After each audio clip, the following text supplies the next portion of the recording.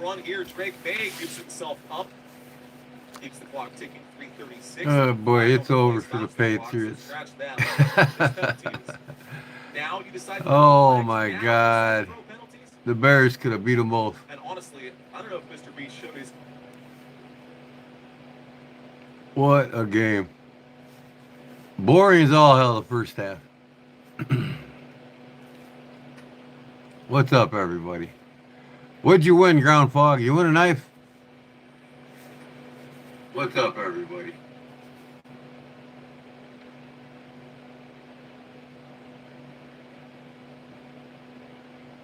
Did you win a knife tonight, Ground Fog?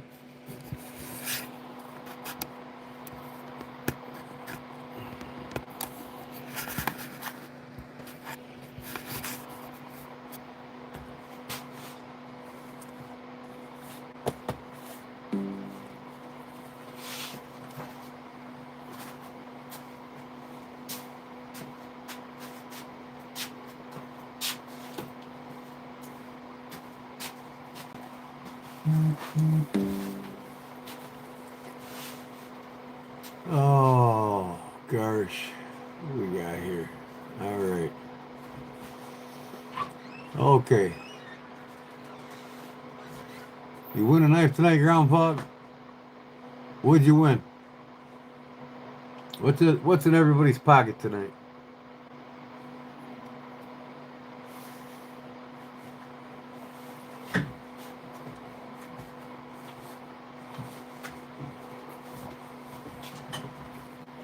I'll show you what's in my pocket tonight.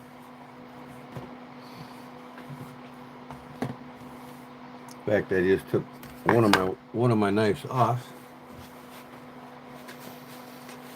Uh, what did he win tonight?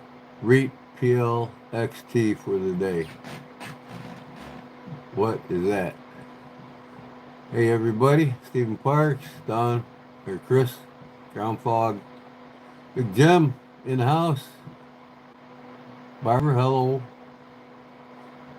Barbara's in the house. Wee Pocket Fiddler in the house. Cindy Blino, hi, is in the house. Chris Lowry's in the house. David Calhoun. David Canham. Who else? Tom CDC Gates is in the house. What up? Addicted to Blades is in the house. Milo Brigade, Big Jim. All right.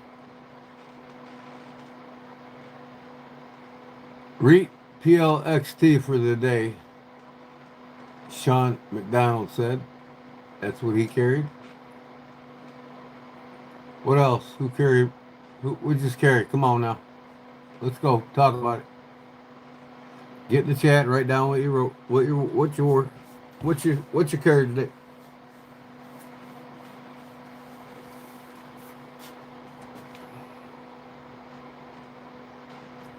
Hello, Yadla.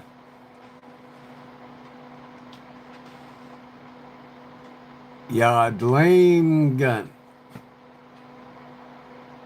You didn't carry anything. Okay, who else? Big Jim, what'd you carry, man? Come on. Don't leave me blind here. What'd you carry today, Big Jim? Come on. What'd you carry, Chris? Brown Sugar, what up? She's in the house. Did you get your lanyard today or yesterday, Brown Sugar?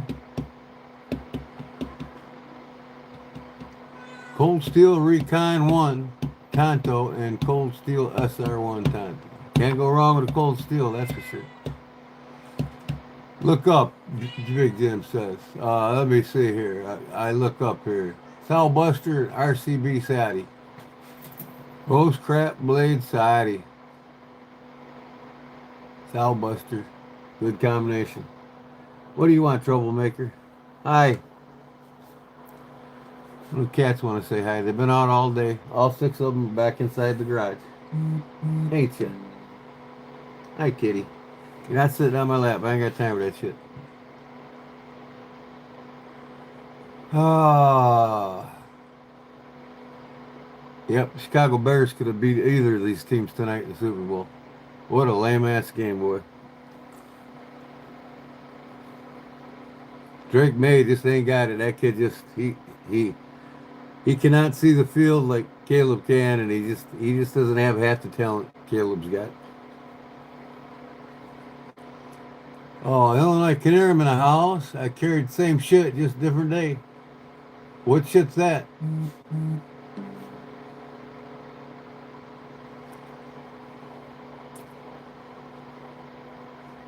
All right, I made a comment on my Facebook page. The Bears could have beat either team tonight, and I got all these Green Bay and Detroit fans fucking commenting on my post. Shut up, sore asses. Go away. You're not gonna beat the Bears in the playoffs next year either.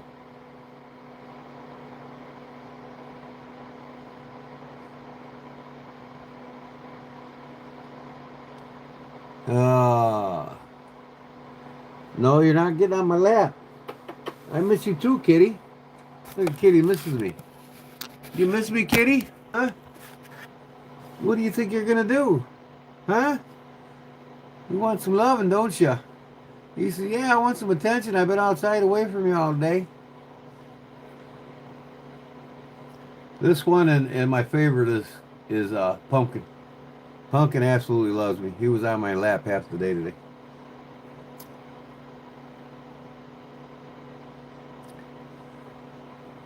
This is Tigger.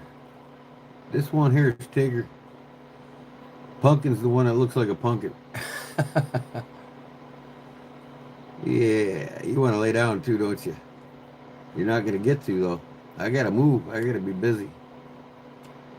You're going to have to go in your favorite spot. Here, I'll put you over there.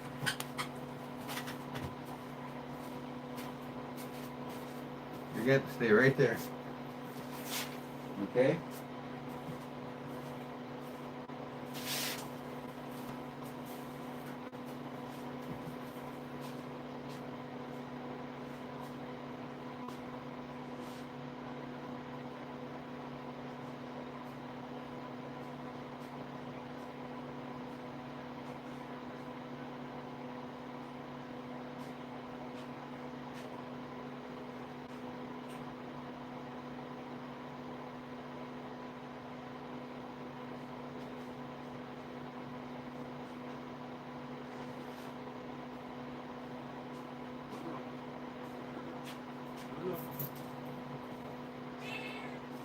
No. I don't need you to bother me. Here, you're going to go. You have to go in here. Okay? Stay in here. There, how's that? Stay. I put drywall across the entry. Let's see if little shit figures out how to get through. They might jump over the drywall. Okay, let me see here. Got a couple goodies the other day.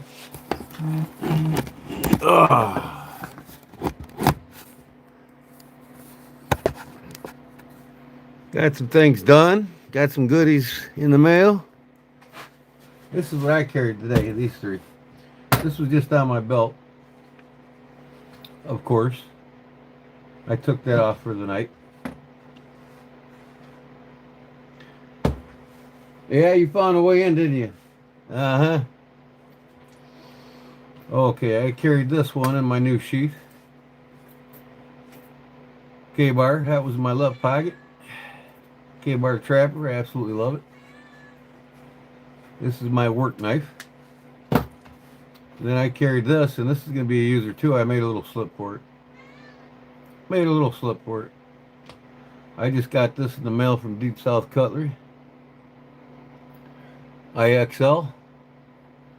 From George Washington in Sheffield, England. And it didn't have a half stop, but I had to put one in it, so it has a half stop now. I don't like a Barlow without a half stop. Nice snap. What do you think you're doing? Huh? What do you think you're doing? So that's what I carried today. The IXL.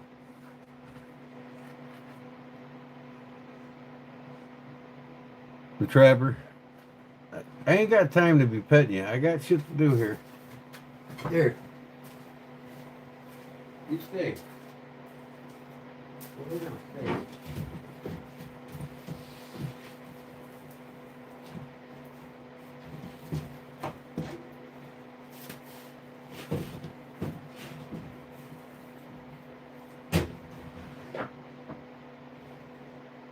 No. Let's see if it jumps again. All right. Yep, that's what I carried today, these three here. Hi, Addicted to Blades. Welcome, Addicted to Blades. Pocket Privilege. How's it going? So that's what I carried. This is my new toy. I absolutely love these Sheffield knives. I got it on sale for $70. They usually go for like $80, $85. I might change the handle one day. I don't really care for this red oak. Whatever the hell it is. Cat, you're killing me.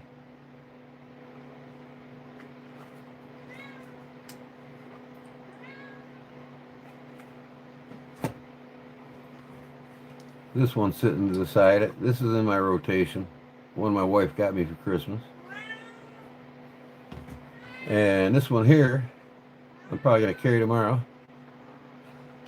Rose Craft Appalachian Jack, I believe. The pry bar on it. I love this knife. Nice little half stop. Okay. Then I got these in the mail by one of my members, subscribers. She made them for one of my watch bands. I got to get hardware for it, for one of the watches. We got this manual wind Bulova from the 50s. I polished it up. This thing keeps accurate time, man. It's a manual hand wind. No, go. Go. Go. Get the blower ball out. Cats hate it. So I got that in the mail yesterday. Beautiful. I might make a wristband out of one of them for myself, but the other is going to be probably a watch band. I don't know if it's going to be on this one, though. I'm looking on eBay for the appropriate band for it because this thing's like probably 1940s, 1950s. And it polished up well, man. And it keeps accurate time. Very accurate. I'm going to give it to my wife. I got two here I'm going to put on my eBay store. I got to find the inside of this one. I don't know where the hell it's at, but this one's a Seiko. I'll probably sell that online for like $40. Anyways, so I got that from that one gal. If you remember, she said she'd make me one for the watch band.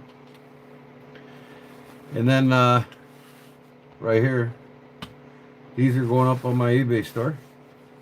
I got 3 more of these slips made, full size. You know, you could fit a fishing knife in it, or you know, a longer bladed knife. I've got these 3 I'm going to make lanyards for. And then I got 2 openals. I got to put belt hooks on them. This one here is for a smaller openal. It's for a number 6. These will all be for sale on my eBay store. If you want to buy one outright from me, get a hold of me. Email me and I'll sell you one through PayPal. And then this one here for number 8. Remember, these will clip onto your belt loop. Stick them in your pocket. You pull them right out. Push up, and you got your knife. Now, this leather is what I had left over from doing some front seats for a Porsche. I specifically ordered this leather out of California. It's specifically for Porsche, the car. I did all 4 seats in the Porsche for a fellow, and this is the leather I used in it. It's very fine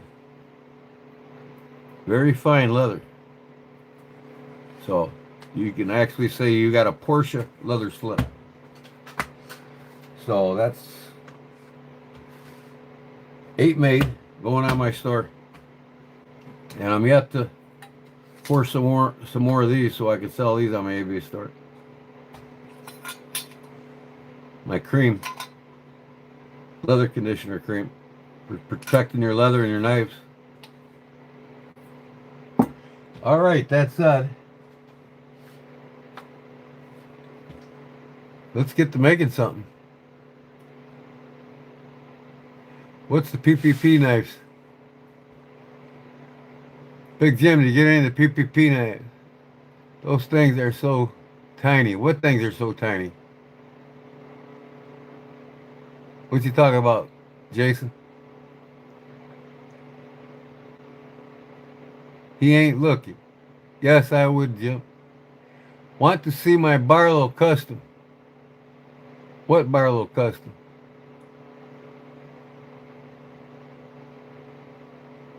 The one you're doing right now?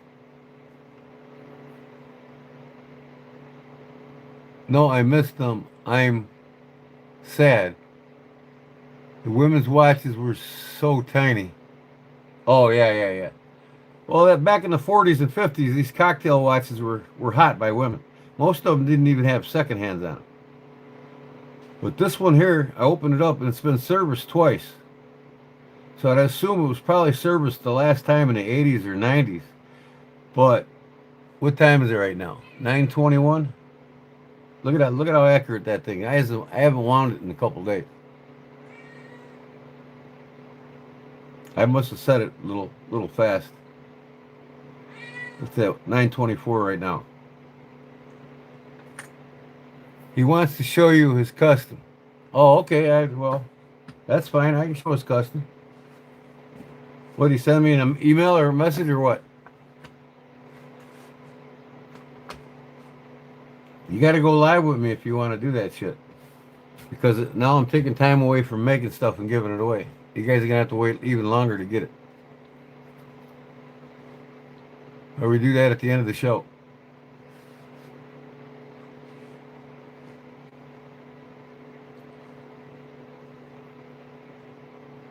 Hold on.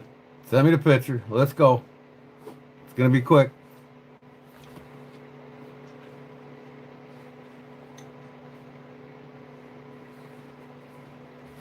It's going to cost you a $5 super chat, too, to advertise on my channel. What do you want, kitty? You just want attention, don't you? You just want attention, I know.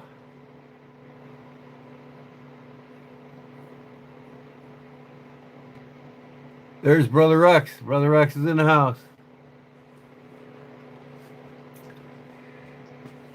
Oh, what do we got here? I gotta split my screen.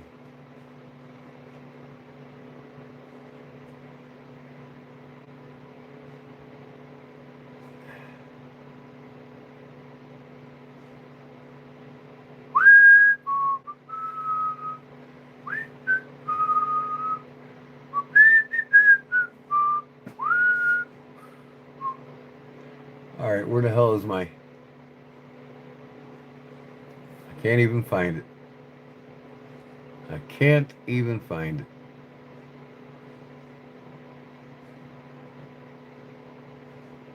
I can't even find it. Where's it at?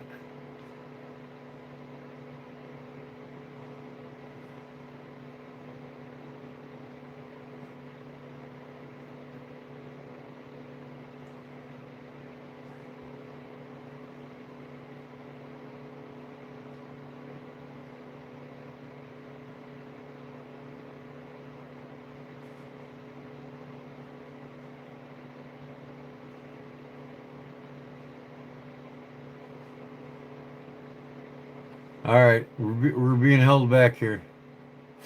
What's up, Charlie? Welcome, bud. Come on, cat. I just don't have time for you. No. No. No. Go. No. I'm saying no. That means no. I'm gonna teach that cat no. The blowing ball. He hates it.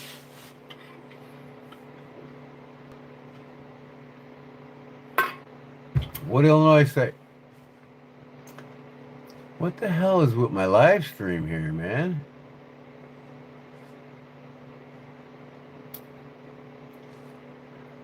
God almighty.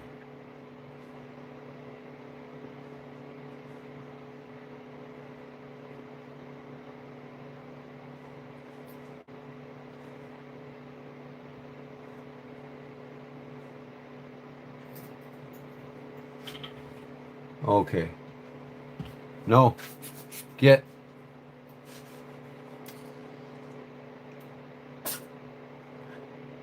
Get a water gun. That's what we use on our cats. Yeah, I know. Water guns look good. I don't want to spray the shop full of water. This works fine. He gets close. I just zap him in the face and he turns around. Yeah, I knew they would. I wish the Bears could have played the Seahawks. They would have fucking put up a better fight than Drake May's weak ass. 5 minutes left in the game. If the Bears were down, they would have beat them. May just doesn't know. He buckles under pressure. He's just no good.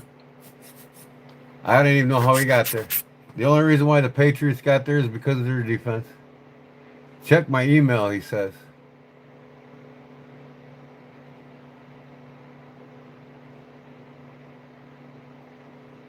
If I can find it. Computer's being goofy to me here.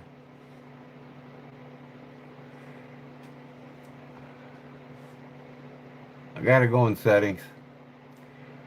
Set my damn phone up. What the hell is the settings?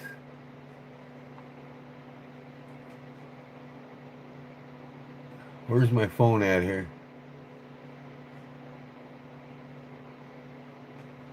I got rid of my phone on my PC and now I always have a hard time bringing it back up. Oh, this might be an all-nighter. We might not even make it tonight.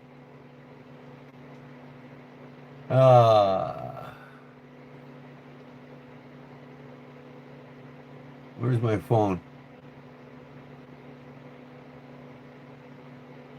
Mobile devices.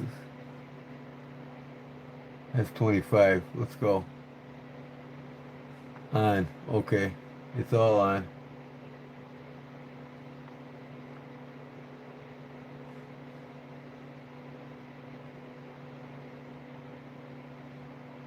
Show mobile device and file explorer. Okay. Well, where's it at?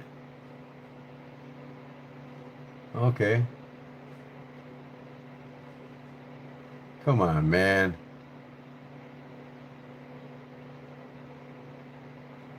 I mean, I can't even find my Gmail anymore. My goddamn, or gosh darn, I'm sorry. Pardon me, Lord. Ah. What up, Jordan? Where is my damn phone?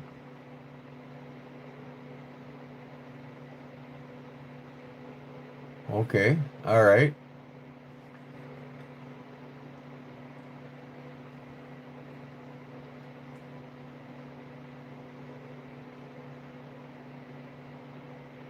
Google Chrome. There. Okay. Man, I'm telling you what. I'm having a problem finding my phone.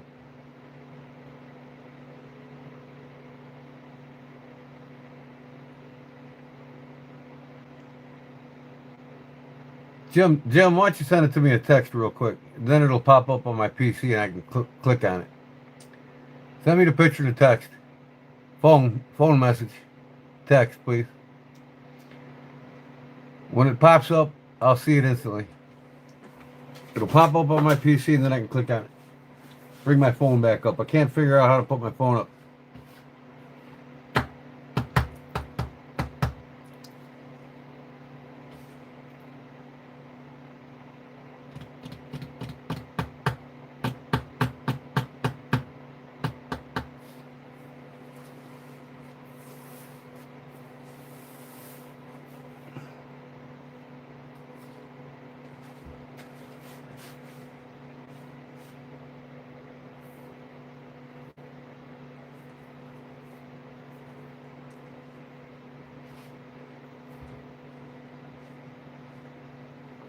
All right, we'll get Megan something here as soon as Big Jim sends me that picture. Hurry up, Jim. Ain't got all night.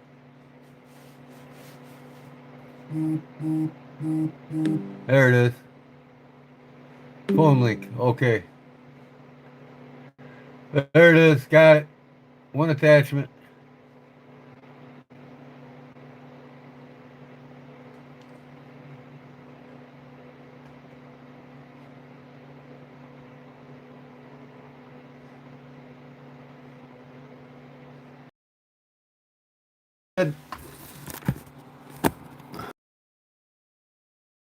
What'd you do to it? Make it into a one-arm razor?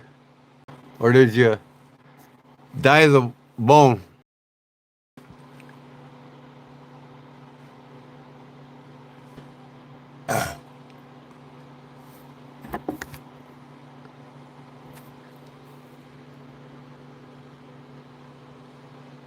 Baron, son.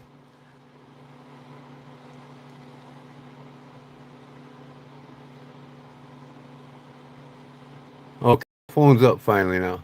All right, I got my phone up. That's cool. All right, nice job, Jim. Looks pretty sweet.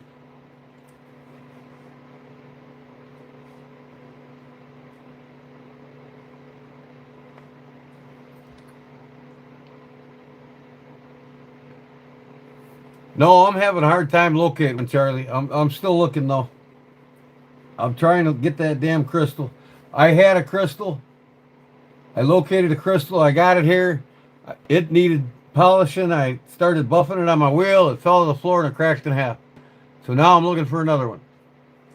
But the watch is still sitting here waiting for that crystal. So as soon as I can find it, for some reason that watch size for fossil watches is like impossible to find a crystal for. I've been looking and looking. I'm gonna look some more this week. I gotta get one. That's gonna be a priority of mine.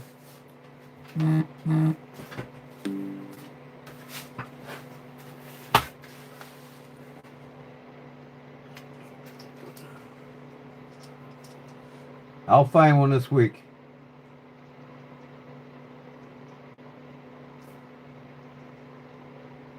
I might have to call somebody that deals with getting parts for watches because I just can't seem to find one on eBay.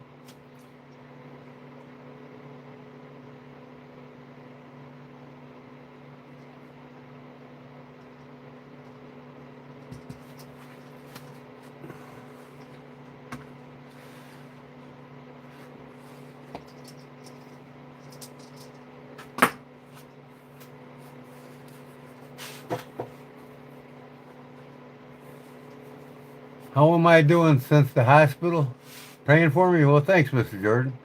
I'm doing a hell of a lot better, and my diet's changed a hell of a lot better. Today, for dinner, I had 6-ounce steak, and I had 4 scrambled eggs, and a Greek yogurt smoothie with strawberries and bananas. I got my daily allowance of protein. Purest protein you can get. So I'm working on my heart rebuilding right now with my health, with my diet. I've done some exercises today and strengthening my heart. I'm unclogging my veins naturally. I'm getting rid of all that shit.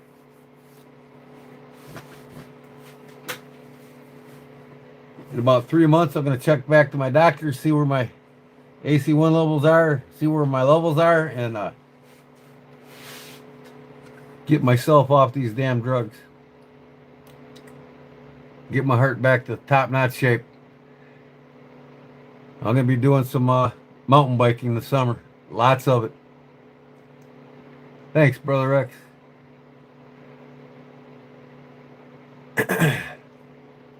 Yep, I'm doing a total body cleanse to get rid of all the cholesterol in my veins and everything. I'm going to wean myself off them pharmaceutical drugs in about 4 to 6 months. Done. No more drugs. Any doctor tell you you gotta take them drugs the rest of your life is fucking nuts. You don't have to. You just gotta know how to cleanse your body and reboot it. I'm restoring my body perfectly. I'm gonna be as good as a 40-year-old here real soon.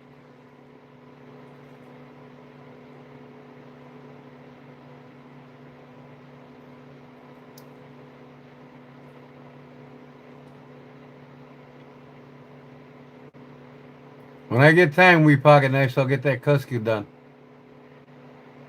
That's all I gotta say. I got lots going on right now. Just got out of the hospital not too long ago. And I'm not in no hurry. The freebies will get done and out sooner or later.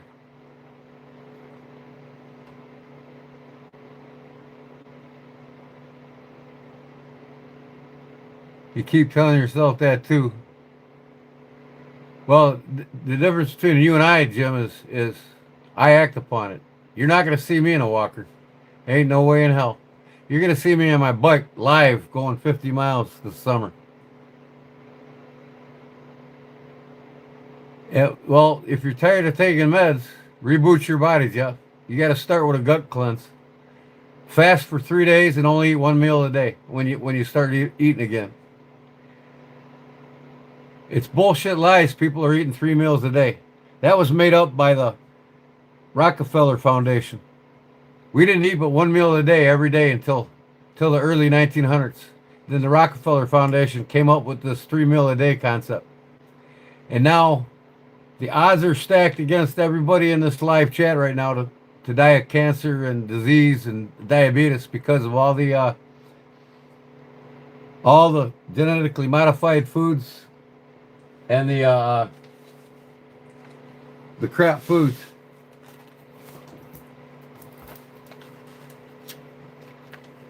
Everything's just about got cornstarches and modified cornstarches in it. All your junk foods do. Like 70% of what's sold in the grocery stores has modified cornstarches in it. That is the precursor to cancer, heart disease, diabetes, all that. Y'all got to take the initiative to seek out the better foods, or you're all going to die of cancer or some disease. Not me, man. They're not getting my ass. I never in my life took pharmaceuticals till now. And I'll get myself off of them in 3 to 4 months.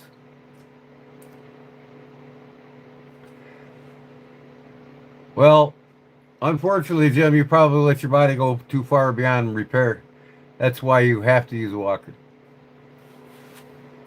But just remember, no matter what's wrong with your bodies and your health, your body's a super healing machine. You can heal your body from just about anything known to man. It's just that most men don't know how to heal their bodies at all. And you'll see me. I'll be done with this medication in 3 to 4 months. I'll have the muscle mass back and the energy of a 40-year-old here in about 3 to 4 months.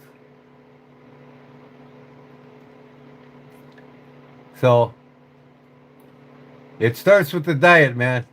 You know, most people, especially when you're older and you know you're on a limited income. When people are older on a limited income, they're only allowed to eat certain things. They can't buy all these health foods anymore. You know. But man, I'm just telling you, it's not getting me. Nope. I'm bringing my muscle mass back.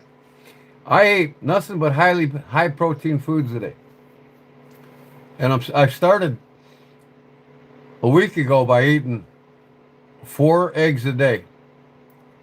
4 eggs a day, every day. Every day I wake up. I let my body rest.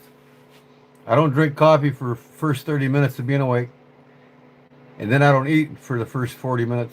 I get a big glass of water, sit up, do what I got to do, and then I cook 4 eggs and something else high in protein, which is The highest is eggs. There's nothing higher in protein than eggs. So I start my day with 4 eggs every day. And I've got some better coffee now. So the coffee I've been drinking has been no good.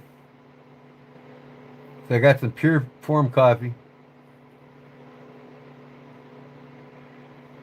That's right, Charlie. You're lucky because you made your own luck. You know what I mean? You got to go after it. Your body's your temple. You know. I know you all love knives and everything else, but you know, everybody here is talking with me about my health, so I'm just looking out for you all. But no matter what's wrong with your body right now, no matter what you're medicated on by the pharmaceutical industry, you can change it. Your body can heal itself. It's the greatest machine on earth. The body's totally capable of healing itself from arthritis, from cancer, from diabetes, you know, unless you're born with type 1. You know, it's a great healing machine. But it's up to you to learn how to heal it, not me. Where are you going, Jerry? Welcome in, buddy. What are you working on shit too? All right, what are we almost 10 o'clock. We haven't made nothing yet. So I'm going to get over here and start the ball rolling here. Take my camera over there.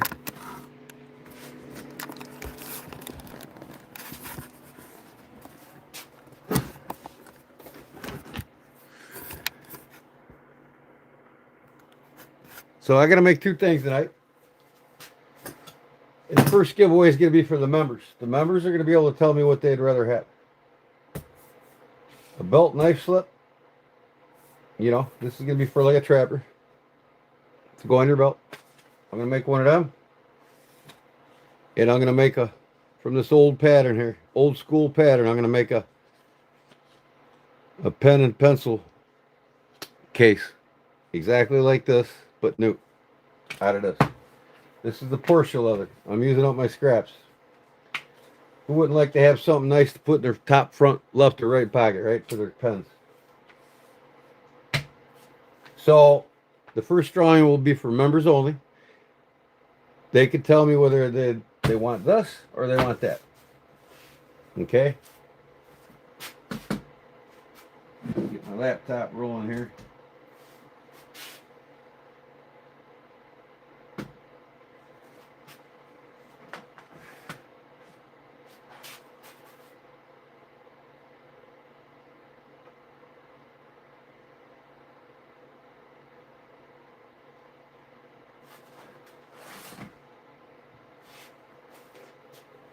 Get my live up.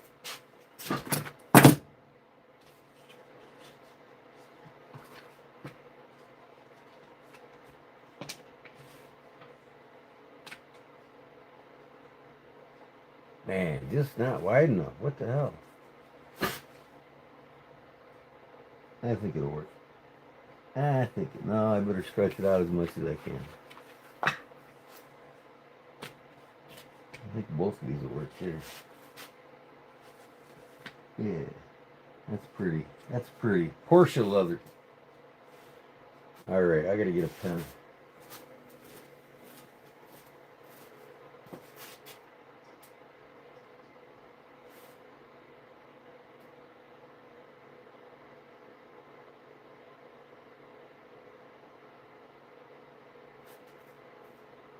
The brain doesn't heal well. What do you mean by that? Your brain heals perfectly fine. The brain doesn't heal well. You know why your brain probably don't heal well? It's because you don't have the proper fats going into your brain. Omega-3s, brother. Load up on them. 6,000 milligrams a day to heal it.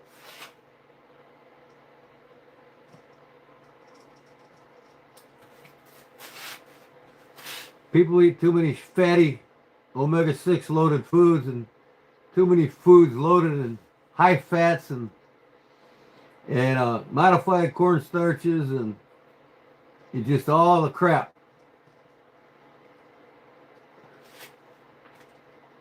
They don't get nearly enough omega-3s in their brain. Your brain's 65% fat. It needs the good fat. If you don't give it the good fat, you can't heal it.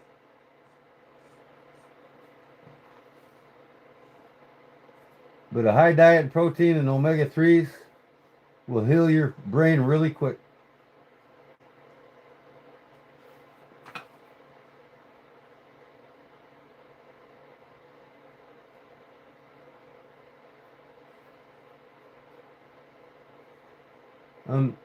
I'm excited to see how this is going to turn out. I never made a pen and pencil case. I have had this taken apart and sitting around forever wanting to do it, and I never did it. I might have to make one of these for myself.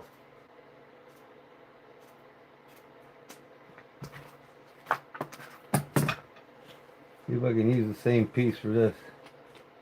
Just short. Son of a gun.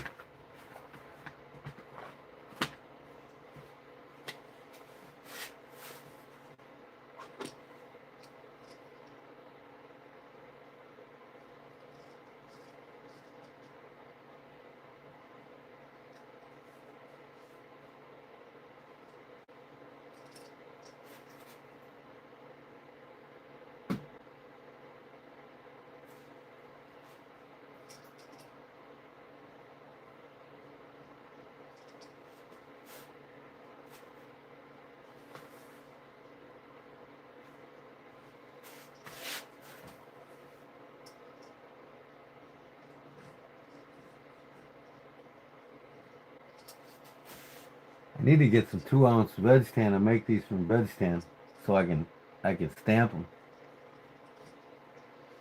Pretty cool little designs on them. I gotta get some more of those. I got it coming. By the 17th, I gotta make some wallets, and I pay for Amazon Prime and I don't get my shit until like a month later sometimes. I'm like, what the hell's up with that? I'm gonna cancel that Prime.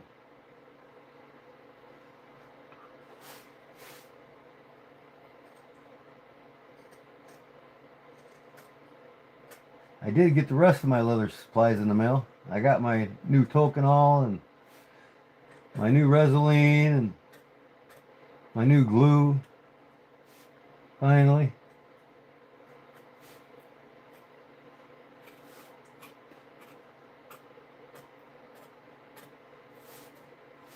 Does anybody carry a really nice pen and pencil set on them when they go out? They go to work, anything like that?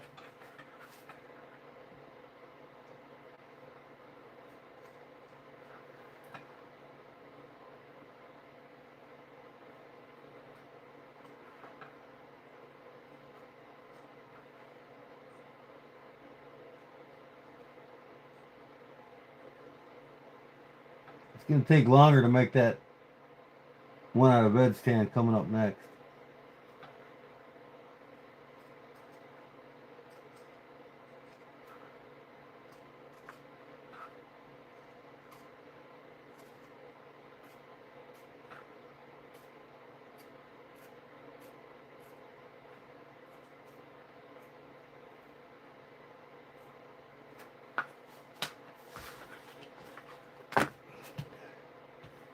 Why is that like that?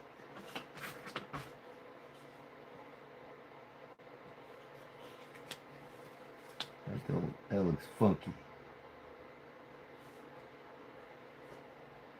On this side.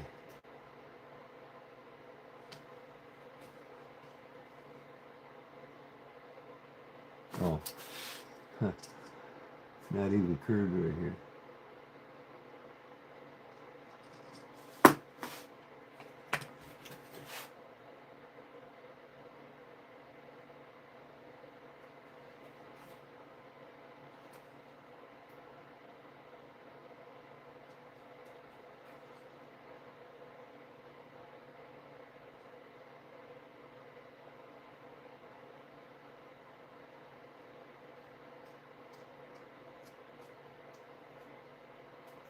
Come on, man. Why? Why?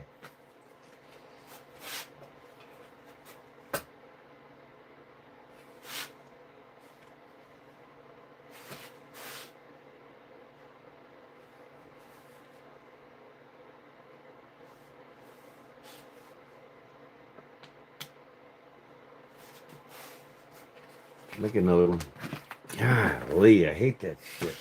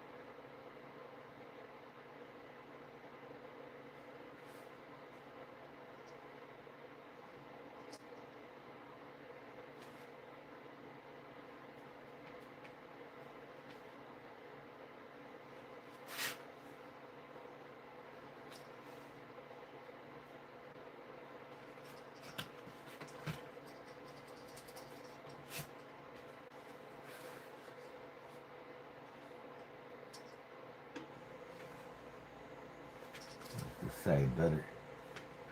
Okay. That'll work better.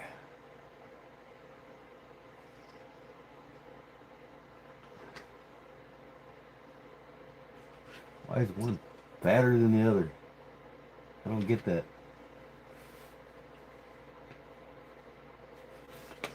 What the hell, man? 1 7/8. 1 7/8. That's the same. Shit's growing on me, man. There we go. That'll work, I guess.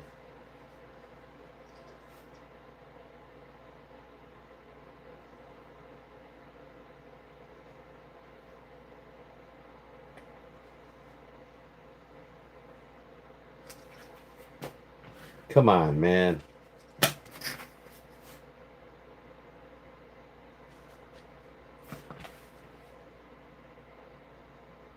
One 7/8. 1 7/8. 1 3/4. Okay, I got it. The bottom is 1 3/4, so it's smaller. Smaller on the bottom.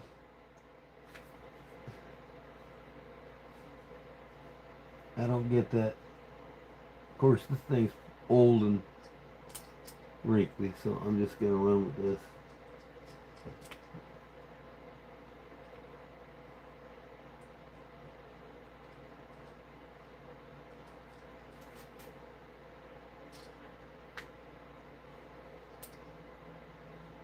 Just gonna run with this.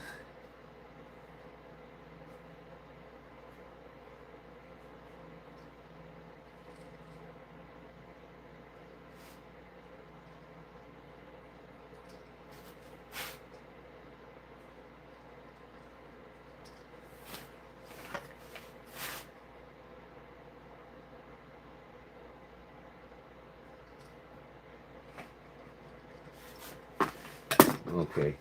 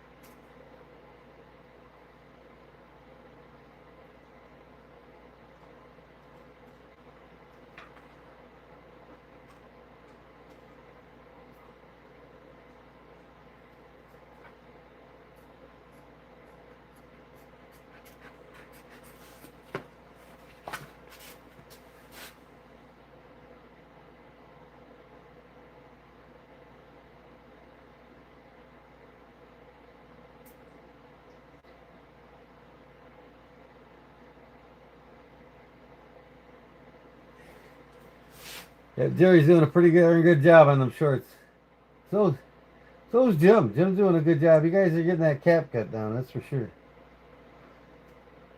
You just got to learn to get rid of that cap cut ad at the end of your shorts. Just click on it, delete. That's all you do. When you're editing, click on the cap cut ending and hit delete, and it goes away. That thing's annoying, man.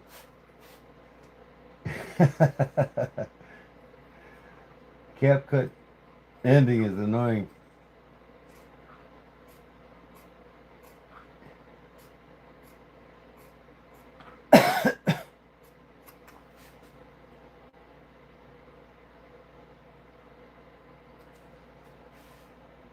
There we go. As long as I make it look the same, it'll look nice. All right. All right. I got my two pieces here, right? That one and that one.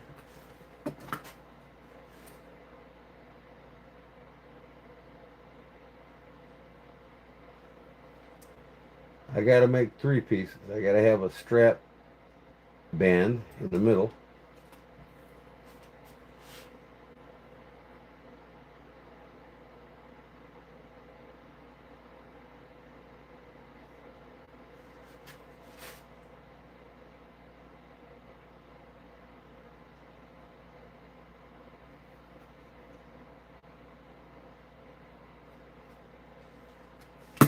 Okay, there we go.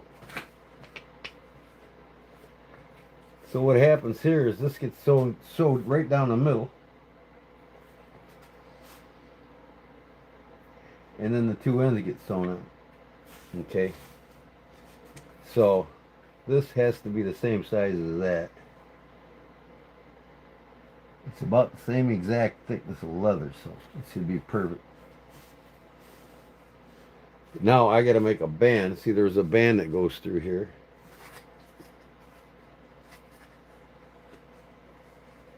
And that band is 5/8.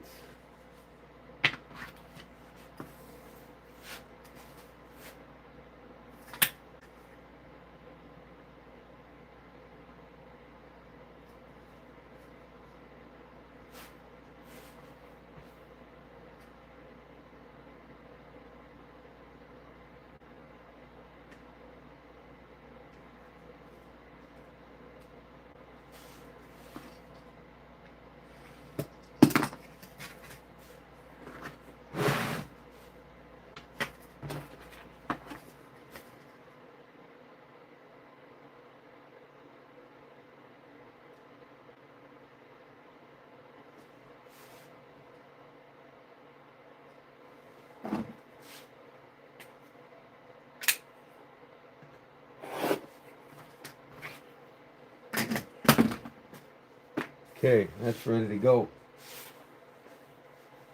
Now that's ready to go. And get this ready to go. So this is the back side, or it could be the front side. I might get them both out of here if I do this right.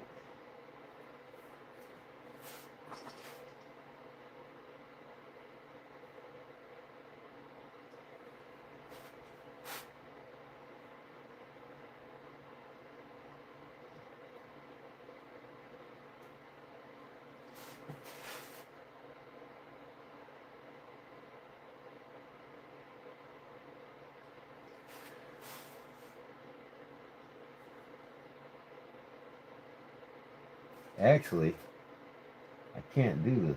What am I thinking? God, why? This is the front side, but I want to mold it, wet mold it, so it'll be custom to the, so I'll just do the other side here. Backwards, right here. Here's the back side. The back side is the one that doesn't get molded. The front one does.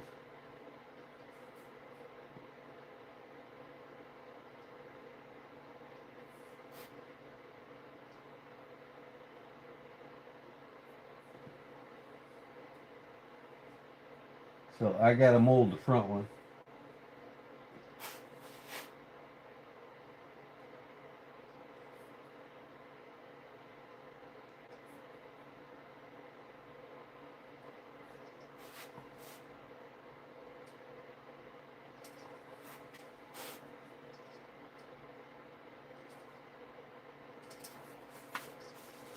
Okay. Cut this out.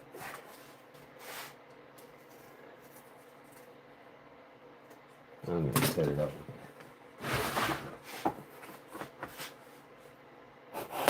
See how good this blade is here. Put a new one in it. I got a new one. I think I do right here.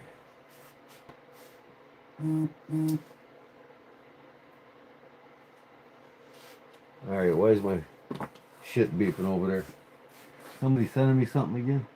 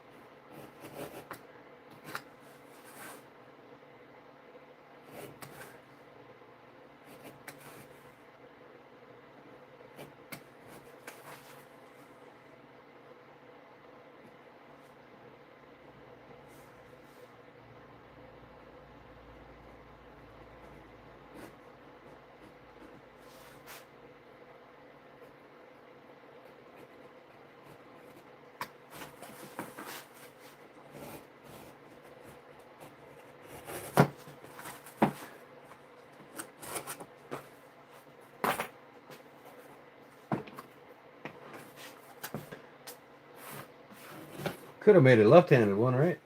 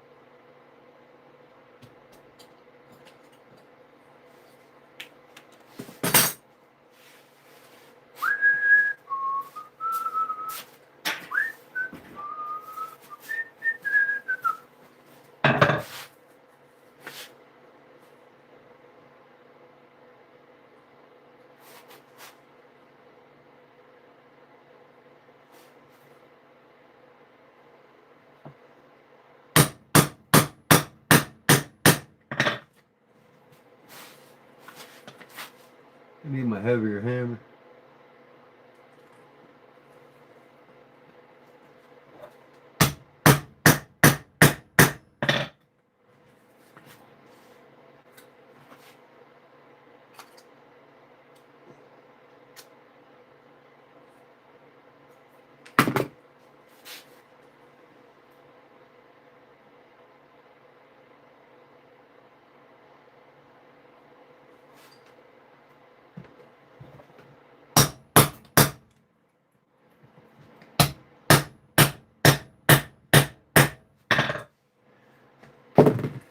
Okay, that's the back side of it. Front side's got to get molded, so that means I'm going to leave plenty here, plenty there. That looks about the best size right there. I'll cut it right about here. Ah, come on.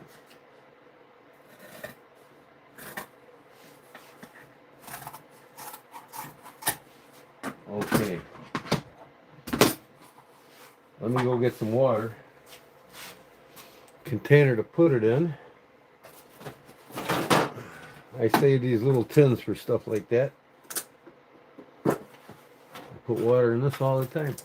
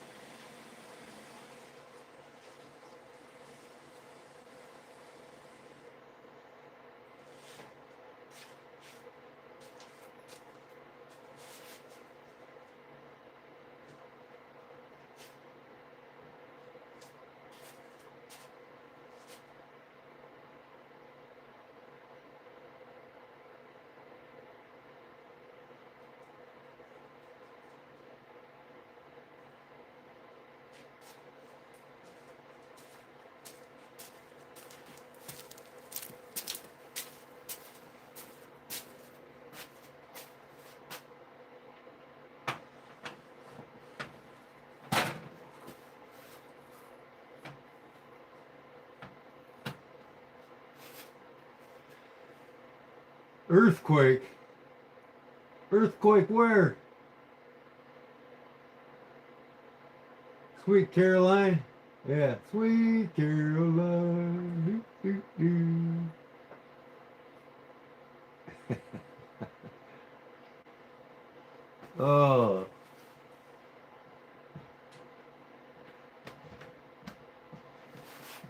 How come I can't see the bottom of my chat this damn? There we go.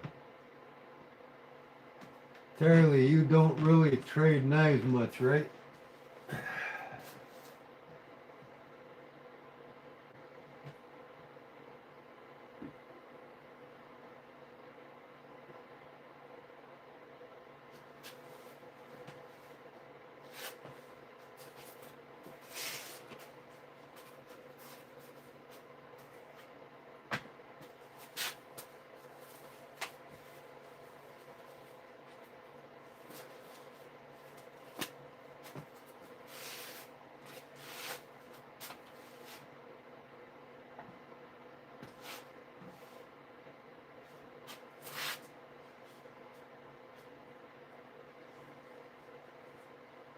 He just uses them? Yeah.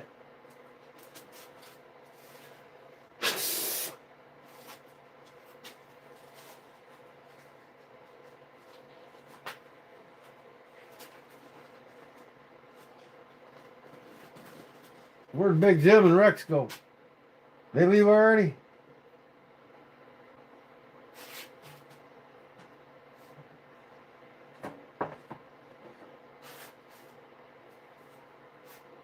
All right. I need my board. I need a knife.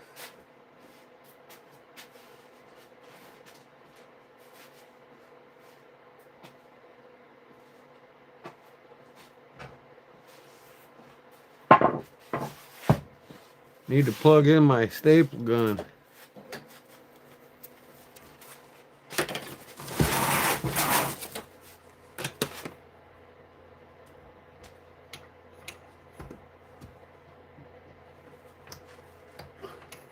Come on, man.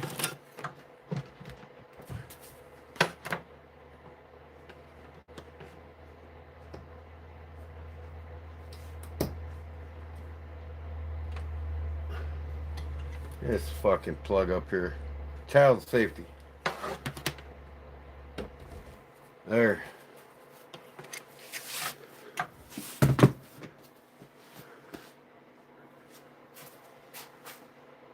I use a lot of knives too. Dakota frozen. What? Oh, okay.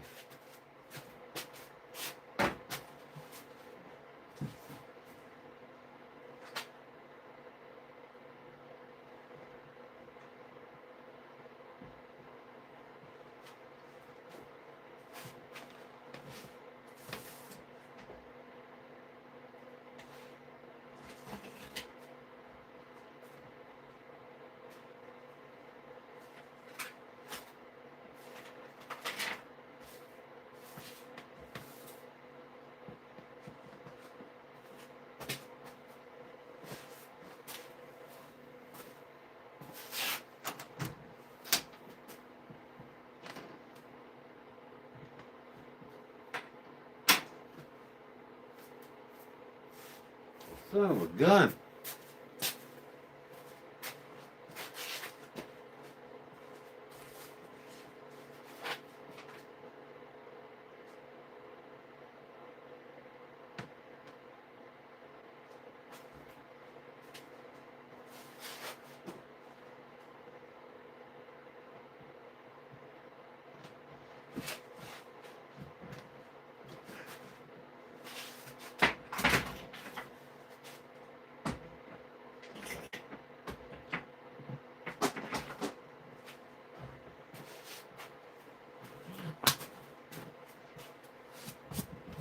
Full size case trap.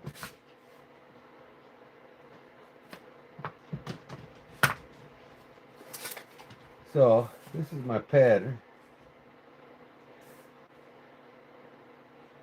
I want that knife to be in there. There's your belt going through. That's the angle.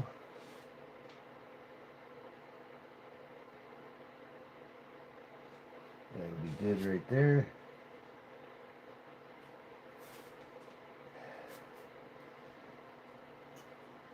I'll cut it down once I make it to the,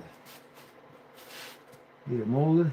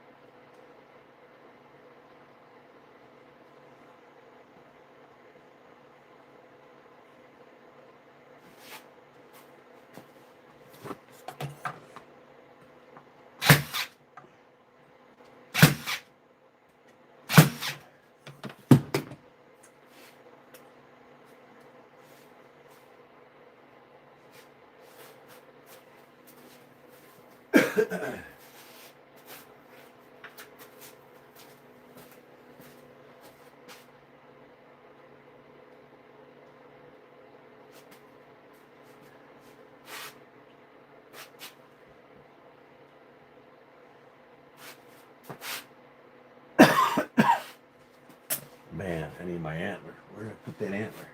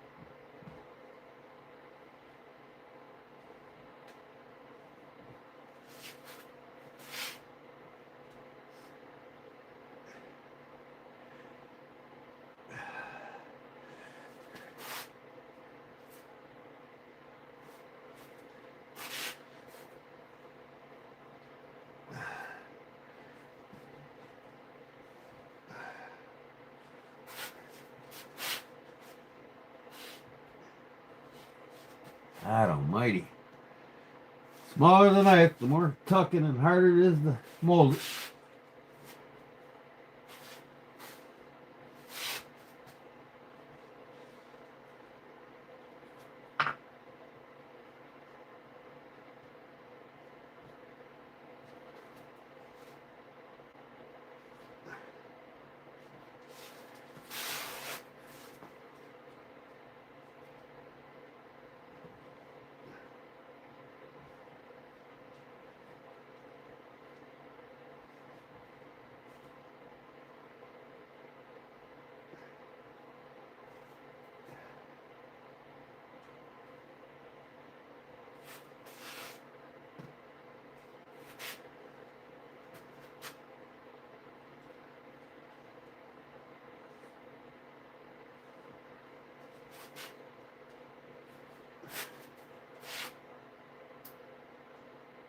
Texas Pete.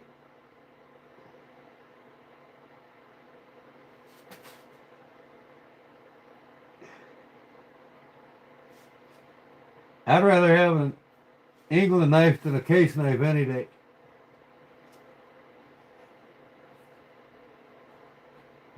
I'd rather have a German one over any of them.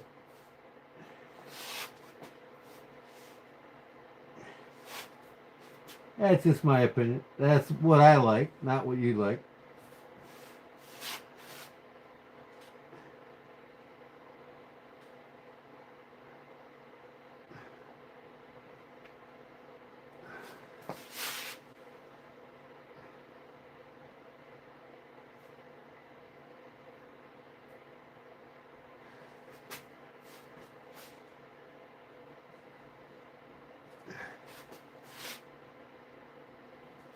When I stitch this down, it'll tighten up and make a nice pocket for the knife. So, that's pretty much got it there.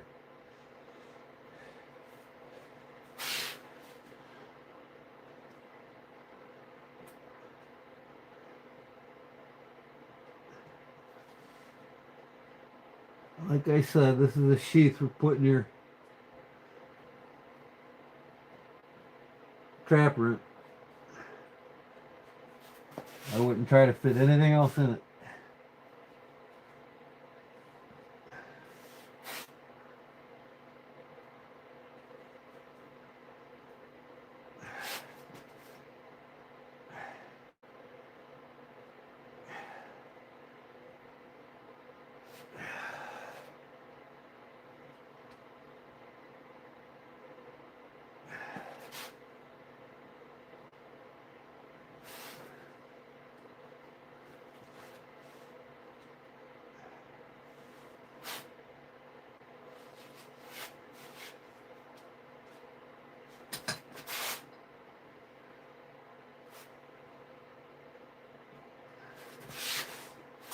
Come on now.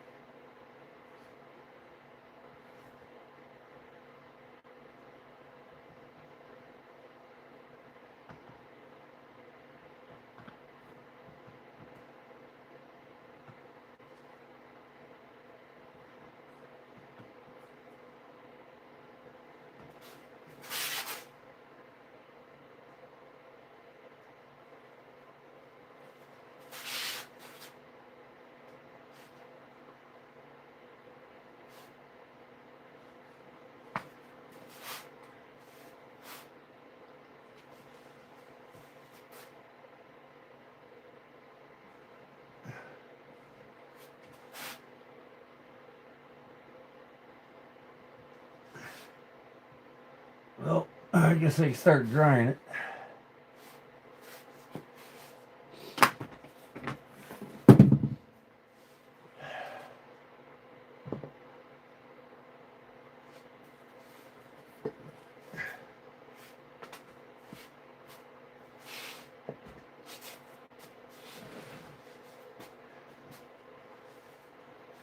Well, that's drying.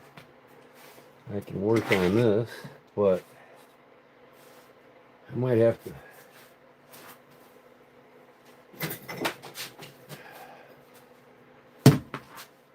go somewhere else to work on it.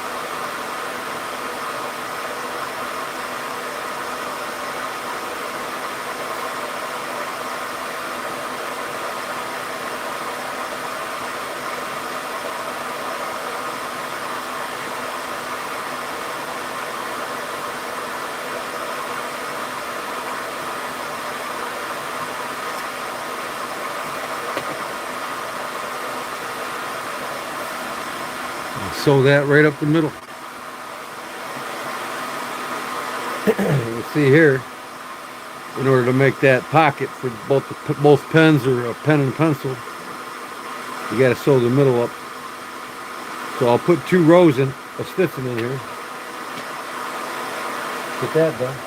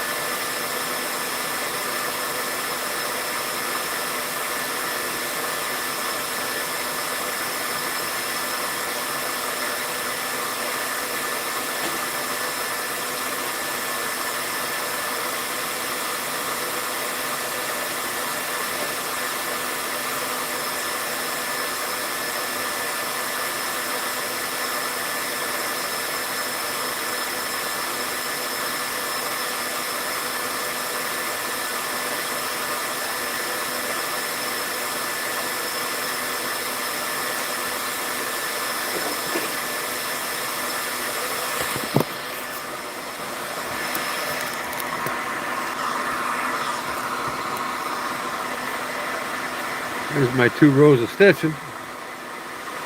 Now I gotta take this and glue it to that all the way around.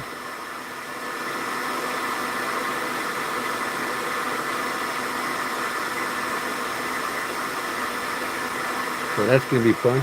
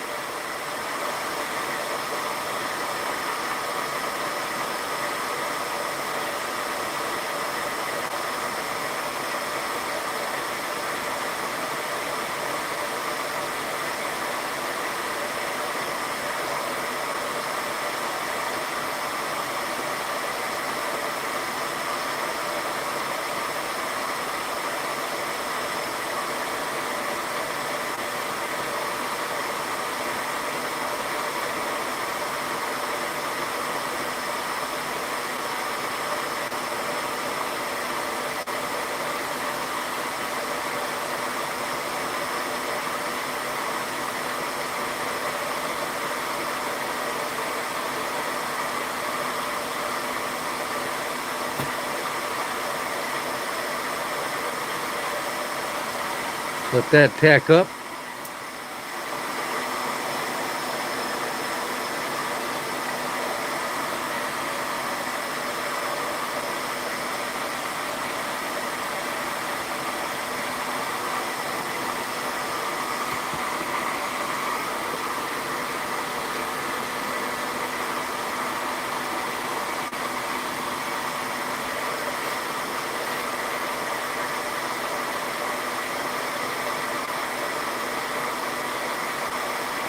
Yeah, you got to reverse it, Jeff, so you lock in the stitches. You don't have to tie them in a knot, you know what I mean? Like you would if you did by hand.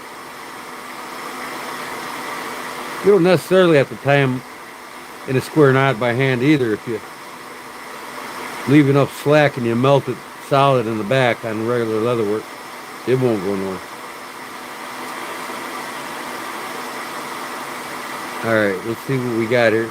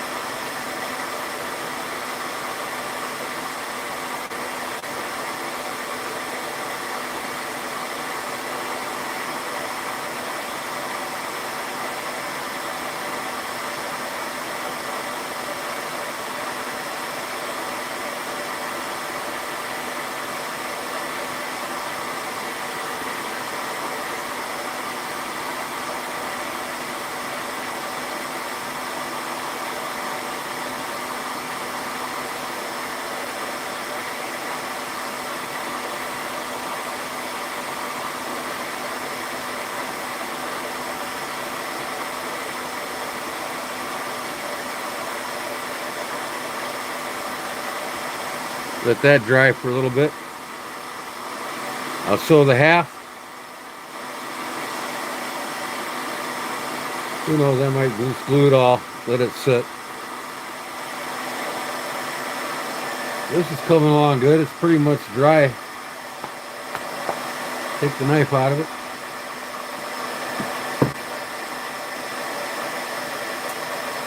Dry it off. Got some moisture on it.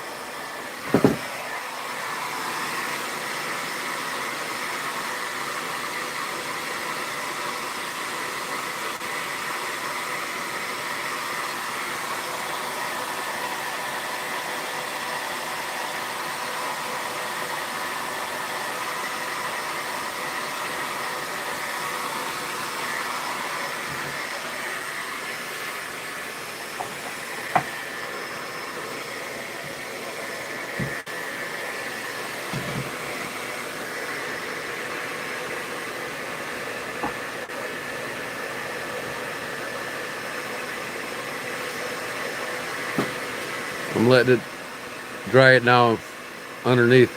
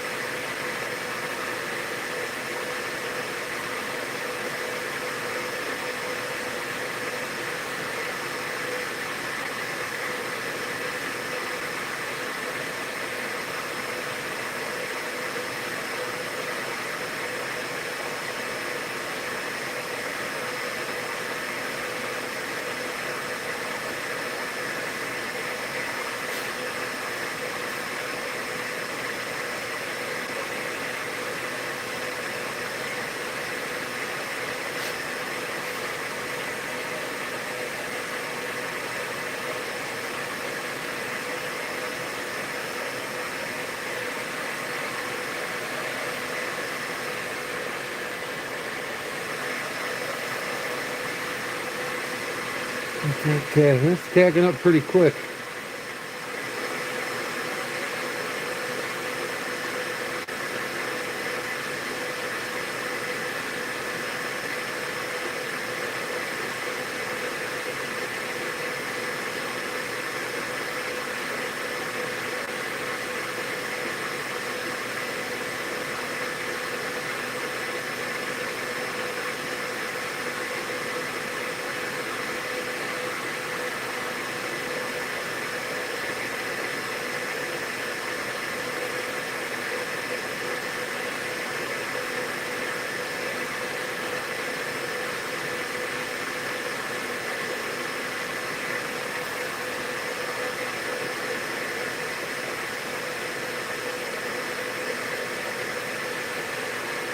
I don't know how that fucking happened. I'm gonna have to cut that deeper, I guess, after it's sewn together. I got a slit in there. I don't know how the hell that happened.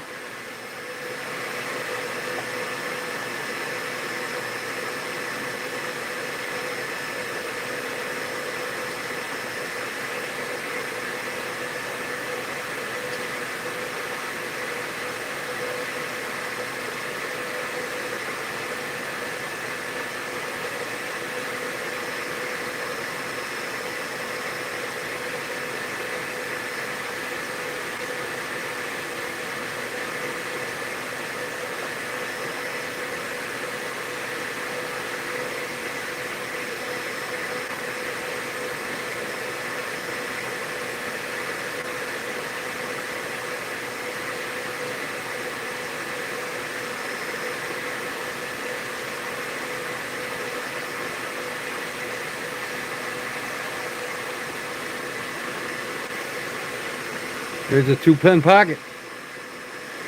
I'll sew that in a little bit. Set it right here for now. All right, let's get this leather ready to go for the back. That's nice and hard. Oh yeah. Let's see how that knife fits in. Of course, it's gonna fit differently when I sew it together. Oh yeah, and it's tight now. It was a little bit tighter when I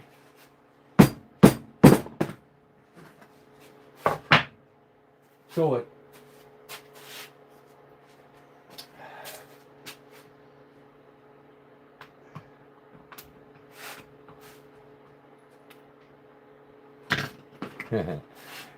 The easy way.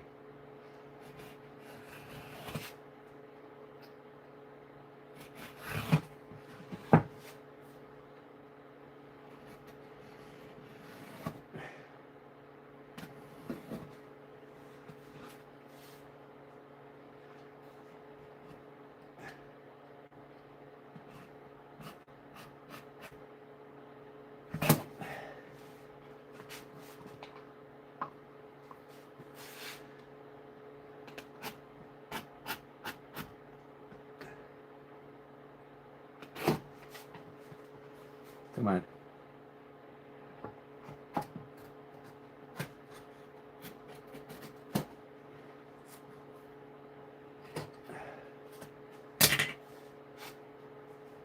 Okay, there's my pattern. Nice and wet.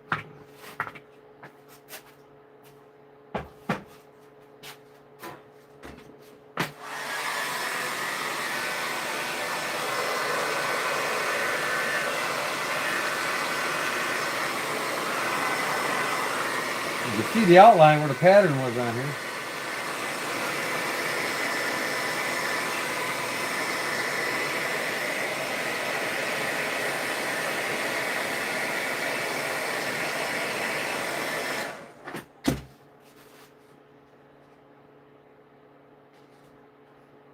But yeah, I had it like this.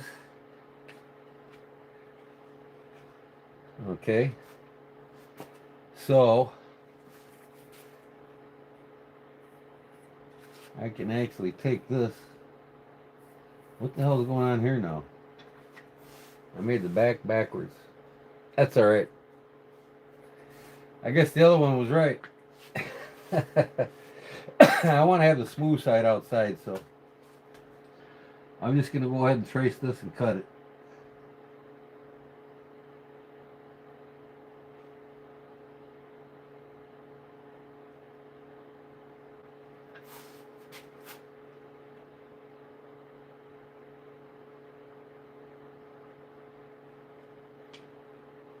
Which will be right there. Where's my pen?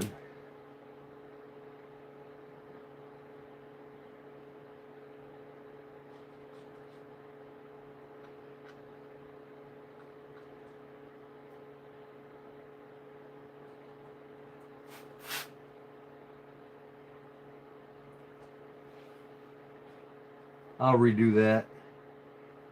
Get the other piece out.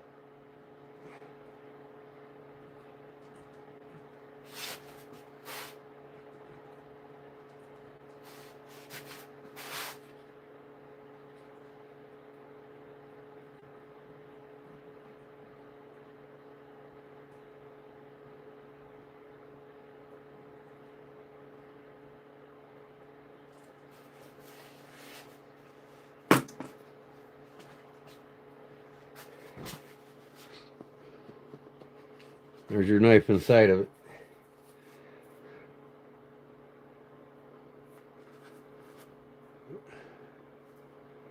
And there it is sticking up. So, and that, like I said, when I sew this all the way around, that knife will get in there tighter. So when you go to grab it, it'll, you know, it's got a good pressure now. So now what I do is I cut this around the line and leave myself some wiggle room. And I can tell I need to dry this a little more.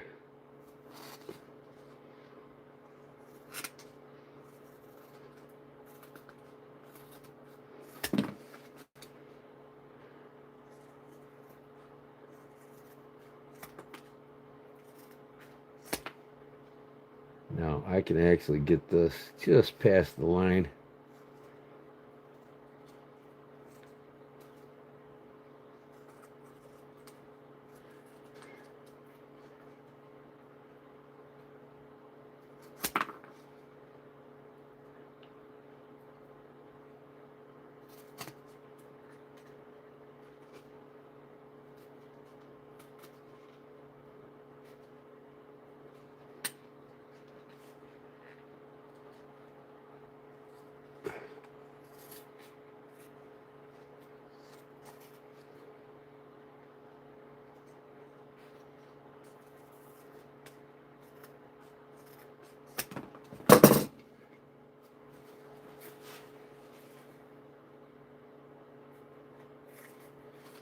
Okay. Got plenty of leather there. The thing is, I gotta have plenty of leather. Here, there. There's my line, so right there is where it needs to be. And right there. So, there it is.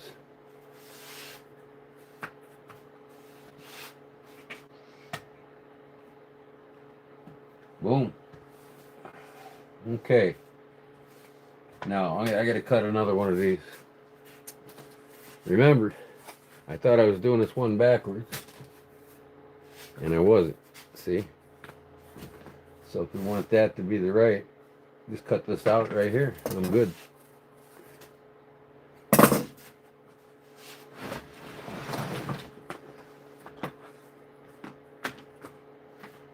I knew I was doing something wrong. The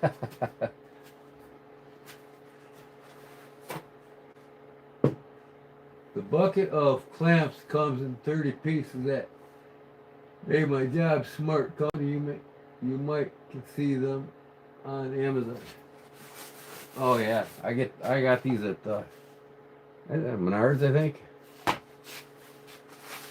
You can get them on Amazon too, yeah.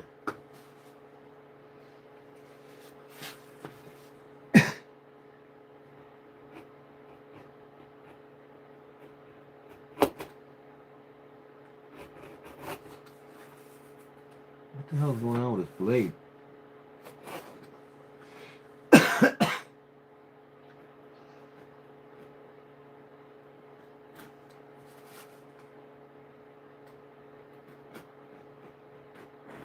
This blade's duller than shit.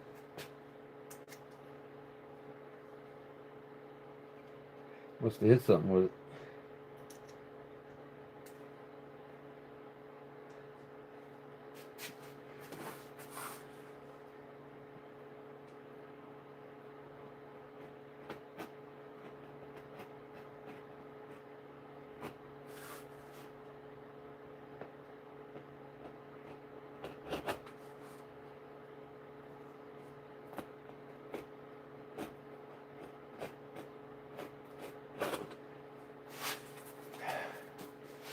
Probably better off cutting this shit out with the scissors. Wasting no time. Good old upholstery scissors. Thing when you do this though, you got to angle the scissors outward from the bottom out. Because if you go straight up, you'll cut in, and you don't want that.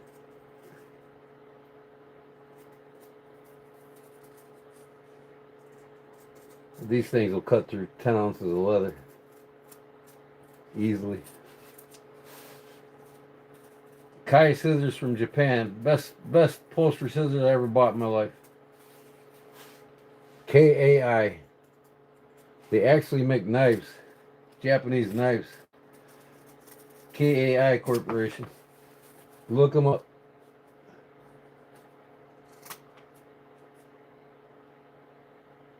Of course, Case or any of the American knife companies ain't smart enough to make good scissors.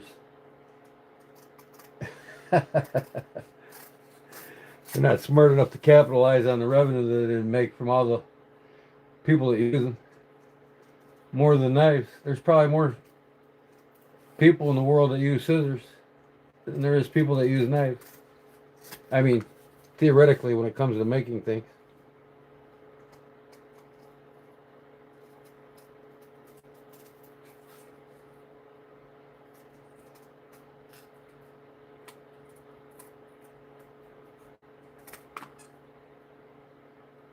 That's it. Okay, now get all this scrap out of my way. I can make a left-handed one out of this. Okay.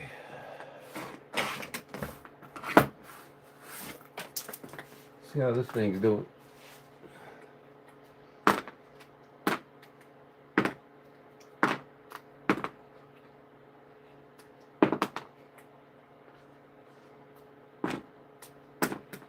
It's pretty good.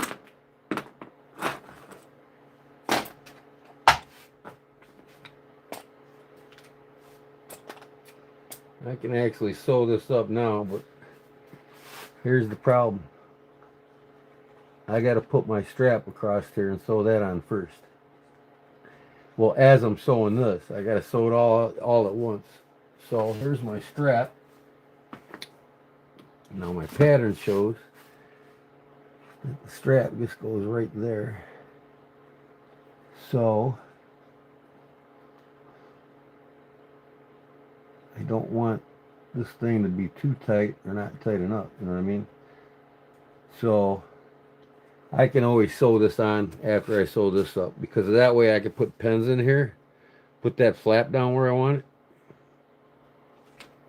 You know what I mean? With the pins in there, and then get a nice, you know, a nice sew up. So let me go sew this.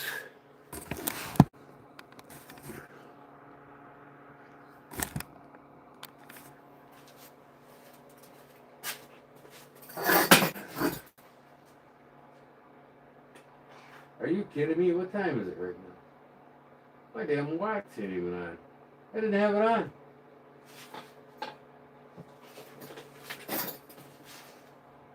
$11 o'clock. Okay, good. We give these out before midnight, both of them.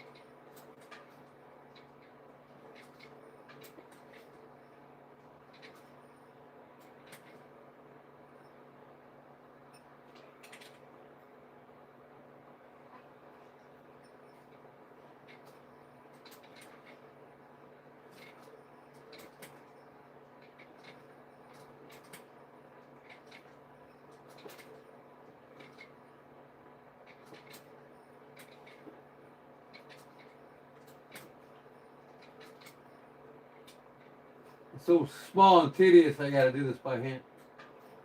I don't want to mess it up. Make sure my needle's going in the right direction.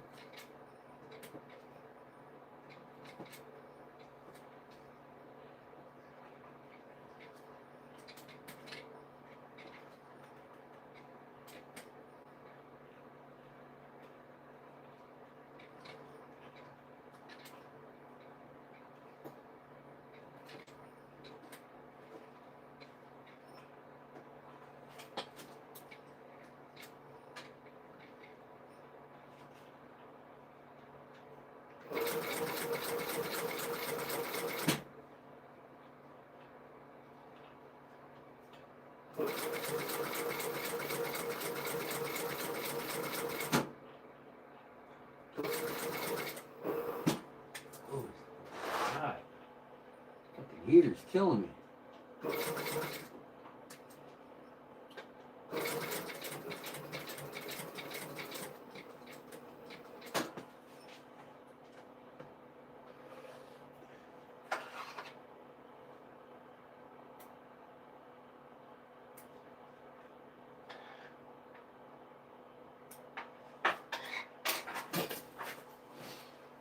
Okay.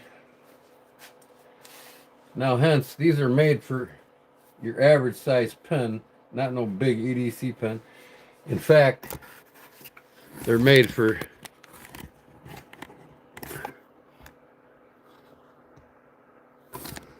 they're made for a nice set of pens. I actually got this with a nice set of pens, but I don't know where the pens are. But we'll get a couple average size pens.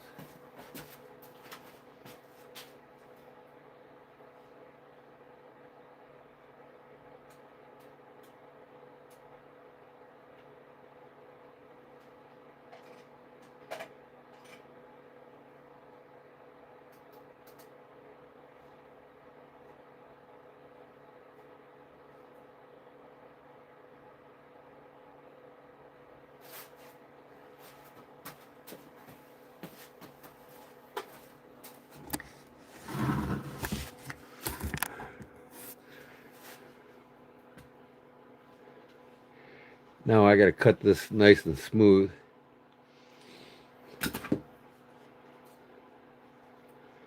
Make sure it's the same. Somebody's got an office job that wins this. They're gonna look sharp. We ain't all construction workers, are we?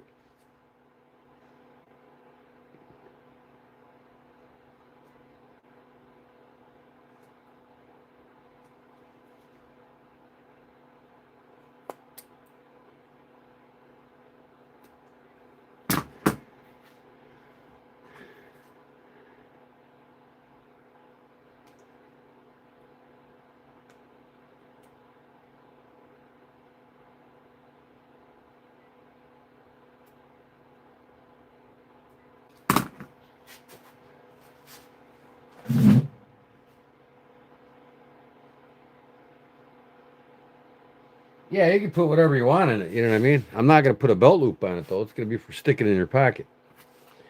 But this goes on here next now, see? Now, usually them pens don't have clips on them. Them fancy pens, they're just pens. So see if we can't bury the clips. I don't need them in my way. You buy a nice set of pens. Look at that, man. Ain't that something? I might have to cut a wider arc in these. All right. So basically the strap goes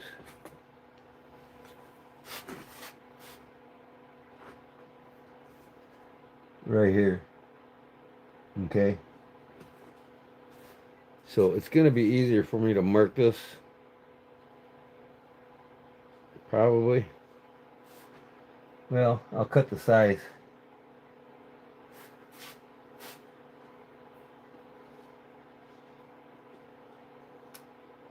These pins are too long.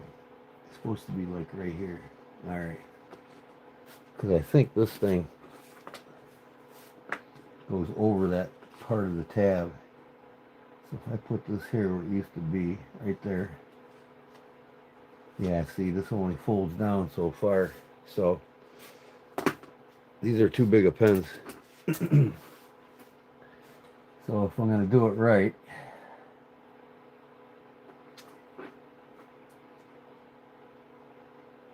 it's going to be right there.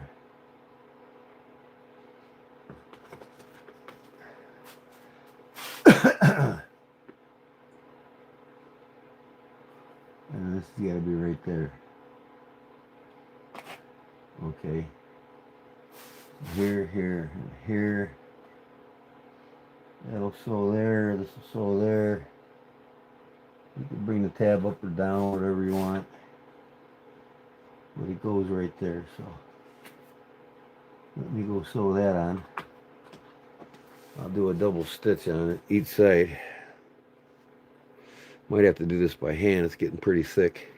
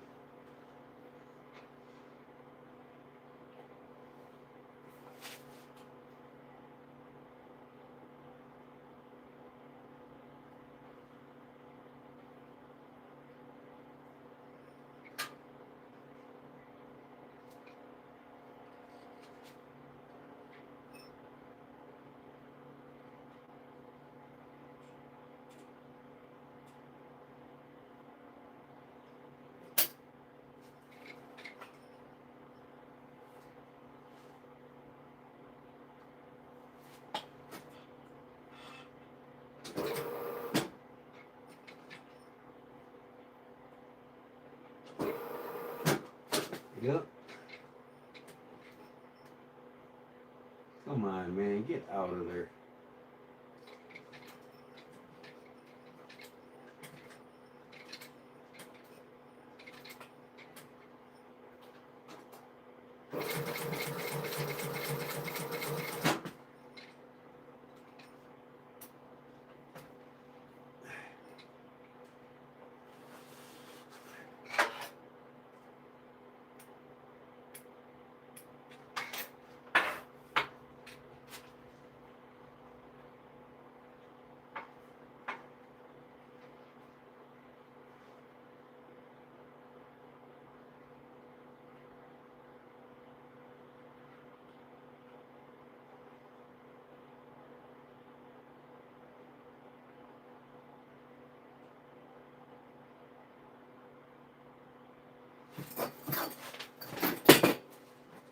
Cut this.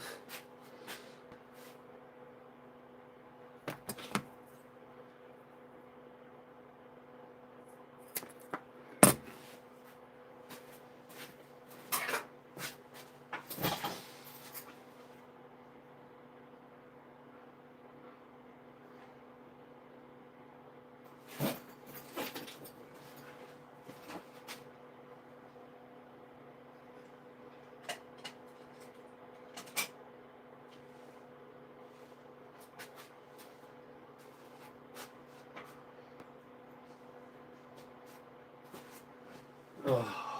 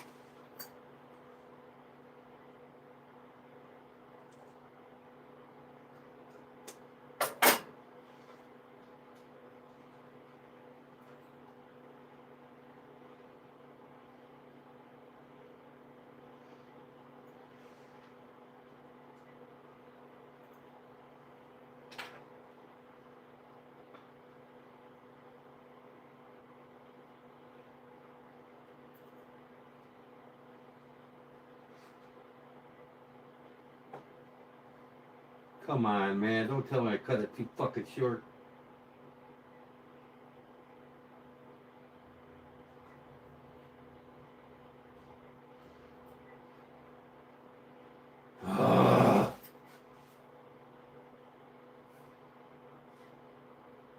I did. Motherfucker.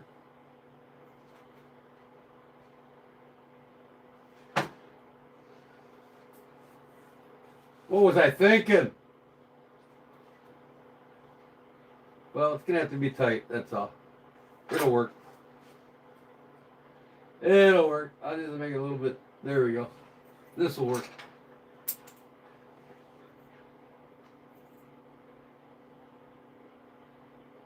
Holds it in a little bit, I guess.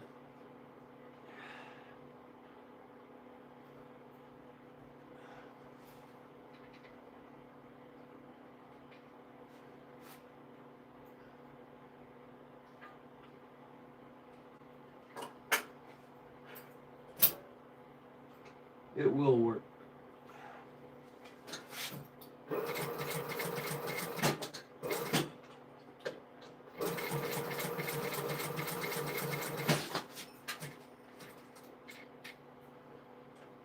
Ah. Give me a fucking head next time.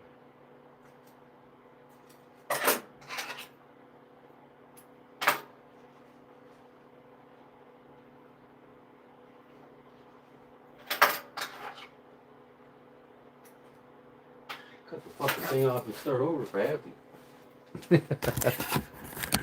Oh well. We'll see.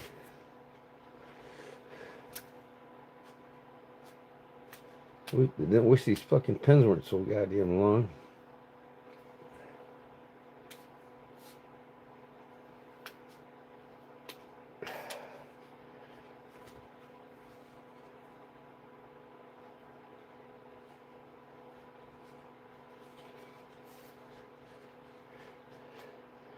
Of course, it made it a little too fucking tight. I stressed the leather.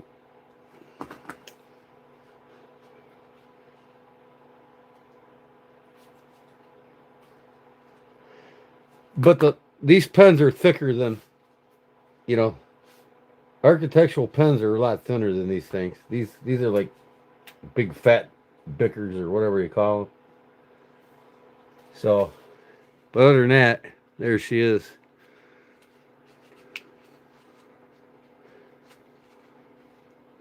Good to go. And this leather's used on Porsche steering wheels, so take what it is, but this is what I used on a Porsche steering wheel and front seats. You know, other pens, architectural pens are a lot smaller. I wish I could find that pen set I had. I'd show you, but yeah. See, that's how long the pens are. You want this tab to come right where this belly is here. Other than that, that looks pretty cool. Now this one had some stamping on it. I could try some stamping, but I don't think it's going to take too well on this leather, so I'll just leave it what it is. Hey, language, Gordon. Oh, man, my language is terrible, ain't it? Gosh almighty. I hear a lot worse than me on YouTube, that's for darn sure. Now, you guys got to remember, I'm trying to quit smoking here, and it's got me edgier and shit. So, yeah. Yeah, you put some architectural pens in there. I don't know if I could find some smaller ones. Let me look.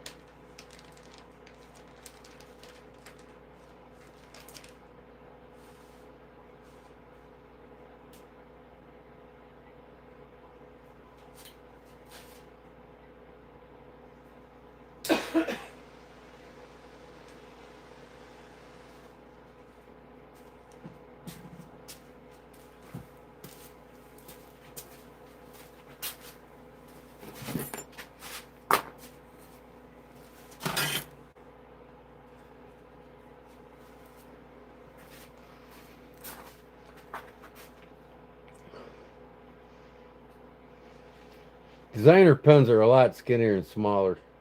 You know, they're more like that size, but they don't have this. Designer pens don't have that plunger on it. You know what I mean? So whoever wins it,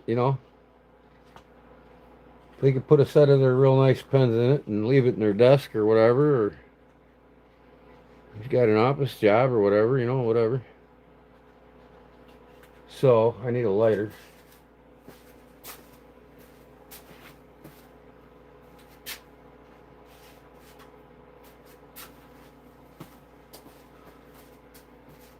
Light my thread ends here.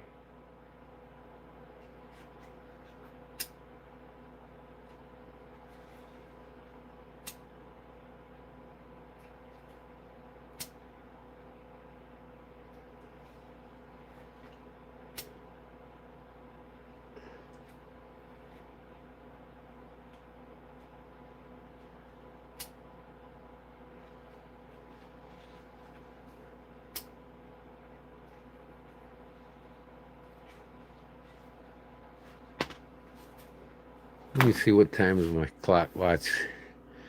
Hold on, be right back. 11:22. I had this thing off when I put it on my wrist.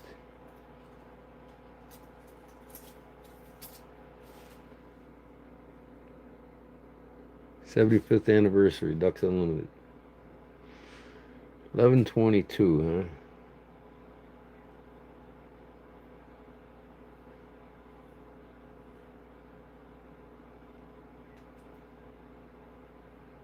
See, I pull the stems out of these when I don't use them, so the batteries last way longer. So when I use them, I got to reset them.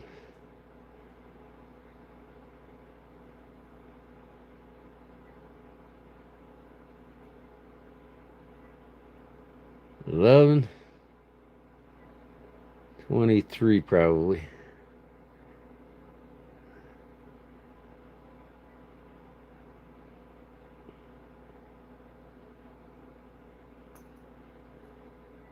Yep, 11:23.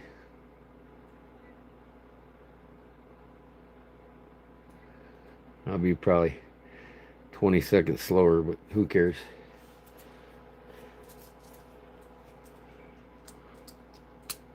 Another antique store steal.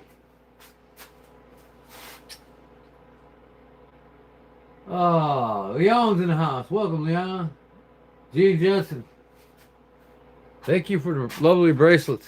And I will get you the money tomorrow. I got to transfer money for the shipping. I think that turned out well, don't you guys? I can trim up the...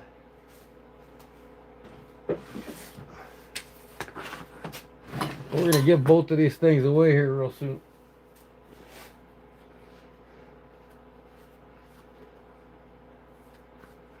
I'm going to go ahead and put this under the dryer a little bit more. Sure feels like it needs it.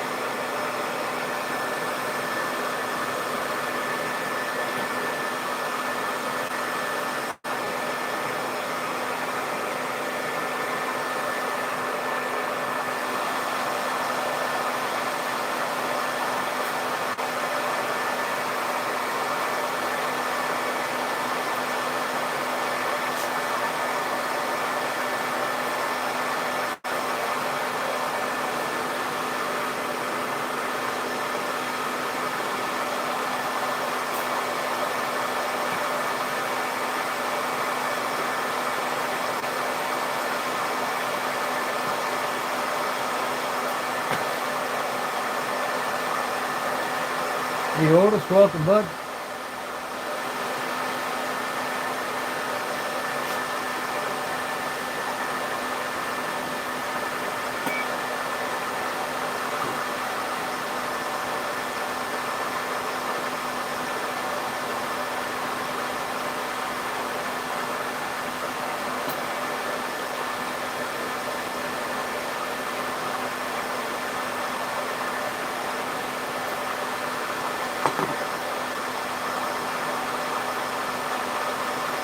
All right.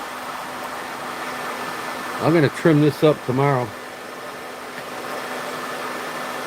Sand it on a sander when the wife's awake. And get ready to mill it out to whoever wins it.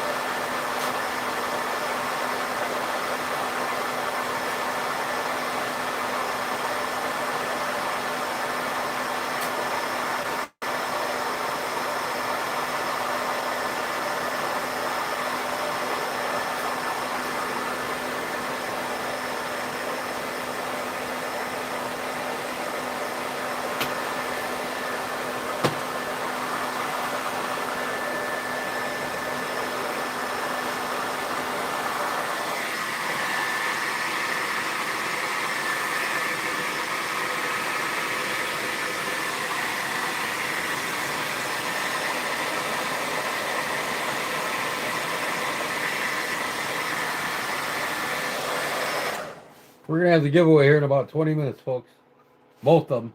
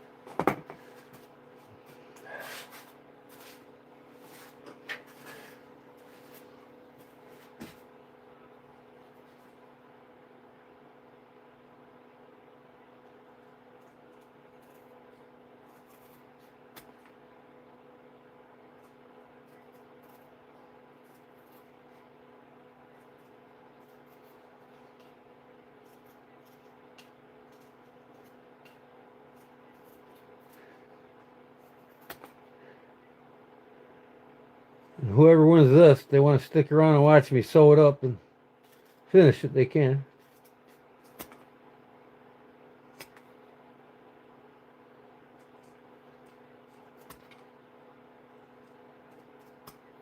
Barb, did I get any super chats? Any donations for materials or anything like that?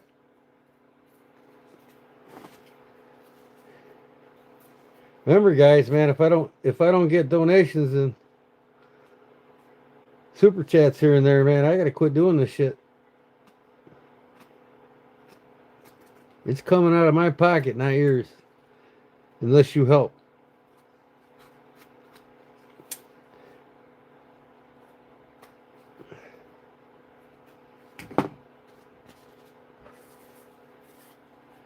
Okay, I'm gonna glue these together.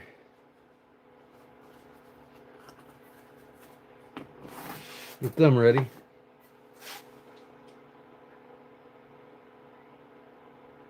You love that, Hank? Awesome. You use it? Clean your knives with it? Alright, I'm going to punch this out. See if I can't wake my wife up.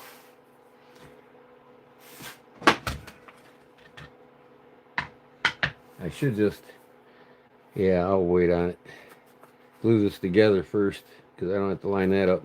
Nothing worked, so. Here we go.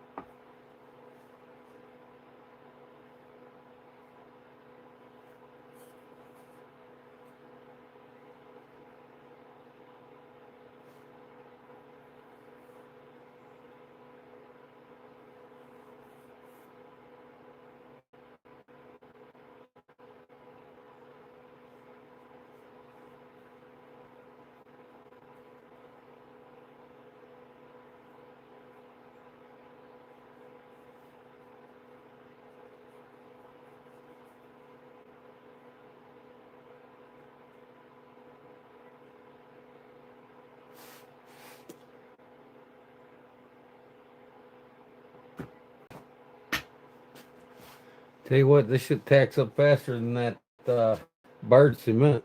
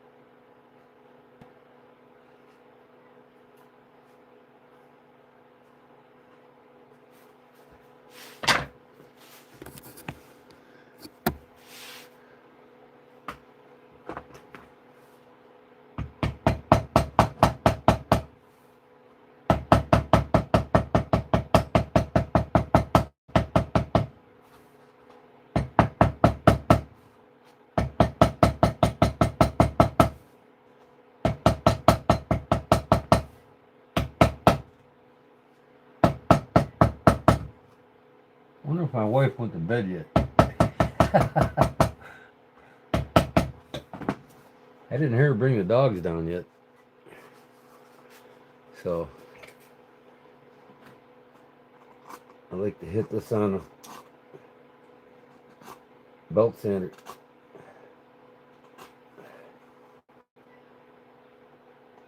She might have fell asleep on the couch.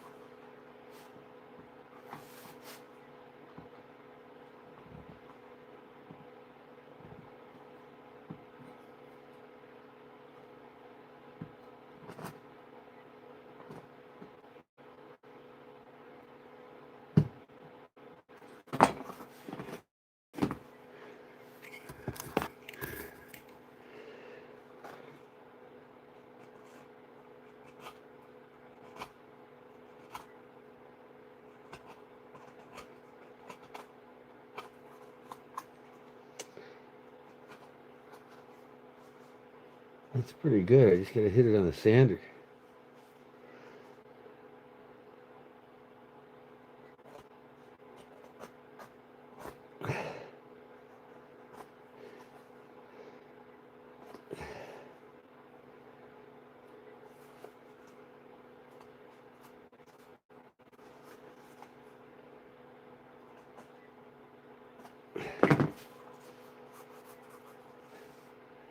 Let me go up see if she fell asleep. I'll be right back.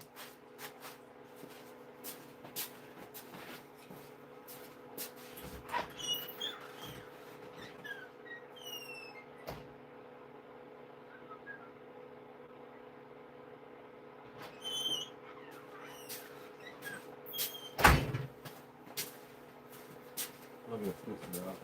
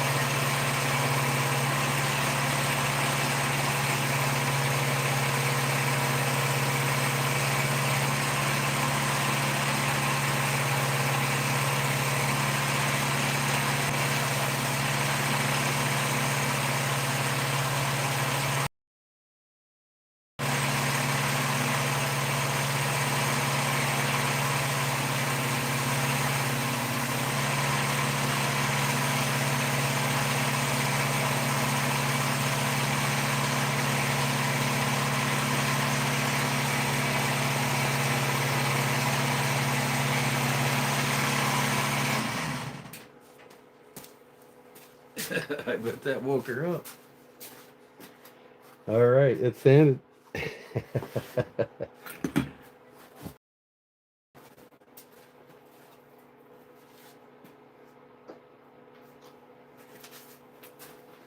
No more noise. She just went to bed. I know she did.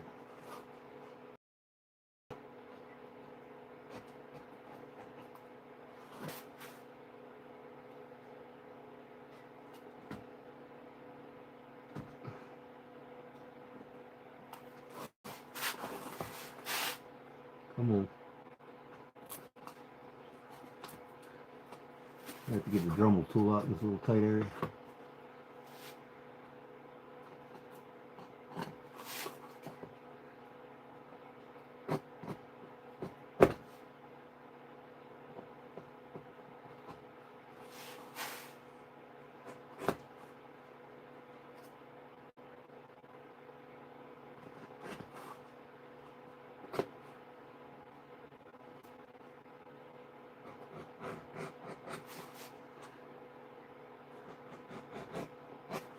Alright, almost time to get this away. See who wins it. You can tell me what color they want.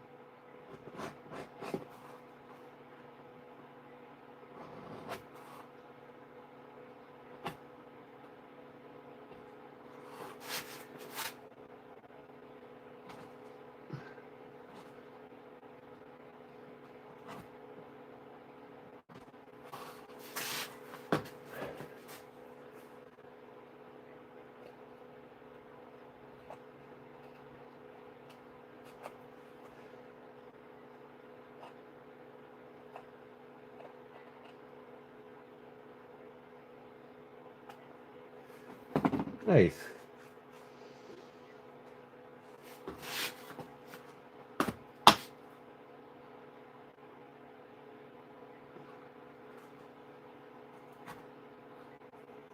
Yeah.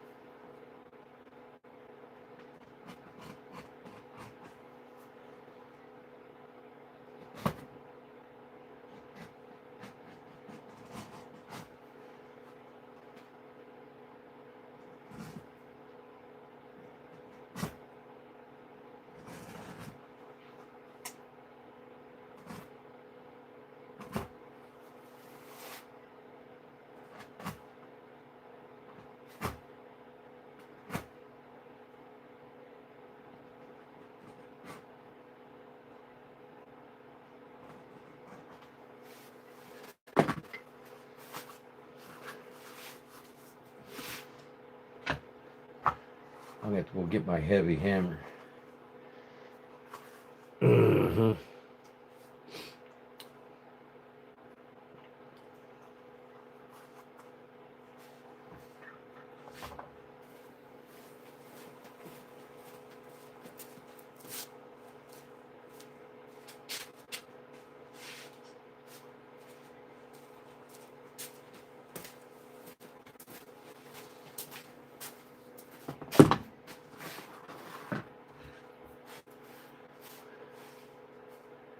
Must put it away.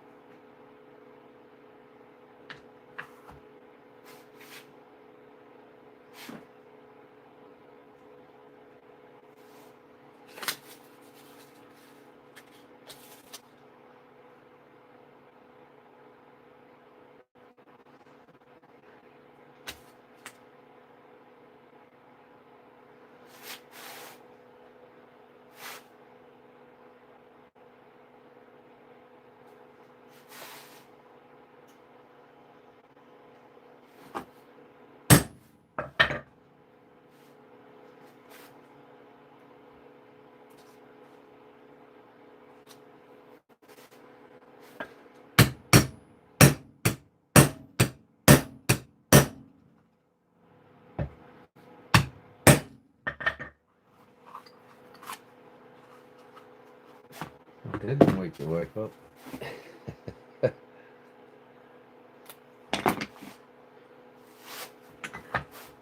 Come on, man.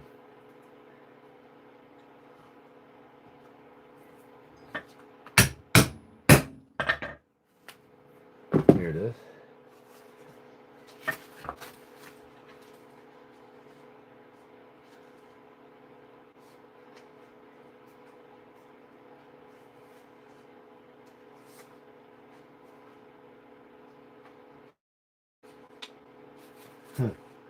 Made it backwards. Okay. Along the ply.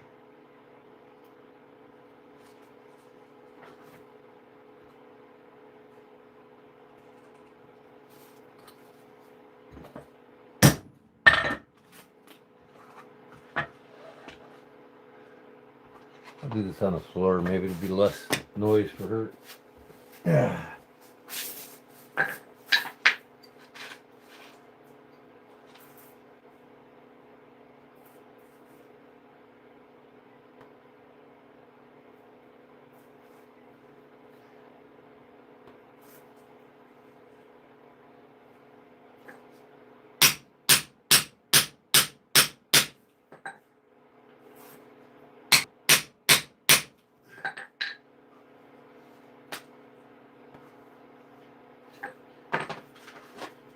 A lot less noise. All right. There it is.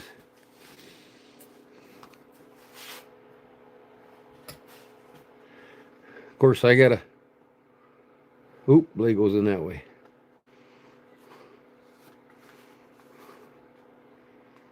I gotta stitch it yet. So you can pull it out no problem. With your thumb.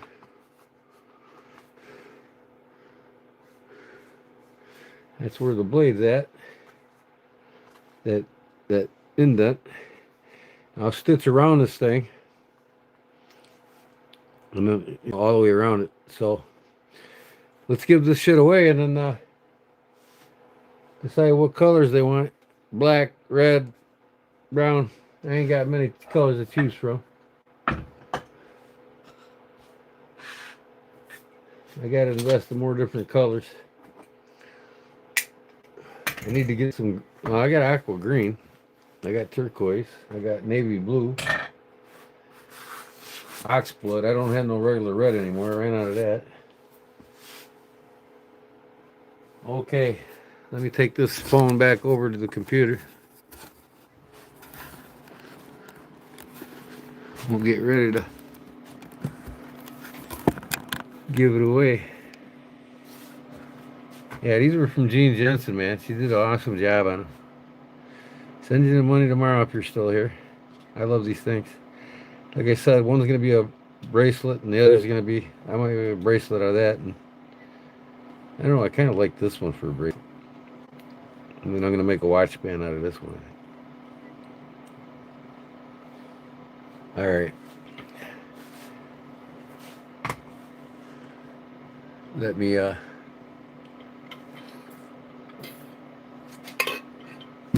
over here for a second.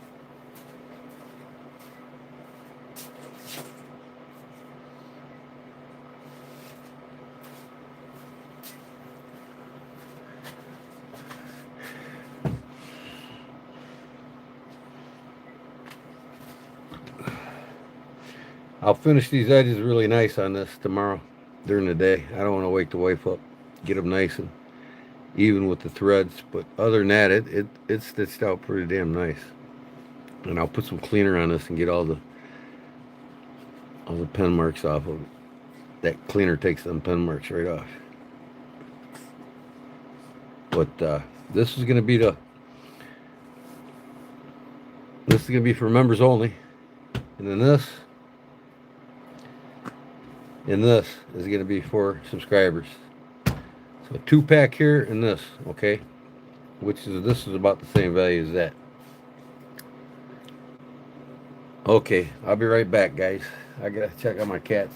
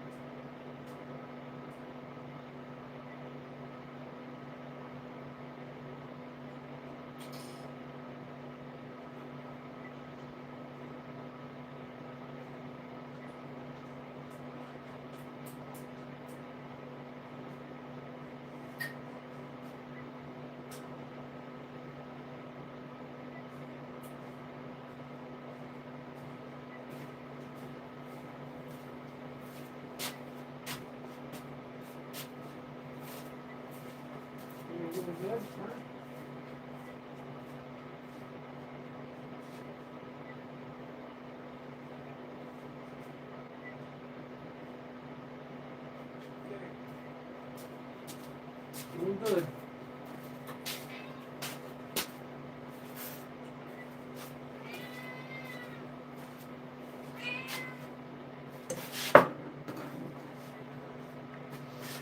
What are you doing? Sitting in my chair, huh? This is Tigger. What are you doing, Tigger?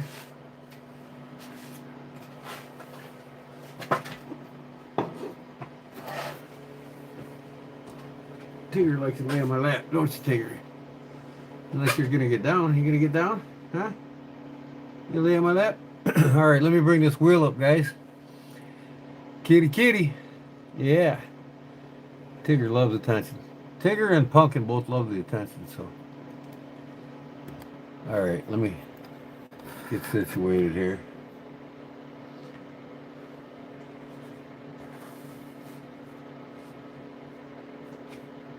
Where do you think you're going? Huh? I'm petting you over here. Sit here. Stay here. I got things to do, man. One hand's good enough, kitty. Alright, let me split my screen. Get the random picker. We all know the rules, right? This has to be your second time here. And you have to be in a live stream 30 minutes before. So, we know a bunch of people that's going to show up in about 10 seconds. Yeah, they're uneligible. That's all I got to say. So, If you've been in one before, you're 18 years of older, and you live in the United States, you're eligible, and you've been in the chat for 30 minutes. Okay? I'm gonna do the subscribers only first, the 2-pack, and then I'll do the members only for this. If you're not a member, now's a good time to become a member.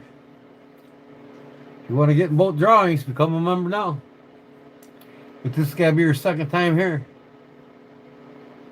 So let's make sure you remember by the next drawing if you haven't been here twice.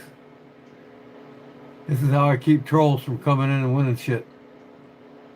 Alright. Split my screen. Alright, you gotta go, cat. I had enough of you already. No, go. Go play. Alright, random number picker.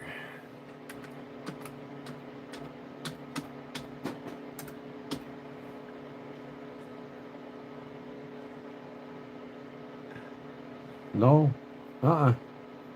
Nope. Can't come up. Sorry.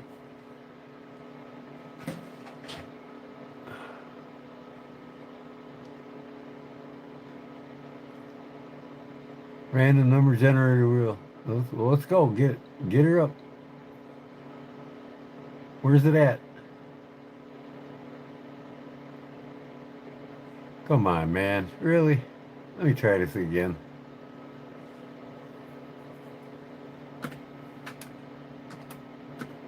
Random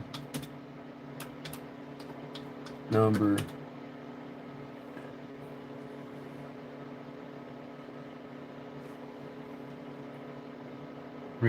wheel. Where you at? Come on, man. Just give me the damn thing. Is this it? Yeah, okay. Alright. Let's see how many of you are here. Everybody eligible? I want you to type the number 1. I want to see how many's going to be in the drawing.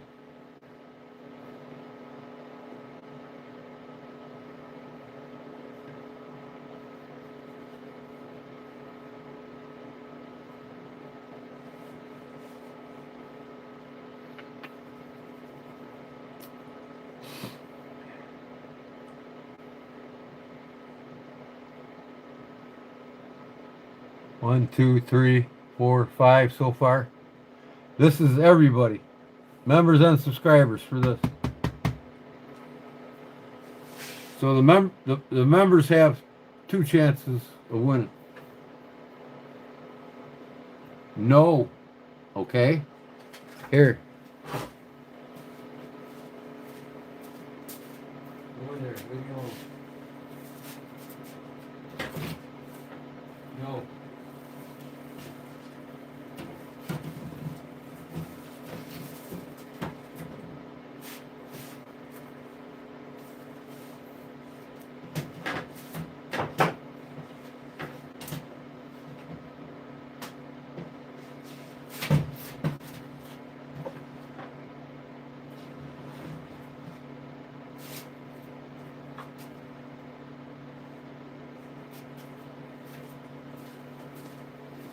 Put the drywall up, keep cat out.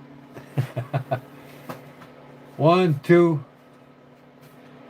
So there's what? 1, 2, 3, 4, 5, 6, 7, 8. Only 8 so far, huh?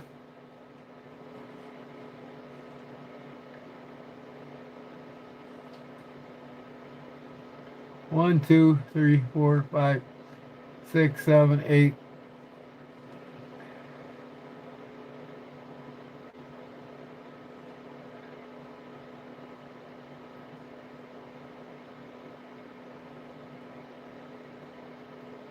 Come on, just pop up.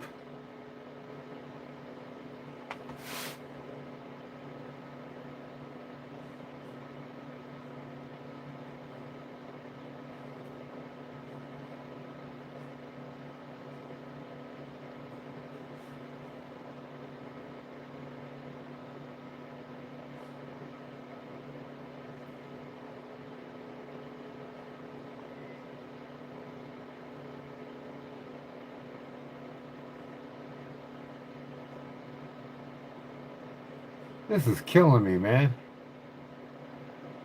I can't get my... Come on. Now the chat's gone. Damn it.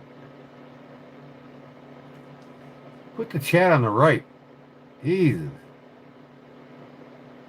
Now it's the big screen. Okay.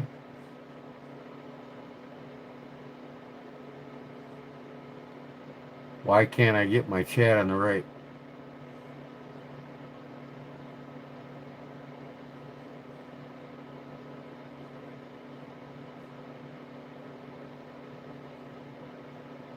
This is BS, man.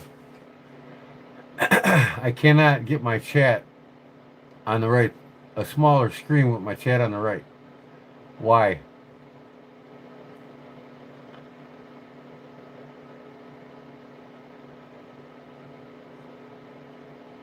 Whatever. Okay, so we got 1, 2, 3, 4, 5, 6, 7, 8. Only 9 people eligible or what? All right. This is for the 2-pack.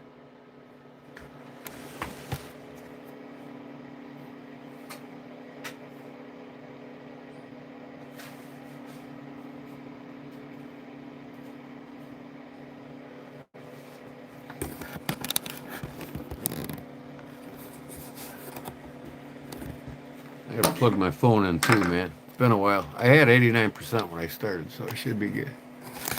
What do I got now? 32%. I'll plug it in. All right.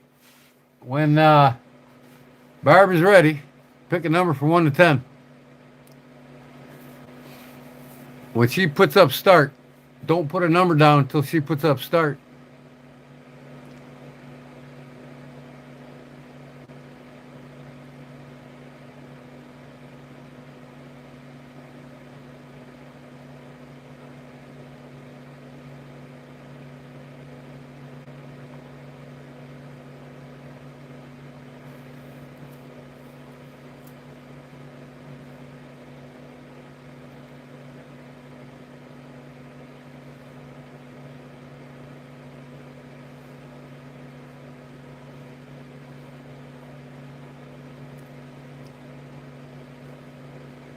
Does anybody hear me?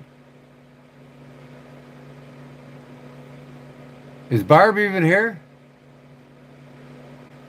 Is Barb gone? If Barb's gone, Jerry, you go ahead and do it. Don't pick no number till... What'd I do? Make Barb mad and she left or what? She didn't like my potty mouth? Where you at, Barb?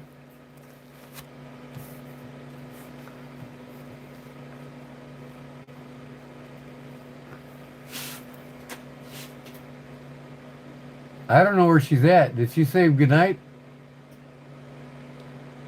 Barbara, hey, Carlos. He said, no, she's still here. She's here somewhere. Barb.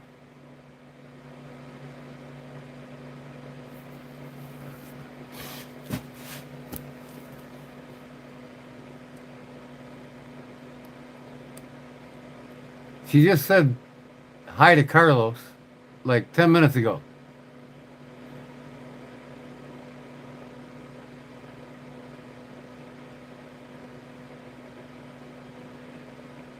All right. Jerry's got it. Pick a number. From 1 to 10.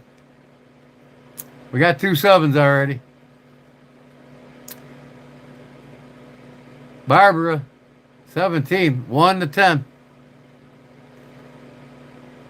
Brown Sugar's got to pick over, and Barbara's got to pick over. What is going on tonight with you guys?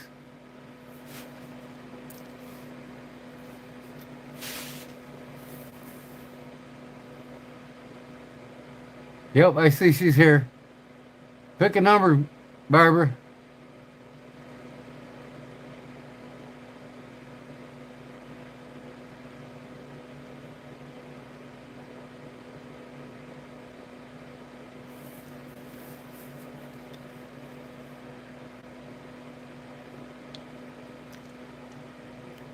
See, we're getting these trolls in here trying to put a number up.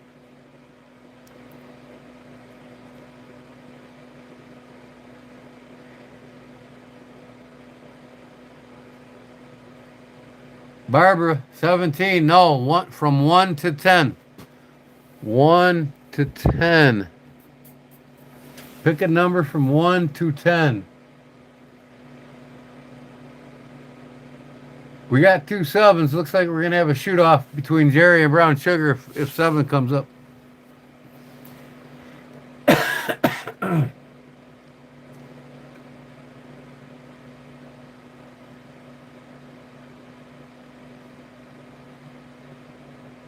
Pick a number, Barbara, from 1 to 10.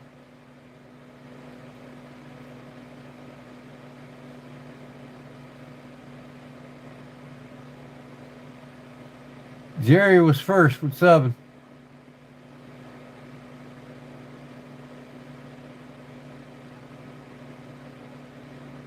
Take your time. Hell, there's only like 6 of you anyways.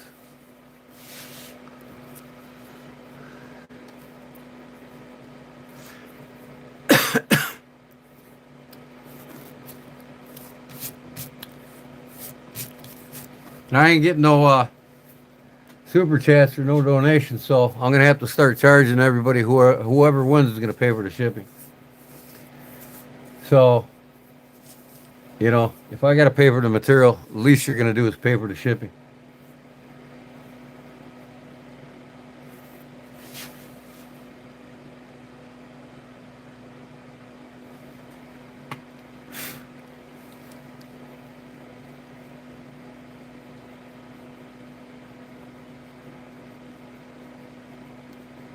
I mean, it's only fair. I can't be buying materials and shipping it too all the time.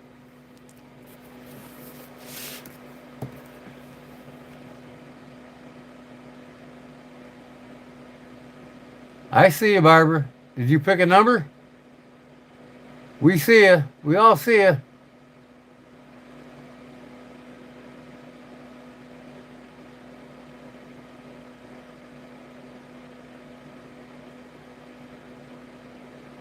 Did you pick another number, Brown Sugar? Man, we only got like 6 of yous or 7 yous in here. We can't figure this out. Sorry, folks. I'm just edgy from not smoking. I'm going to be like that for a while. I don't mean to, but it's what it is.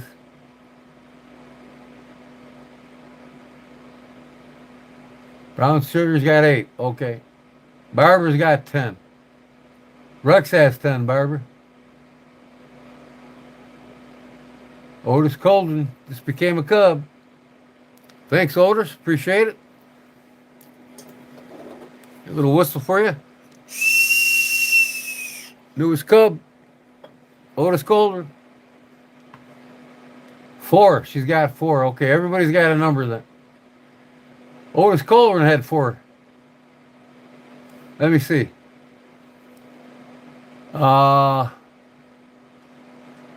Who's fish shitty all day?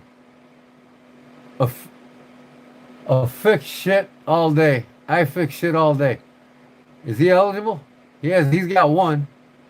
Don't look like 1's taken.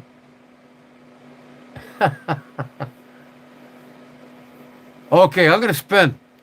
I'm gonna let you guys hash it out. If 2 of you got the same number, it's gonna be a shootout. Here we go. Good luck. This is for the 2-pack.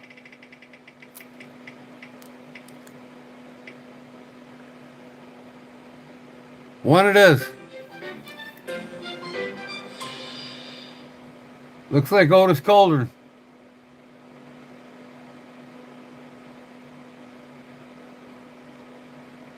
Who had 1?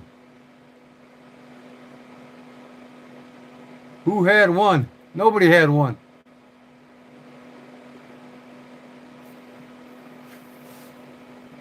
Nobody had 1, huh? Mods, who's the winner?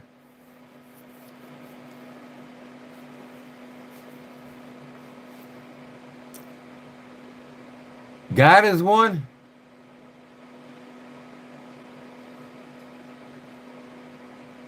Who's God? What? I mean, why are you guys messing with me, man? Nobody had one. Okay. Who's closest without going over? Is Otis? Gene Jensen had two. Am I wrong?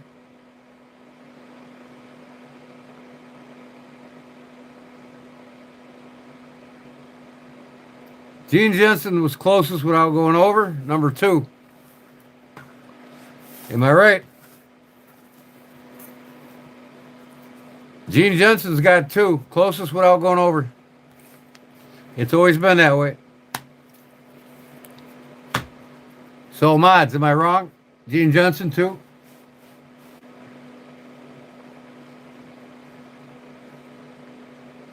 Gene Jensen is a winner. That's what I got.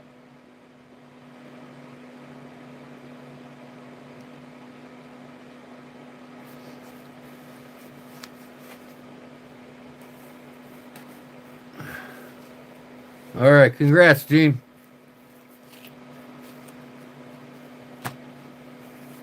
Congrats.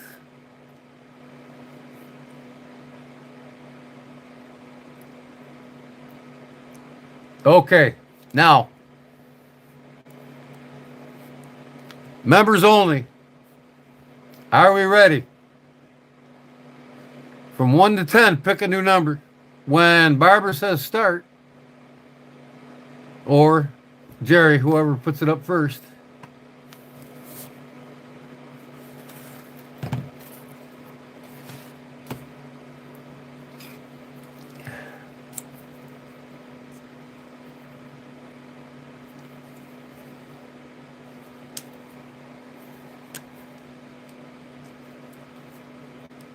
Oh, that'll do. That'll do. Put up a number, 1 to 10. Okay. Man, that fucking pen that works. Man.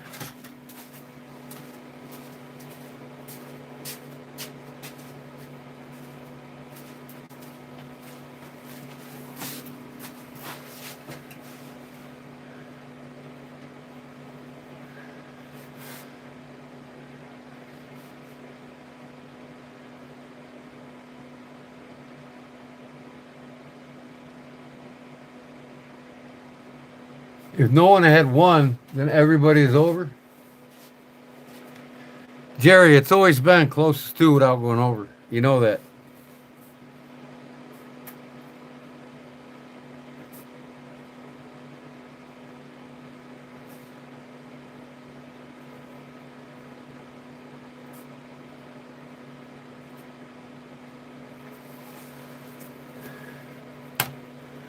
Wait for what? What are you smoking on if they have, if no one has one? Everybody's got to be over.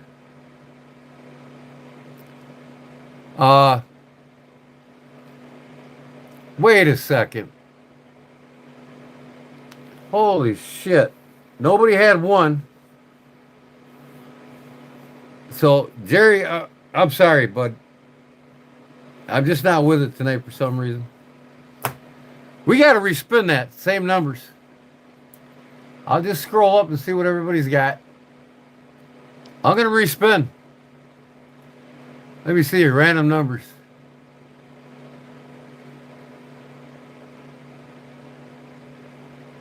Okay.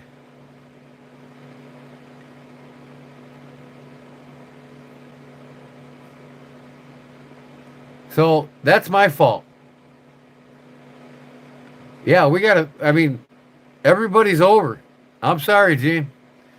Okay. Thanks for making that a point to me, Jerry. I'm sorry, man. Here we go. Good luck, everybody. This is for the 2-pack again.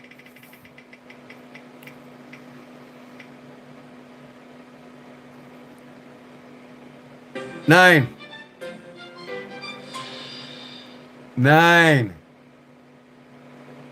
Okay, now. 7, 4, 2, 5. Anybody with 8? Uh, Squatch Zone had 9. Is he even eligible?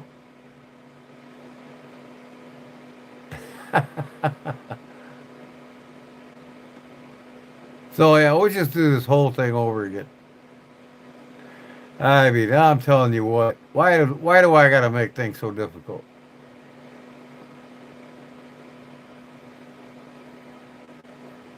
Okay, you know what? We'll start it all over again for the 2-pack from the beginning. Pick a new number now for the 2-pack. All members and subscribers. Man, telling you what is wrong with me?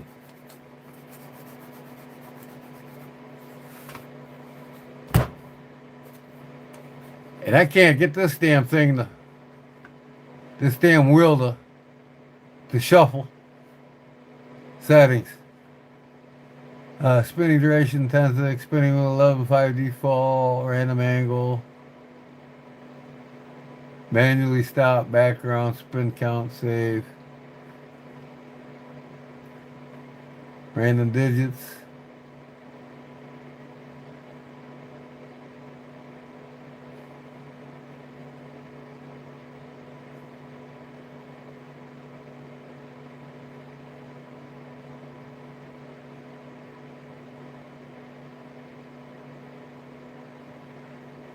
Yep, we're starting over. You all are picking a number now. Members and subscribers for the 2-pack. Let's get this done right. My fault. I apologize.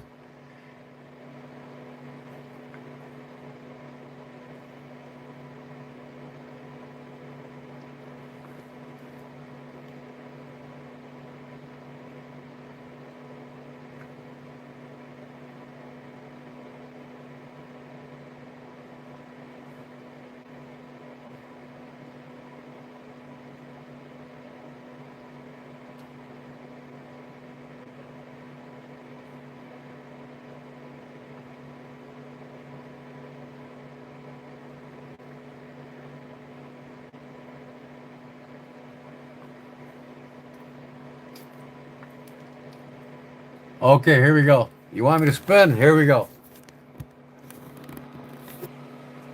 Good luck, everybody.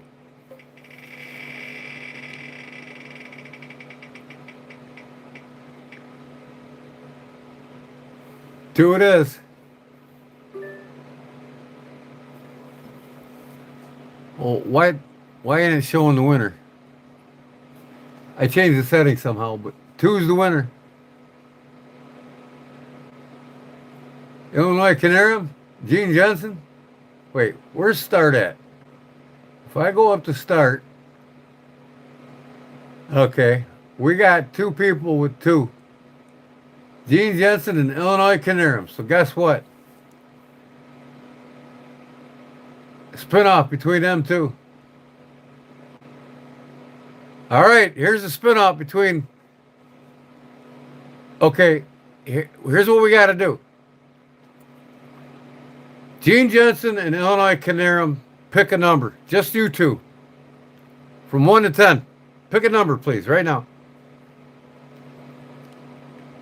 Spin off between you 2. Okay, 6 and 7. Good luck. Closest 2 without going over.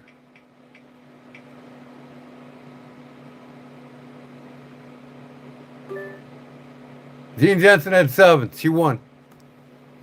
So it looks like he won it anyways. Oh, man.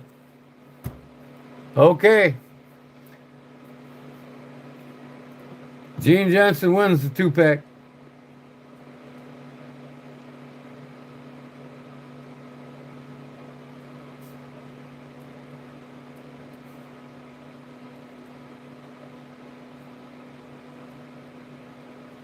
Okay.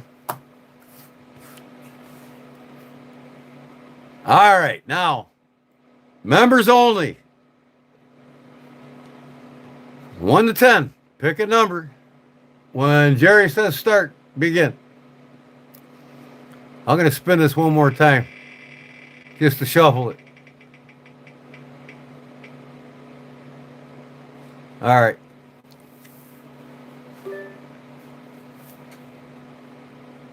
Where is the damn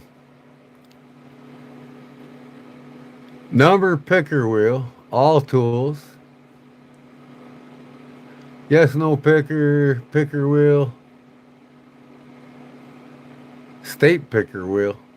Man, they got everything here. Settings.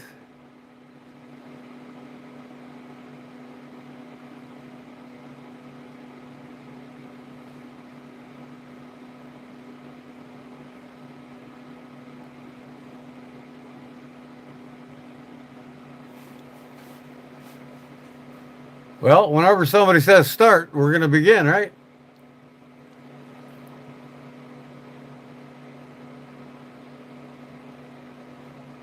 There we go. If you don't want to do a standoff against somebody, pick your own number from 1 to 10. Members only. Ugh.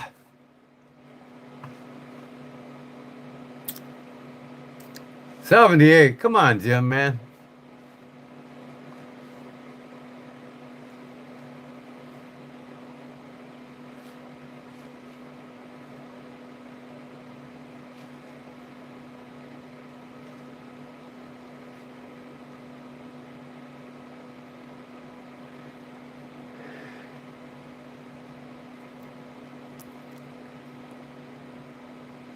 I fish.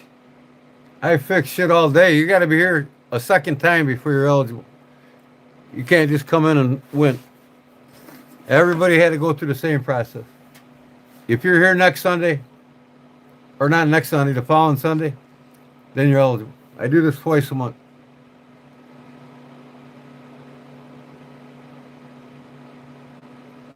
Members only. Tell me when you want me to spin. I don't know why I can't shuffle this damn thing. Usually you got a shuffle tool.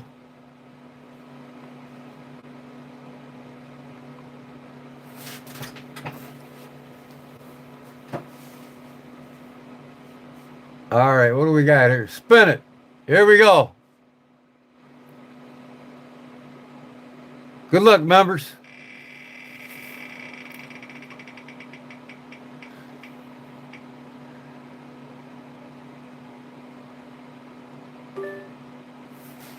The fuck, that's a 2. How come it's not showing the winner? 2, yeah, okay. 2. 2's the winner.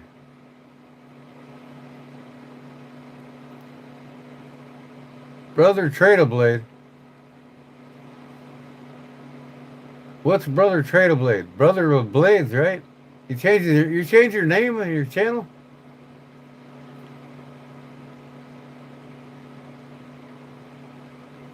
Brother wins it, right?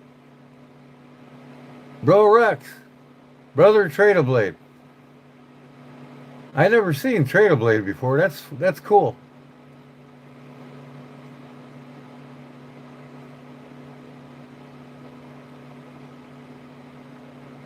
Okay, I'm gonna say lag and tell me when. Type in when you hear it. 3, 2, 1, lag.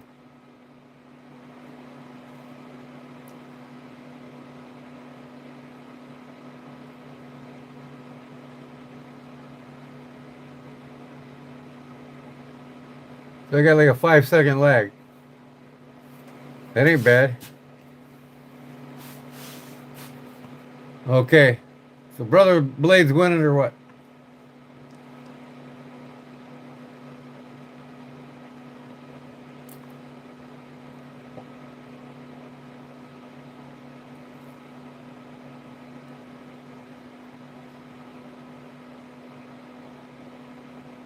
Yep, Rex won it. Okay. What color you want it, Rex?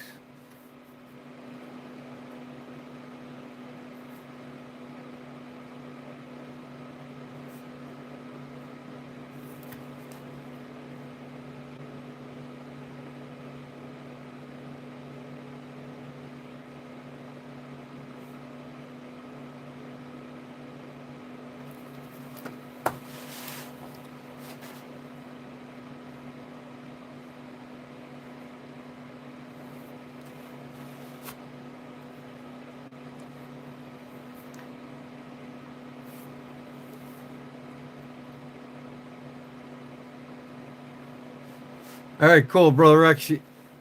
My PayPal is gmanh1965 @gmail.com. My old web address.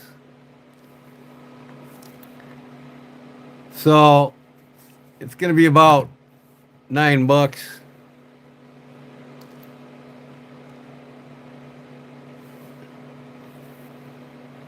You got PayPal?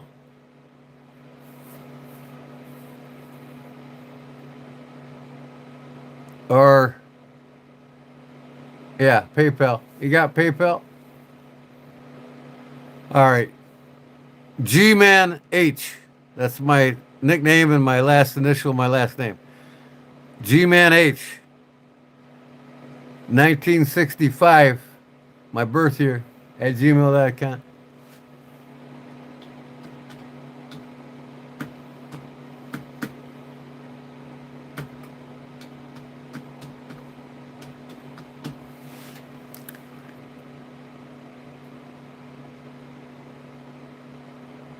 There you go, bud.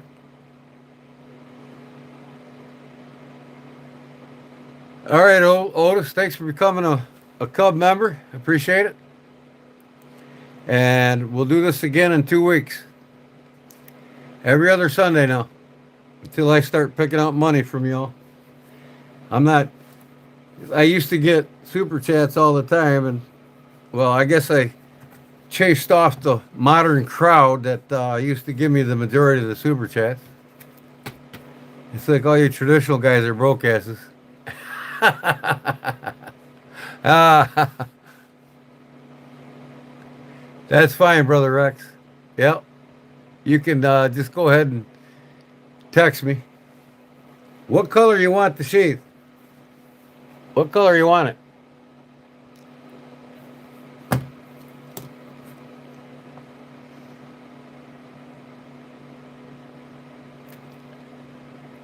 What items do you want me to donate? What do you mean, Gene? Wait till I have a giveaway again. I mean, if you want to donate something tonight, you got to mail it. That's no big deal. I can I can spin off right now for something you want to donate. You can donate anytime you want. I made this sheath for a trapper. It's a case trapper in there, and it's wet molded to the sheath. It'll get tighter when I stitch it too. All right, brown sugar. God bless you, girl. Thanks for coming. Have a wonderful day today when you wake, and be safe, please. If you didn't get that lanyard from me, you should get it today. Jerry, did you get yours from me too? You get my package from me, Jerry?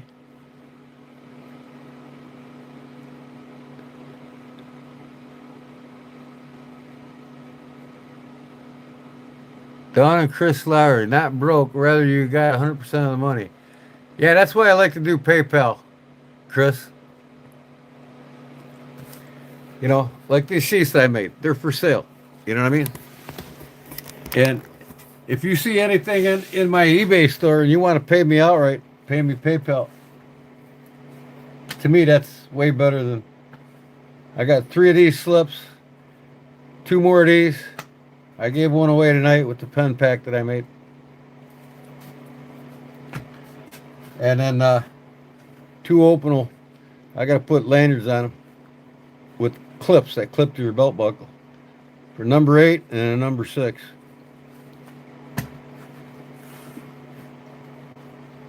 And I put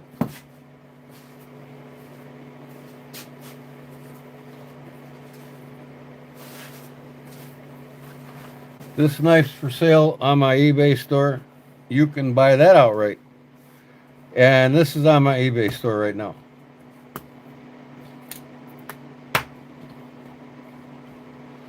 I kept this one. This first one I made. this you could fit just about any modern, medium to small size modern folder in here, easily. These are both on my eBay store.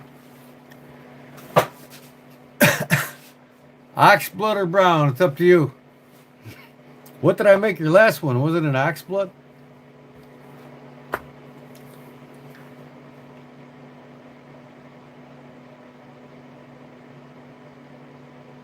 No what, Jerry? Good night, brown sugar. No. No what, Jerry? I got dark brown, saddle tan, which is this color. Dark brown, which is that color. That's saddle tan, that's dark brown. And ox blood is a reddish color, just like the Victorinox. Or that one. Didn't I do that one sheath for you? Ox blood.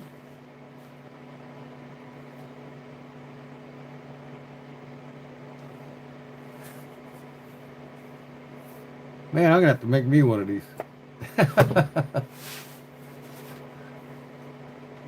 So what would it be? Ox blood or dark brown or light brown?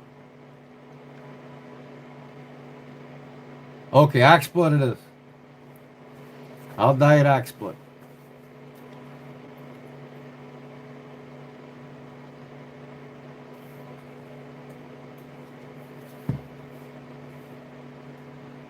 Uh-huh.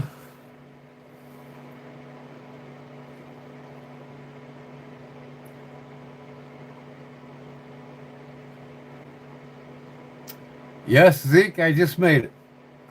Beginning of my live tonight, I made it. Everybody watched me make it. Now, I gave it away before I finish it. I still got to stain it, hand stitch it.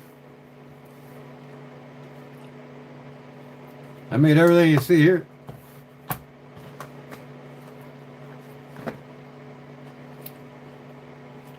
I even make leather protector and knife protector. Wax cream. Paste wax. I make knives. I made this knife 100%. My sharp finger. That's what this channel's about. Knives and leather. The denim slip? It's on my eBay store right now, Rex, if you go there. I can't remember.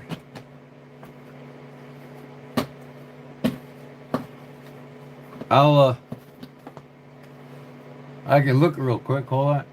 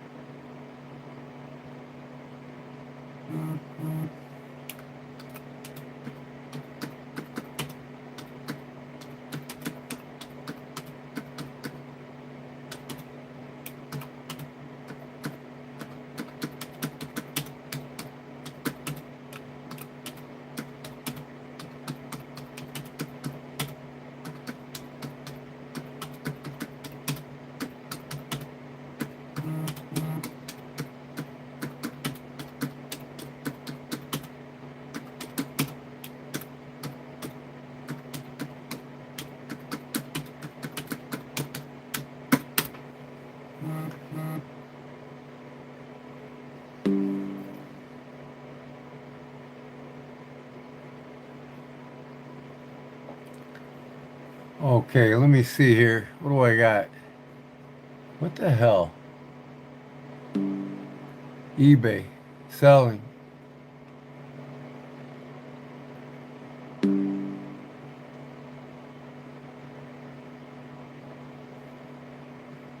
Right. Okay, where is my slip? See all 11 items.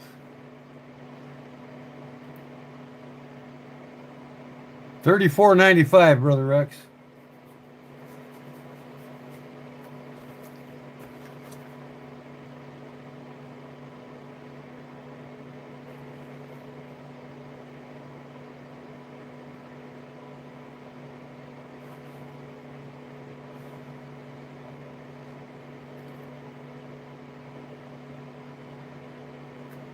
Yeah, this will fit just about any medium to small modern knife or any large pocket knife. I actually made this for $1.10.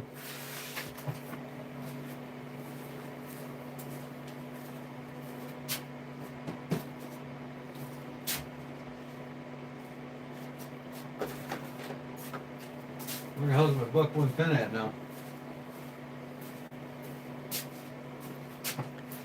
Had the $1.10 sitting around here. Here it is. The $1.10 will fit in there, no problem.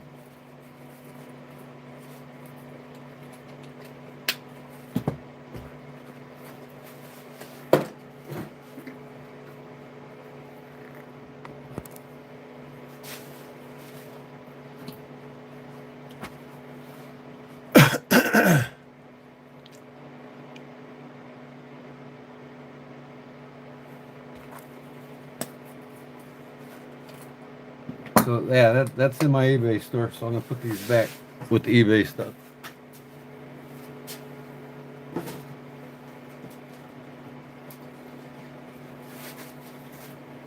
I'm surprised you case collectors ain't that serious about collecting case knives.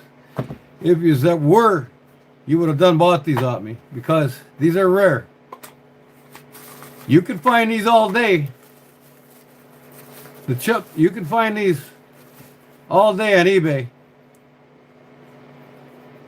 But they're not the first run in '89 when they did them. Pilot test runs. Okay? The Woodchuck series. You can buy them all day for cheap on eBay. These are mint, never used. Pilot test runs. This is when they first started them. I think it was in '89 when they did. Nobody's buying them. I guess there ain't no serious case collectors here. I'm like, I can't believe nobody that buys case knives on eBay hasn't bought them yet. I'm like, you'll find these all day long, but not the test pilots. Let me know when you find one, other than mine two.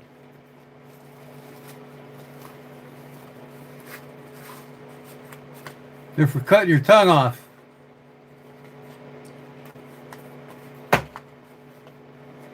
Both of these. I'm surprised that neither of them sold yet.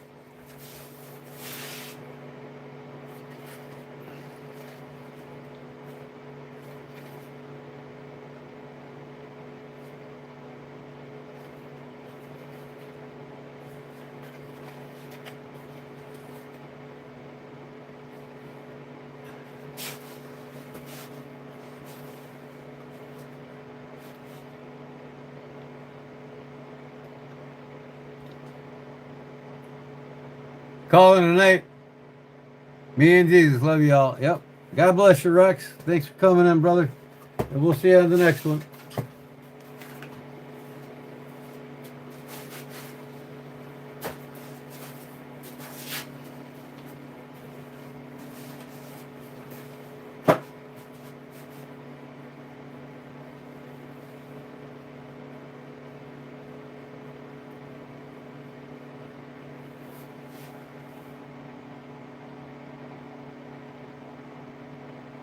Zeke, you go to my description in my YouTube channel.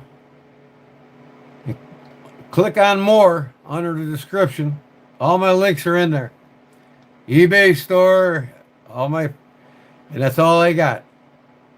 Or I sell directly through PayPal.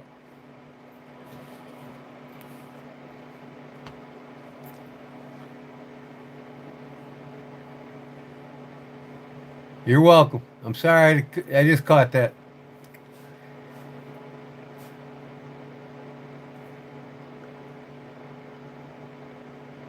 Sounds good, Brother Rex. Thanks. God bless you. We'll see you again. I'm going to finish this up tomorrow. Ox blood it is. Then I'll hand stitch it too. Fits pretty nice though. Need to make a bunch of these, Jerry. These things sell pretty good. Not everybody wants something bulky in their pocket. I think having slips and having these Makes a great option for anybody. I'm going to do these with metal clips in the back of them. With the option. Either like this, slip in your front pocket, or a clip in the back for your belt.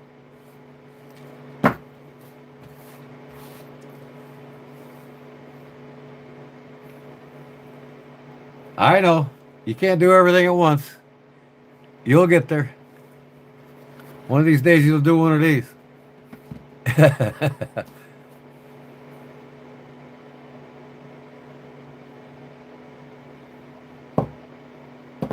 This is one of your beautiful slips. It's heavy duty, boy. I like it. I like it.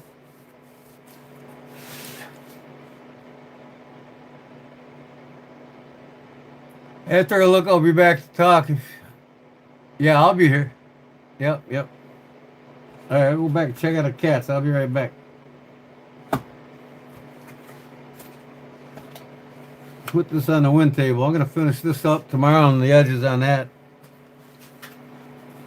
Then I'll send them out.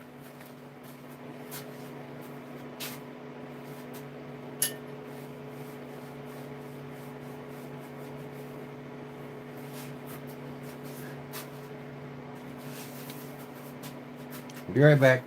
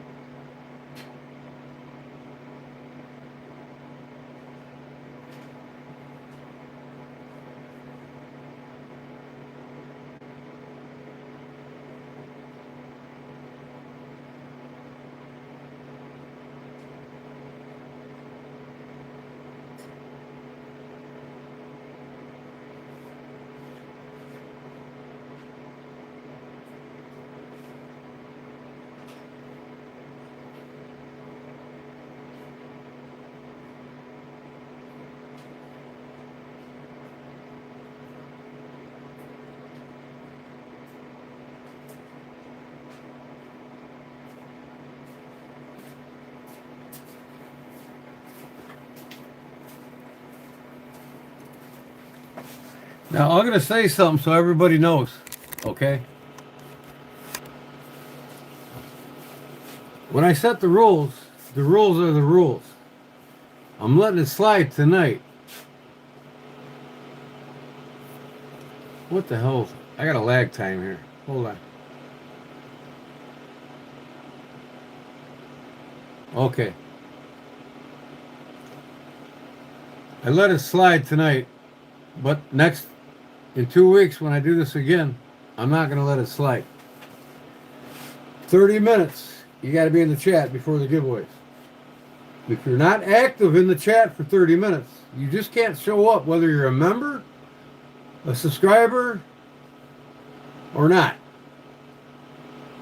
You can't just show up and decide you're going to get in the entry. There's no privileges here with nobody. Everybody's got to abide by the same rules. This is how I keep the trolls from coming in, and we got to continue to do it.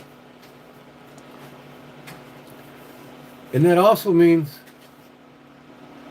don't come in and watch me work on something for a half an hour and then leave for 2 hours and then come back 10 minutes before the drawing, because you're not going to be eligible. Well, you didn't get in it, Jim. I know you did it, but you didn't get in it. You came up with 78. He was just kidding. But, like Rex, I'm not going to get on his case about it, but he was only in for 5-10 minutes before the drawing. You just can't do that. You just got to be in for 30 minutes before the drawing. And usually I'll tell everybody, I'm going to give them away at 11 o'clock or I'm going to give them away at 12 o'clock. All in all, I'm going to give them away before 12 o'clock. So bottom line is, From now on, if you're not in the chat for 30 minutes, you're not going to be eligible. I don't care who you are. You know, what's fair is fair. Everybody's got to abide by the same rules. You know, people that come in that are trolls, you know, they can't get in unless they're here twice.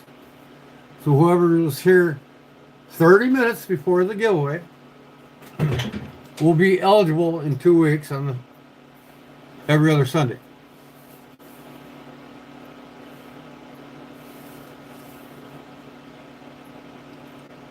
You don't understand, Barbara. Not that he wasn't here. Active means active. All right? It was over an hour and a half before he said anything. Before he was active. 10 minutes before the drawing. We're letting it slide this time, but I'm not going to let it slide anymore. What's fair is fair. There's guys that are in here for an hour and a half before the drawings. You know, it's loyalty. When you come in 10 minutes before the drawing, that just tells me how loyal you are to the channel, and you rather care not to talk with anybody. Well, if that's the case, then you're not eligible for the drawing.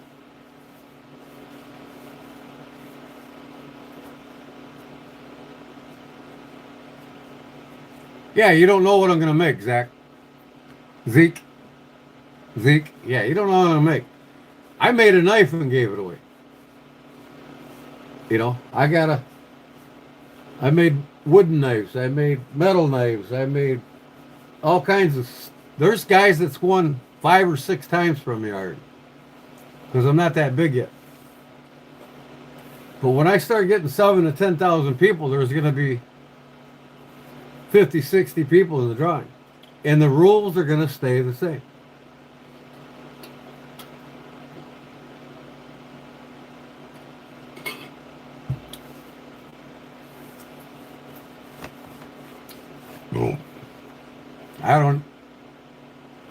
This money dreamer or whatever, whoever the hell he is, I don't answer idiots' questions or comments.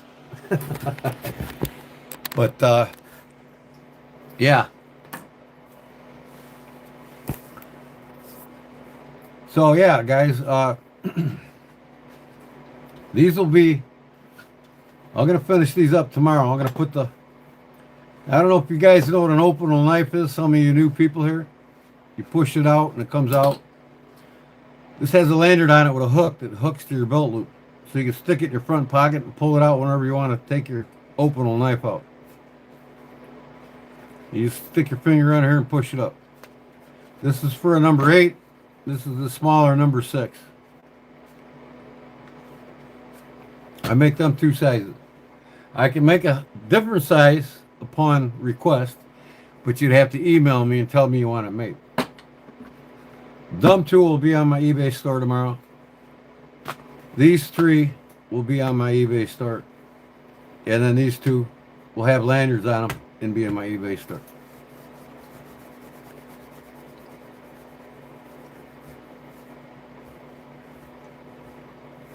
Isn't a folder with sheath and price there? Could you answer that as well, please? Thank you. Anyway, since there isn't a folder with sheath and price, I don't sell, unless you buy a custom built knife off of me. I can make you, I custom these bucks all the time. Carve the spines, you know. I can custom a buck and build you a sheet to fit it. I made this sheet to fit this customized buck 112 that I did. You know. Unless it's a custom knife made by me, you know, like my sharp finger. I made the knife in the sheet. You get a custom knife from me, you get a knife in a sheet. Unless it's a folder. I might even put it in a slip for you.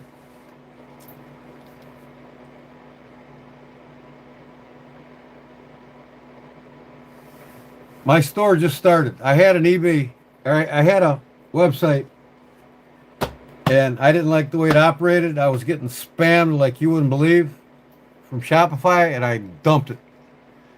So you know what? I don't do this for a living. I do it for a hobby. I'm a retired carpenter. I get a pension check every month. That doesn't mean I make enough money to buy all this shit constantly on my own just to give it away. And when I make things, I make it at my own rate. Especially in the summertime, I'm going to be doing construction side jobs. I'll be building patio decks, remodeling bathrooms, kitchens.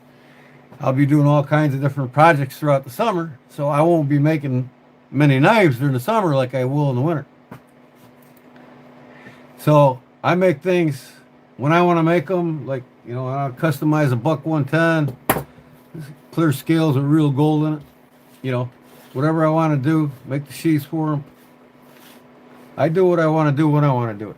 And when something pops up on my eBay page,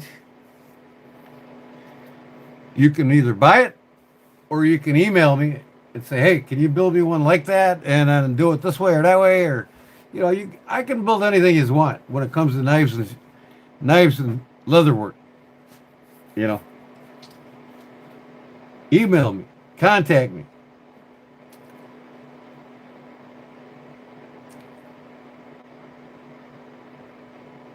What kind of knife is it? I might have the knife. I've got 1,100 knives here.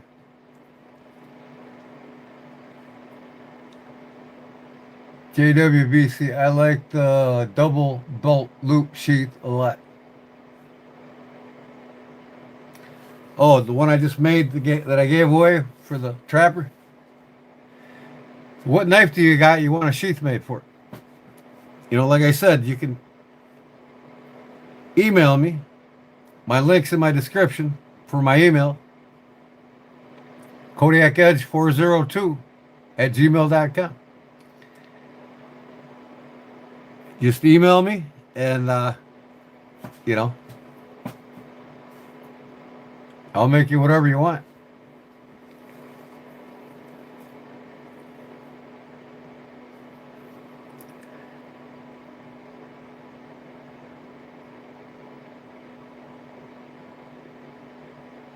You thought what was what you needed to do? I don't understand.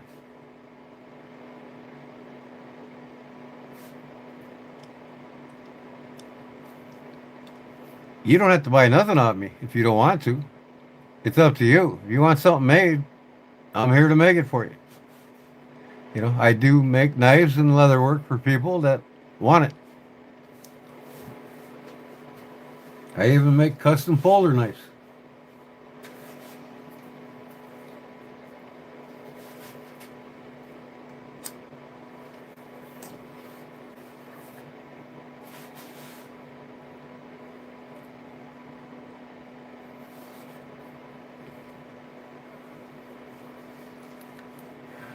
Well, Jerry, you still with us, brother?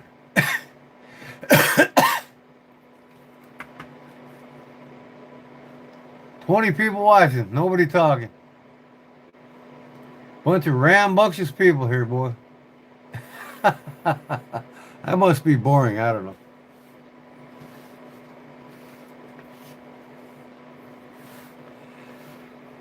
Oh.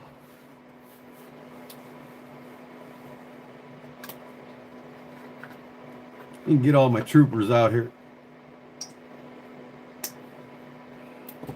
Let's see what I got laying on the table.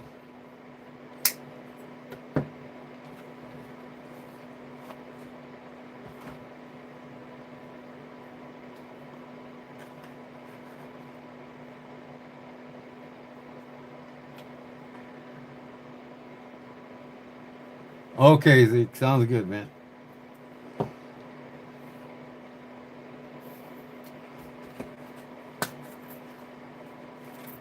Get every knife out I got on the table here.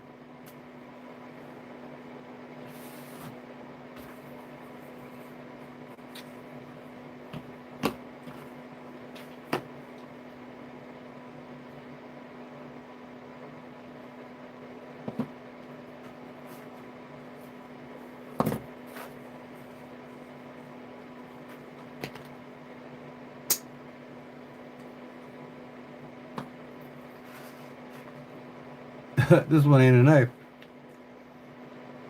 This one is a potato peeler. Number 6 potato peeler. And then this one is an oldie but goodie here. Number 8 Opinel. That's all the knives I had on the table. Oh, I got my boatswain's knife.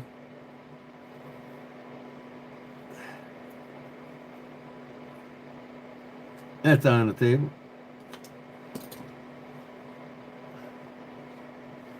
What else I got here? Nothing. That's it. Oh, this one here.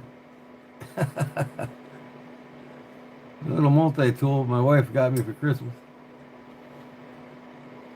That's all the knives on this table.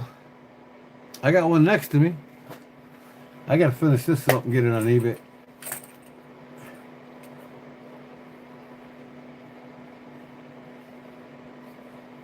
'51 OT with the custom scales on it. That's all I got on this table. Hey, Jay. Hi, Jay. Hi, Mouse. What up, guys? Good evening, Mouse. How you doing, bud?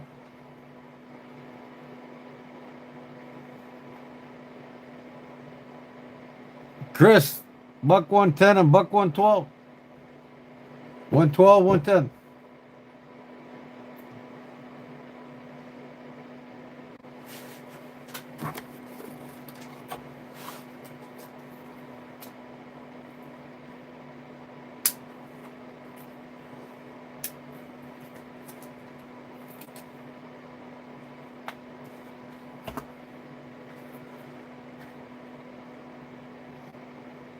Got an open potato peeler.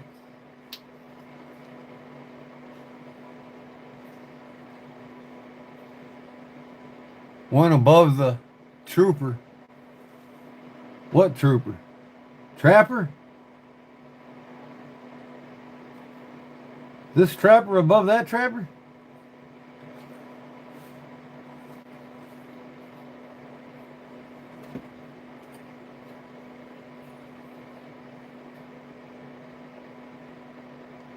One of a kind. I gotta finish up sanding on it and buff it. It's going on the eBay store.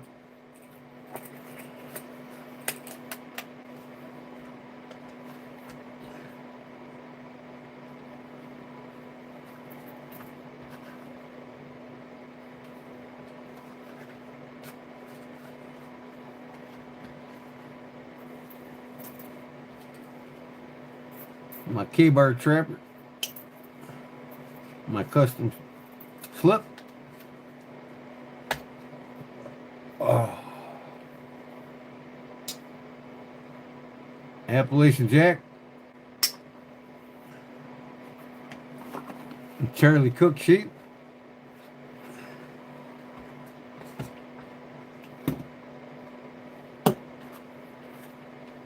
My Christmas present from my wife.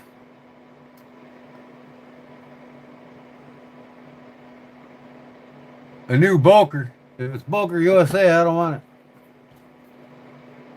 What is it? What kind of Boker? Modern? Traditional?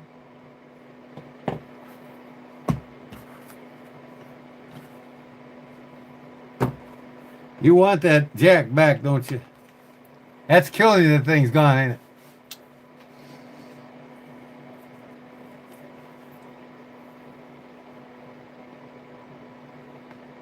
Awesome, Jerry.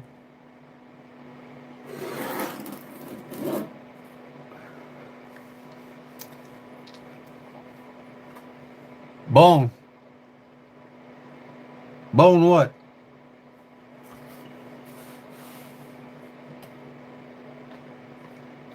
See, these are traditional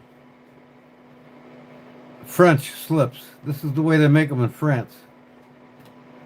They're for like the openals.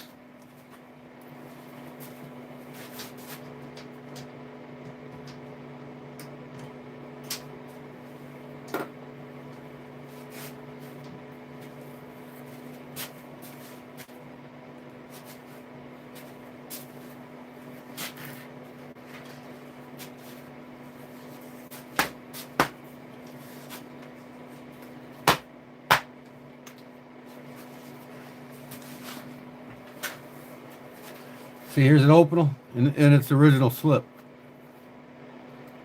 Or not opinel. I'm sorry. Laguiole. Opinel's from France, too.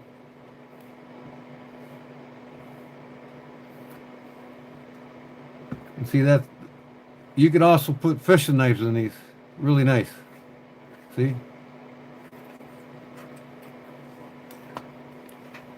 Bone what? What are you talking about, bone?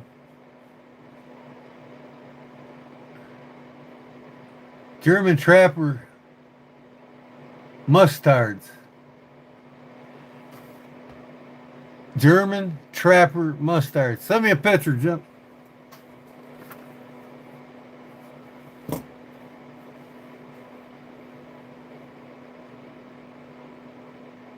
I'd rather have a Sheffield Barlow if you got one of them.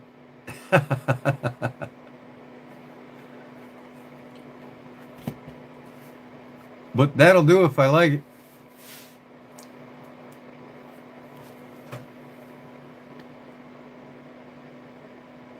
Send me a picture, bud.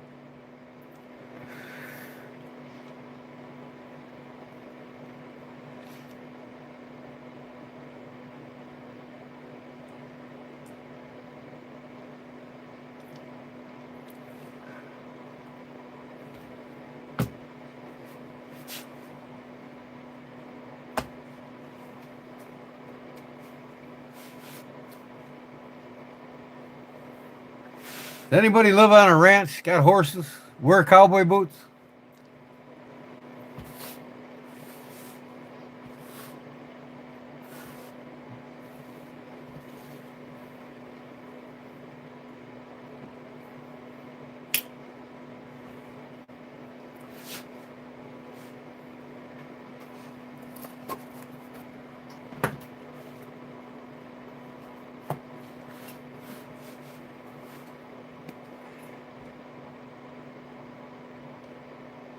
Show who to 112.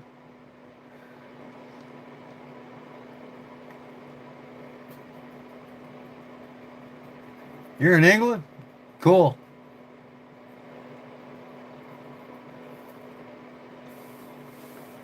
I like my English knives.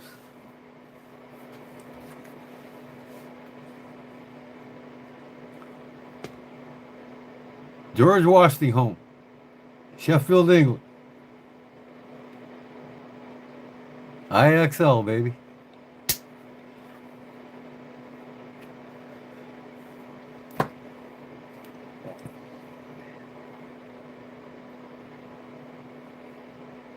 No, this ain't bone. You can tell them what it is, Barber. You know what it is. That's my custom-made scales out of a Scotch Brite pad. Carved spine.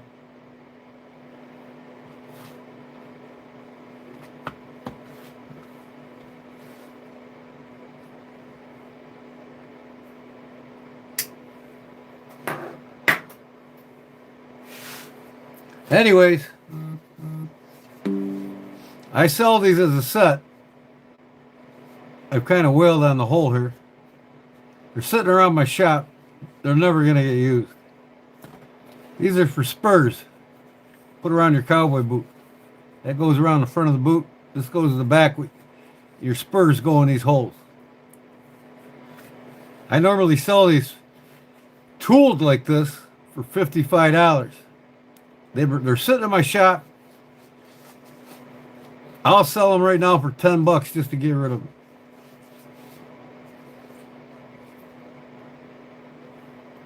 Basket weave.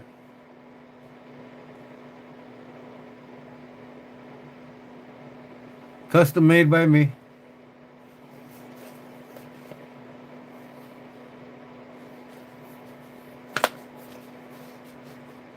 Nobody has cowboy boots. They don't wear spurs. They don't need them.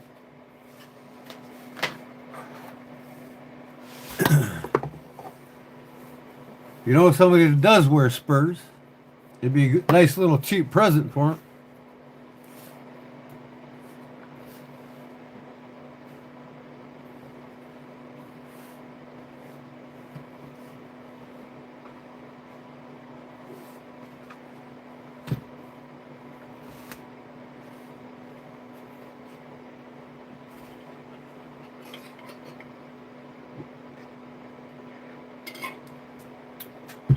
Oh yeah, they said them things go for like 85 euros in England. That's more than American.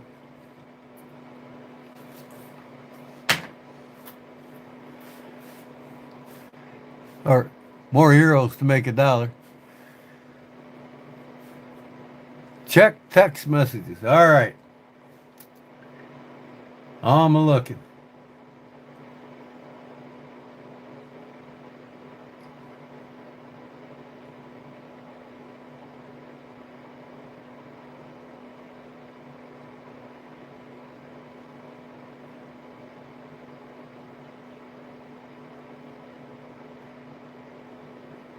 It's old and all scratched up, Jim. I do like it though. It's not new. The bolster's all scratched up. The blade's got some pitting on it. Somebody sanded them down.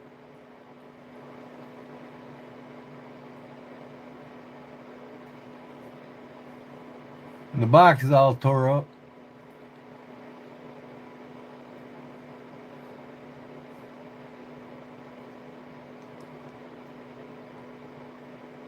I'll trade you a case for it.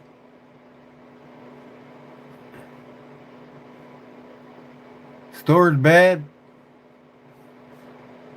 Is that what caused the pitting on the inside of the blade on the spade blade?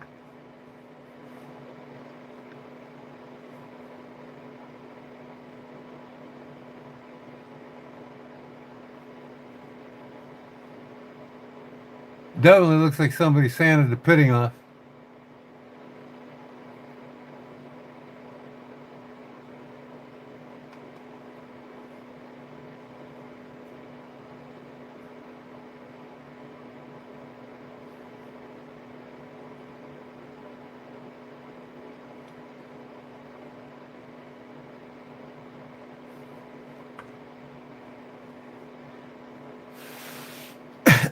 Yeah, there it's used.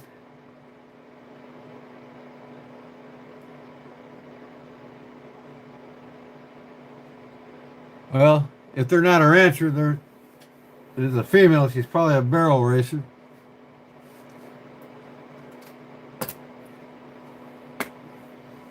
or she just has her own horses and rides.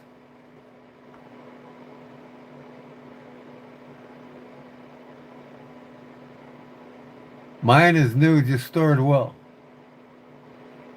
Wait, this one's new.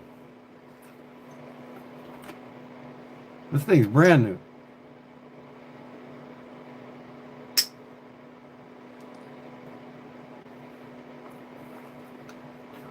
And I actually like it.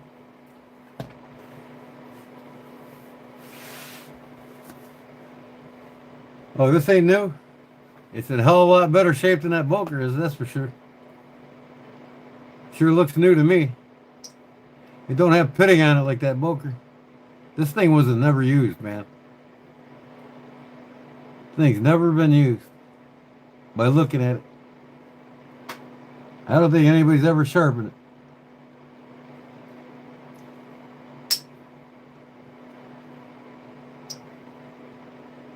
And that's a factory sharpen job.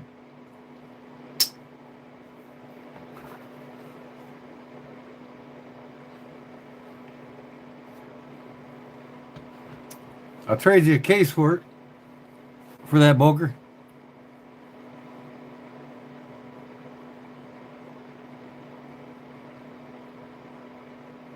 I know it was yours. I know how bad you want it back, too. I don't know if I want to give it up.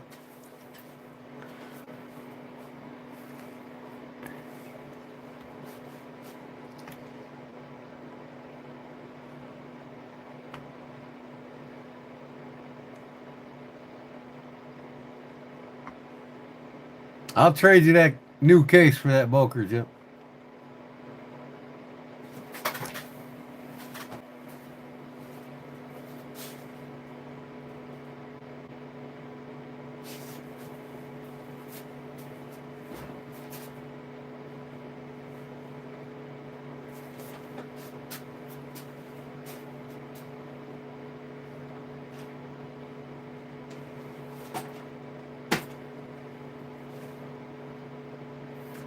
Where the hell it go? I don't even know where I put the damn thing.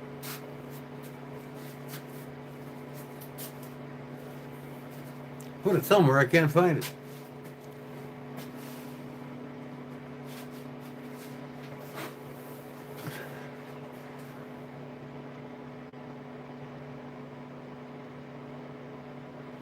Well, I trade knives all the time once I get to know you.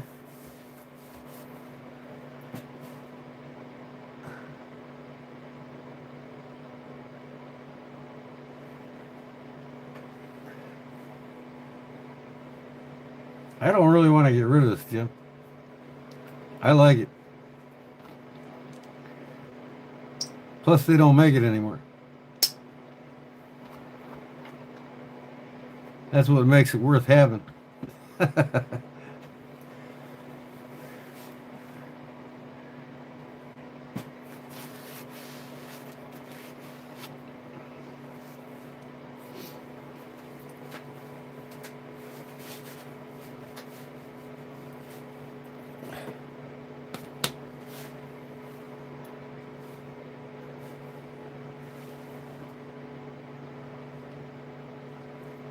I'll trade you that case trapper that I used tonight.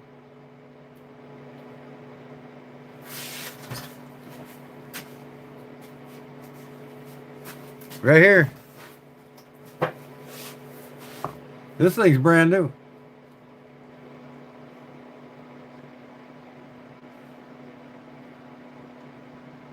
(2020). Let me see what we got here. 1, 2, 3, 4, 5, 6, 7. 2023. That's that maple. I got the box and everything. I'll trade you that for that Boker.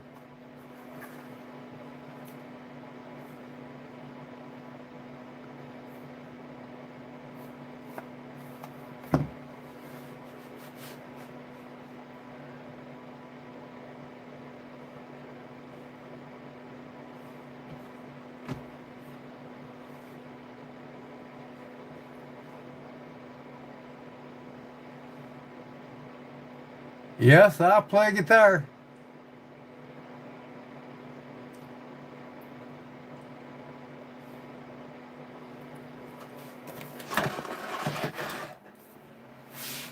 Oh, man.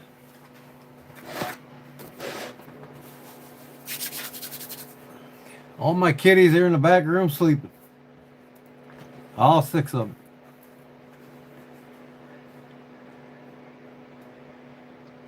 Boy, brother Rex, man, he was a lot for me lately.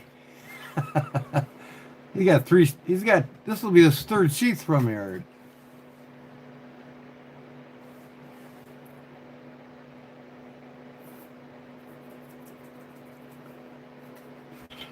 Ugh.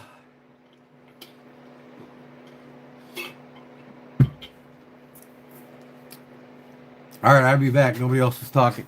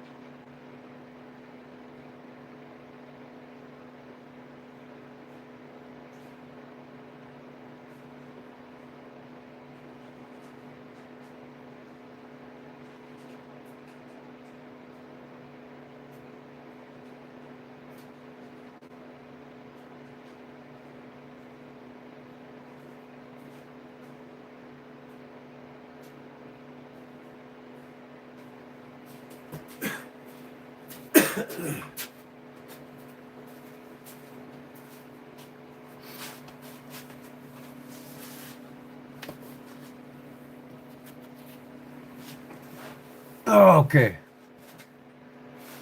I'm back. Oldest knife I have?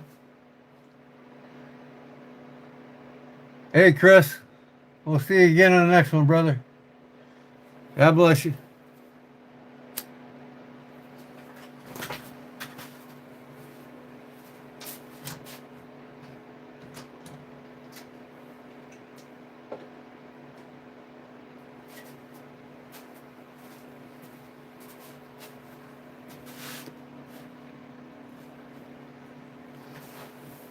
This one right here,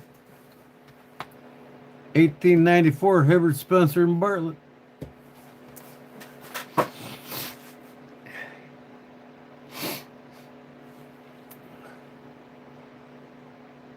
Made by the Camillus Company.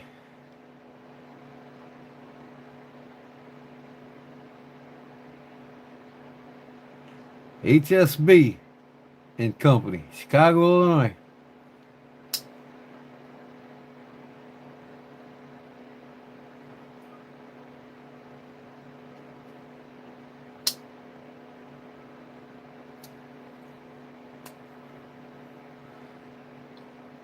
The golden rule.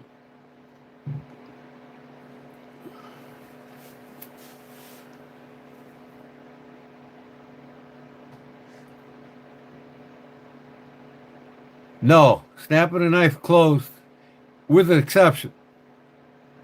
You see that right there? That's called a kick.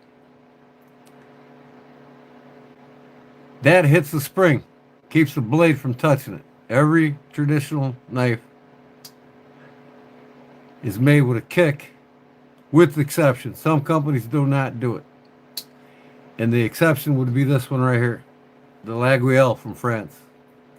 You open this one up, that blade does land on the spring.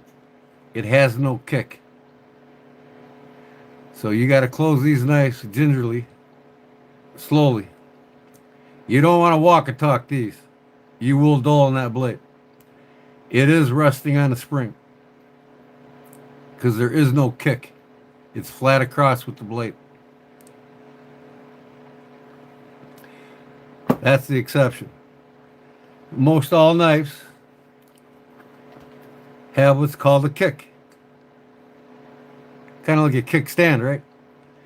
That's what touches the spring and keeps the blade away from it. So you can do this all day. By the way, this knife didn't come with a half stop. I put it in it.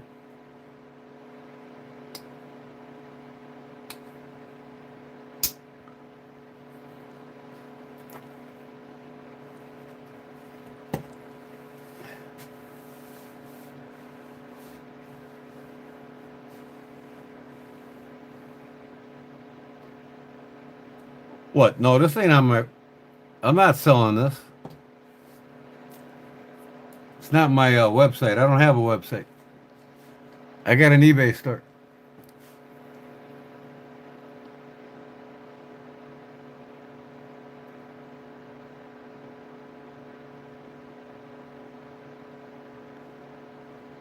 No, this is not on there. This is not for sale. I live near Chicago. I collect Chicago knives. This is an 1894, made by Herbert Spencer and Bartlett. They didn't make their own knives. They had them contracted out by 3 different makers. New York Knife Company, Camillus, and King Cutter made them for them.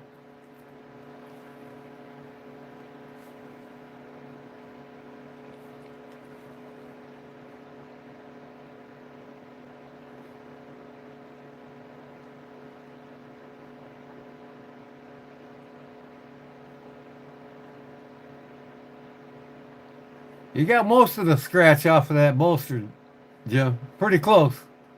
I can still see a big old scratch on it.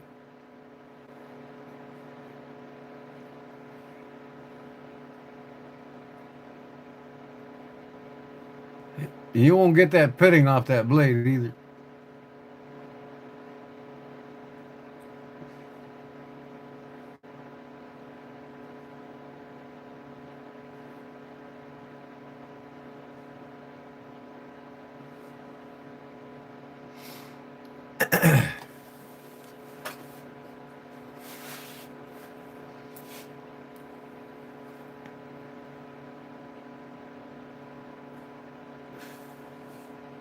The oldest sheath I have.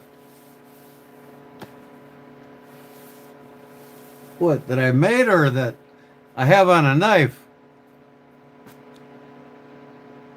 I don't know, man. I got too many of them. I got over 500 fixed blades.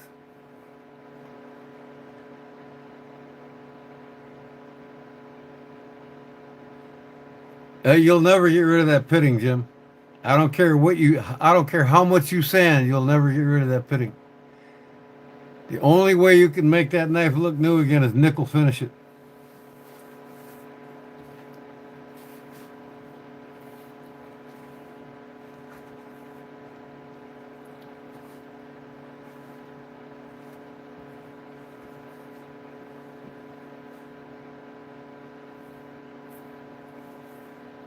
I don't know. I couldn't tell you which one's older than which.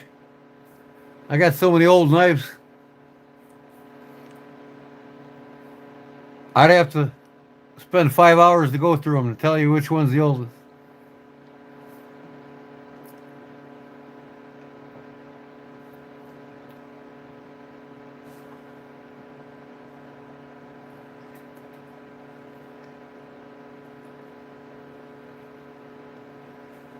Sorry, Jim. I'm not trying to make you mad at me. I really don't want to get rid of that knife.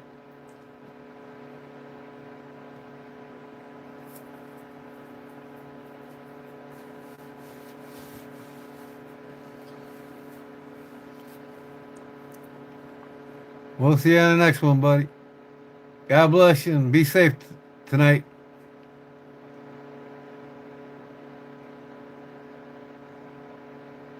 Show you some knives. Which knives you want to see?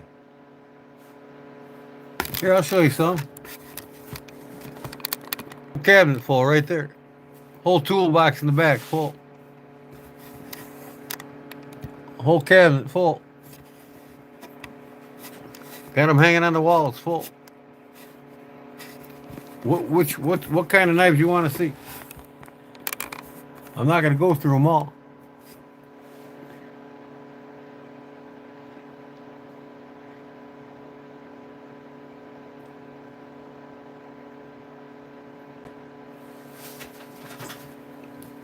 These are my favorite ones in the cabinet. Not in that cabinet. In this cabinet.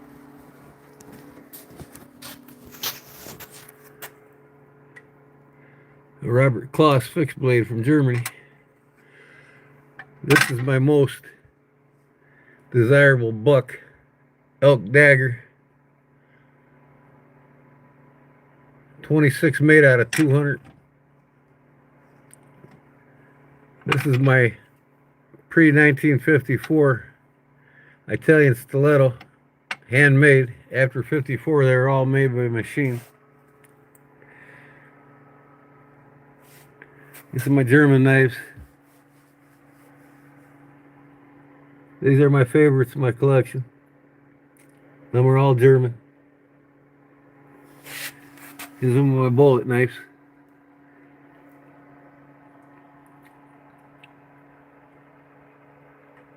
With the exception of the one Winchester there, bullet.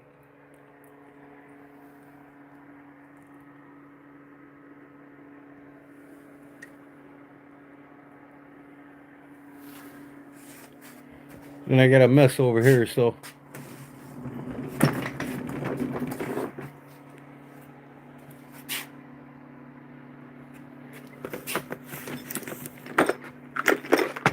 I got this case collection here. I gotta hang it back up on the wall.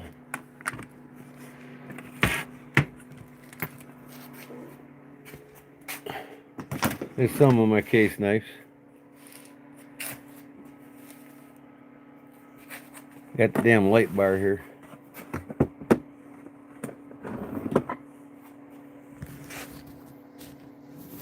Can't stop the damn light bar. Oh well. And I got this tool cabinet. These are mostly my modern folders.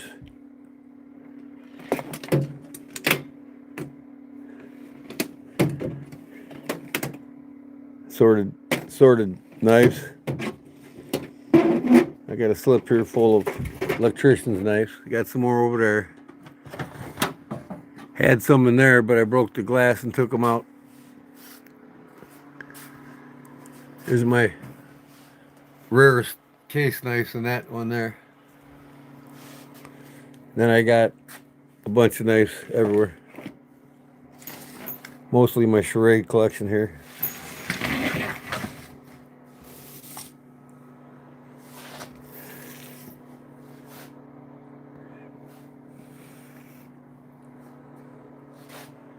AR-15 on the wall. That's a lighter. That's not a gun, that's a lighter.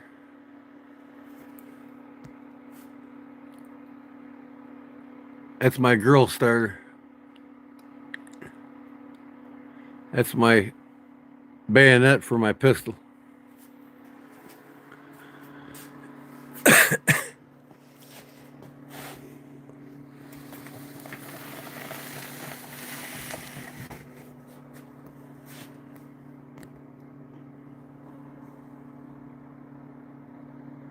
My Victorinox, my fishing knives, my Victorinoxes.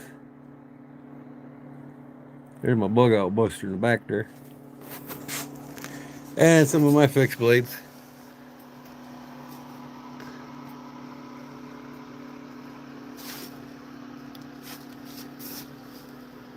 There's my last sheath I made for that Bowie knife right there.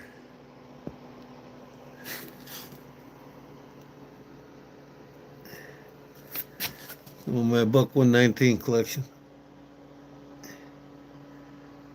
Some of my custom bucks in the back there. My fish and fillet knife collection.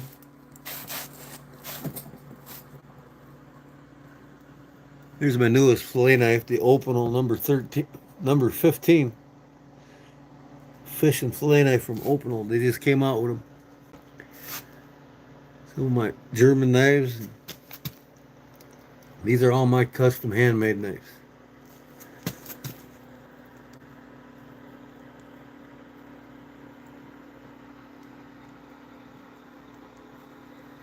And some oddballs in the back there. Well, that's a quick little tour for you. There's my shop back there where I make knives.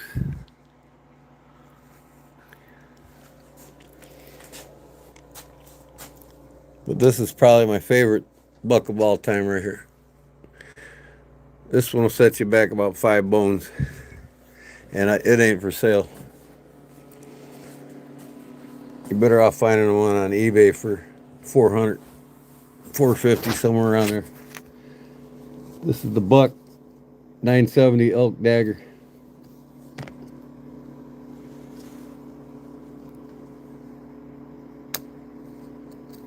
I ain't gonna cap. I like the Opinel. I got all kinds of Opinels,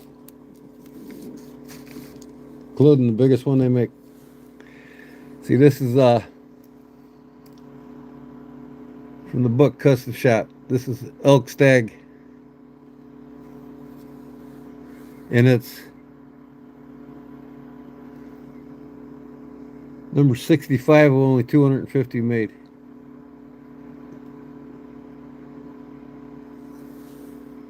This is my most cherished buck. I gotta take it out and clean it here soon. Put this thing back in the sheet.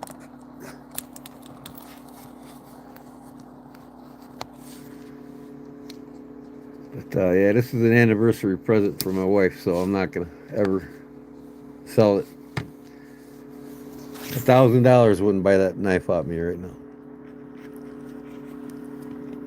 Maybe 5,000.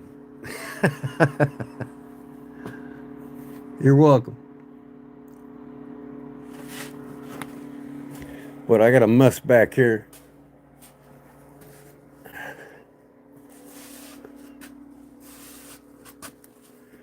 All my Opinel knives back here. I got them down in this lower cabinet. Here's the number 13 here's the number 13 with a 10-inch blade on it. And I got all the different numbers in here. including the one that I custom right here. Here's my sheath, my carver, a bear, a mushroom, a bunch of more. I got a camp set down there.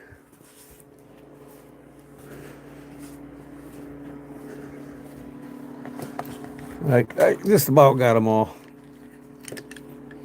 This one here is, see, this is my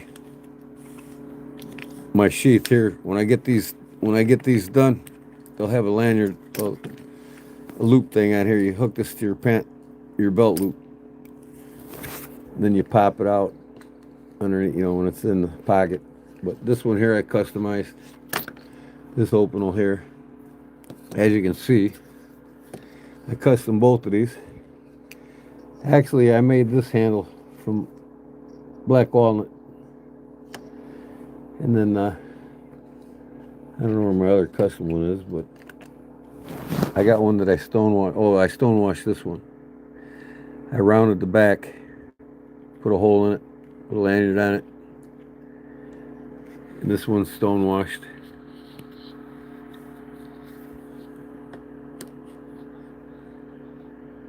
This one's carbon. I stonewashed the whole thing. Viro lock. Stonewashed it.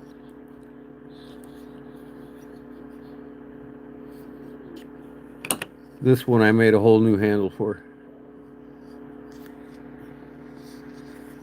It's a little slimmer than the regular one.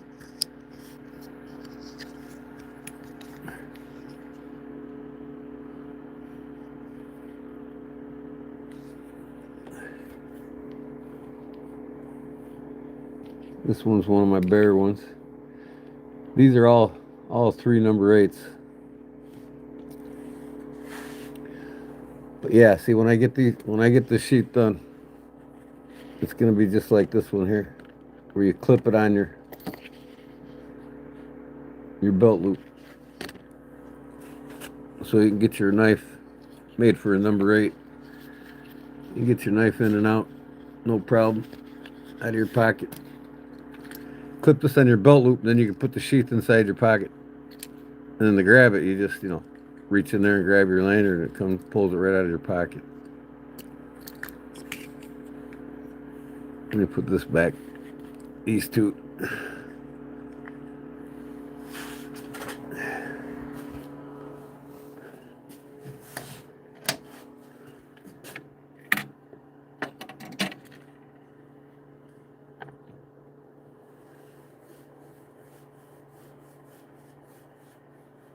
Here's my Boker mermaid. Get a mermaid on the blade. It's called the Boker Rainbow Mermaid.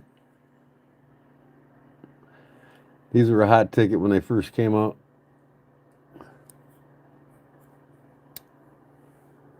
And here's one that I like to use. This is the Kalishnikov. They make these in every color under the sun now. Spring assist. Here's a pre-World War II Henkel's.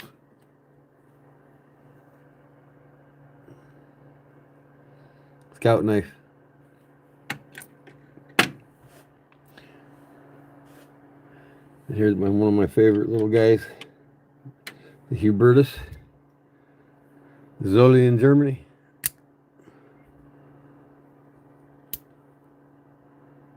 This little guy will set you back a couple $100. I got the full size one there too.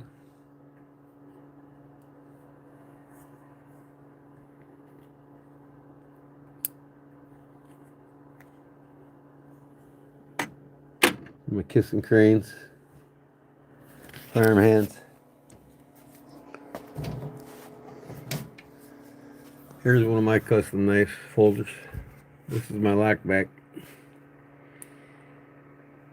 Kodiak edge. I made this whole knife. That's brown burlap micarta.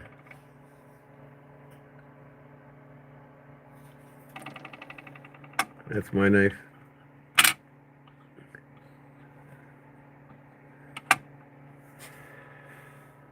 And I got a Barlow somewhere. It's probably one of the slips. I don't know. Here's my blue sheet I made for my buck 112. That's in here. I made it blue because I wanted to match the knife when I customized the knife.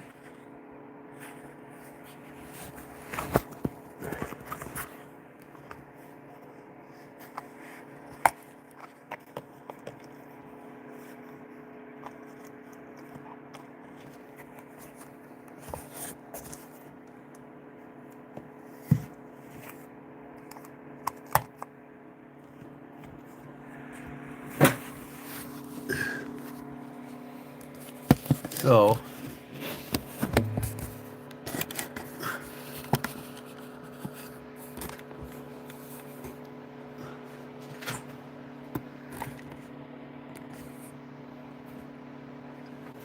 mistake. I charge my phone again. Oh, I got 98% on the phone. That's cool. Oh, here's another opener. This is the mushroom knife. Harvesting mushrooms. And I use it quite often. I harvest mushrooms constantly. Favorite two are morels and hen of the woods. This sheet's pretty cool because you can wear it horizontal or vertical. There's the horizontal, or vertical, and then here's the horizontal. Pretty neat little setup. Ask him about the scene where he's fighting James Bowie. Come on, Jerry.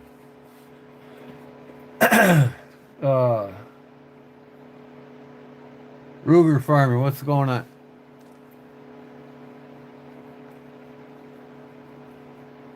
Gary Wooten.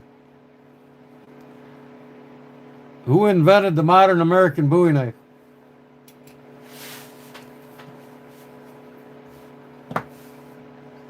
The Bowie knife in America that we love so much, its shape with the guard, big blade. Who invented that?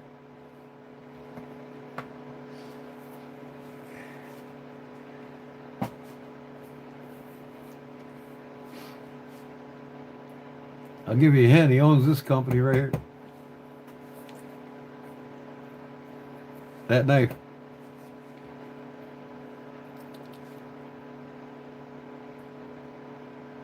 Gary, love it. Love what? Is that an opinel?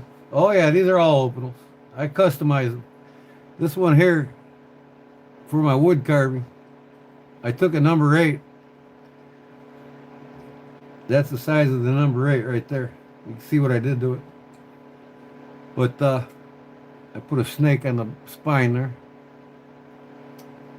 And then I made a carving knife out of it for whittling or carving things. When I carve things, I like a nice little worn clip blade there for it. I made this handle for that one. And I make these opinel sheaths to put in your pocket. This clips onto your belt loop. And then you can your front belt loop, and then you can slide this in your pocket, so it's out of the way. And you just pull it out of your pocket, and then you just push on the bottom there and bring your knife out. Another number 8.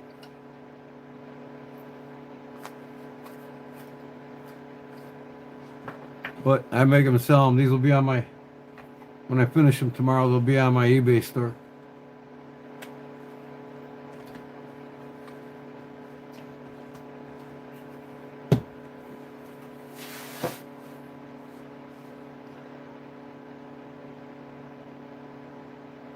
Fleece Johnson Manufacturing. Who's that?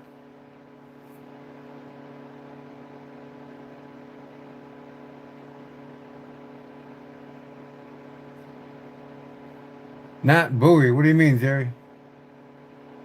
Bowie. Bowie. Depending on where you're at, how you say it. 40 minutes past your curfew. Ah, you're laying in bed with looking at your phone right now. Right next to your honey.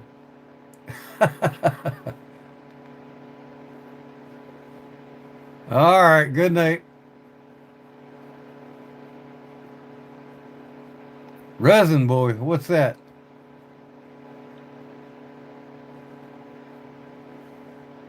What's a resin boy?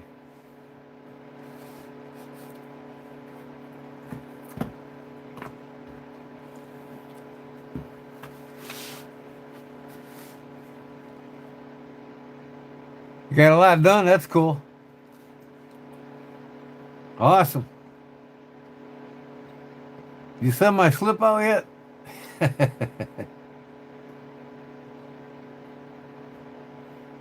Oh, can't wait to get it. I'll carry it for a few weeks. Yep, you're always making non-stop slip maker.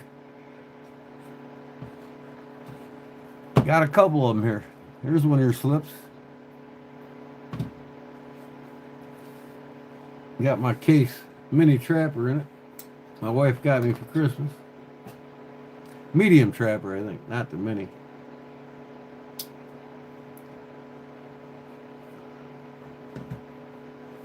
Barbara's hitting the sack too. All right, girl. God bless you and good night and thanks for everything. Show me tomorrow? Okay, cool.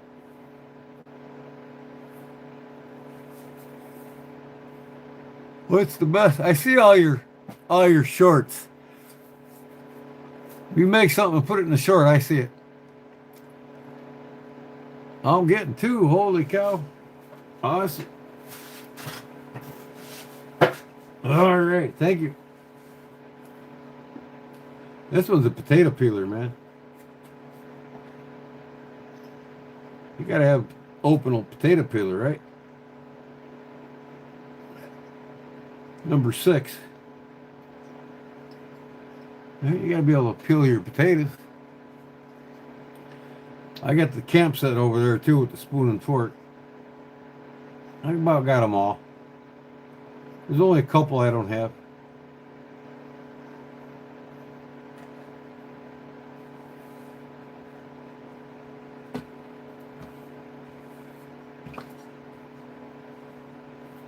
Peace, brother. Thanks for stopping in. Thanks for not getting mad at Rex.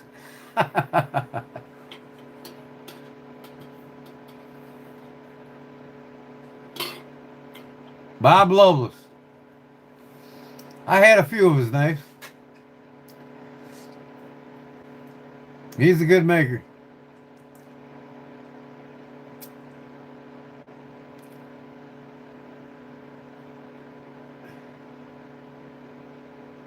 Schrade LB7? Where? There's not one on this table.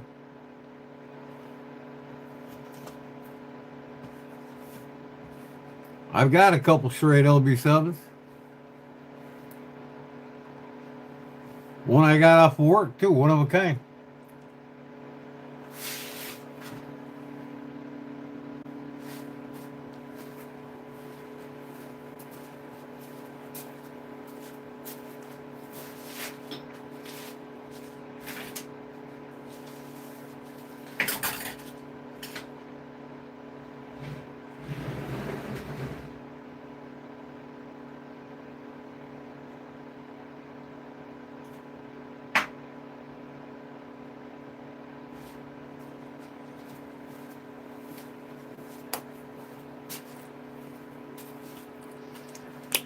Nobody's got one like this except for the guys I work with. Has them. Mobile oil. I was on this project. Mobile Joliet. My brother's a big shot there. And I'm a tradesman, a carpenter, so did a lot of work in this plant. And I was on this hip project. We got these knives. Hips 2, June 1991. That's a project we worked on. And we got these knives for being safe. Unless you worked on a project, you never got one of these. Mobile Joliet Refinery. My brother's a head fire and safety guy there.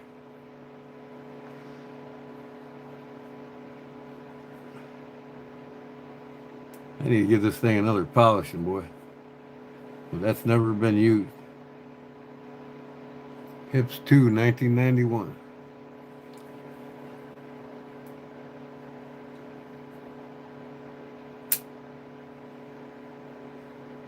Oh yeah, 100% USA. This right here ain't USA, but it's a custom one of a kind made by me though. Who don't love this thing? This ain't the American one, this is the Chinese one, but I customized it. 51 OT.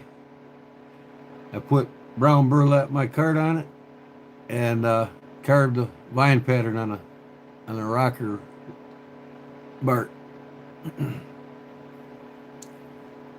That's going to be for sale here soon on my eBay store.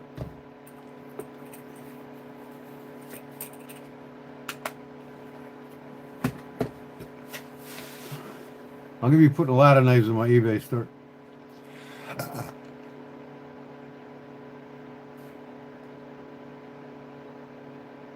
NDG Everstreet, what's that?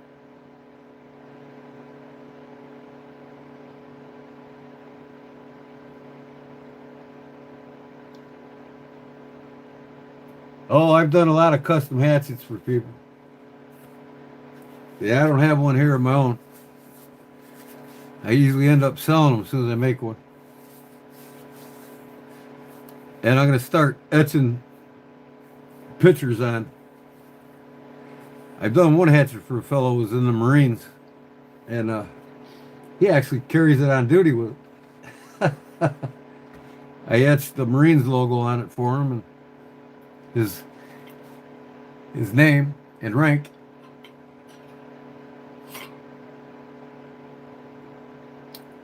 Where I carved the fish in the handle, I can.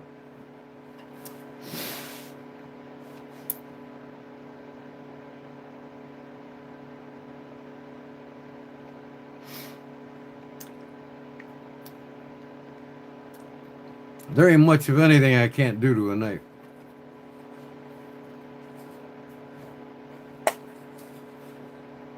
This is my favorite. I carry this one every day, about my buck 112. I etched my name, Kodiak edge on the blade. I did a half-ass job, but I like it.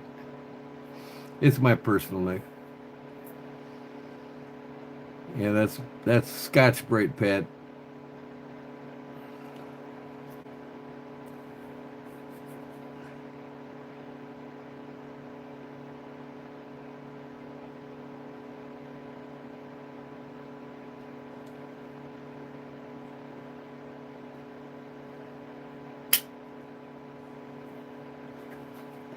This is what I carry it in though every day.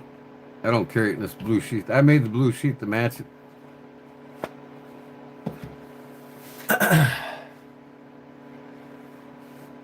Any buck 120 generals? I think I got one in there somewhere.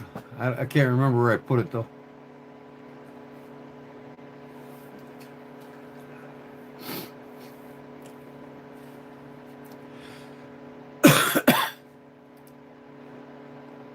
Boy, Jim wanted that damn. He wanted this damn knife from me, didn't he? It's discontinued, man. I don't want to get rid of it. You know what I mean? They don't make this knife anymore. I mean, it's a rose crap made in China, but it's still discontinued knife. He regrets giving it up.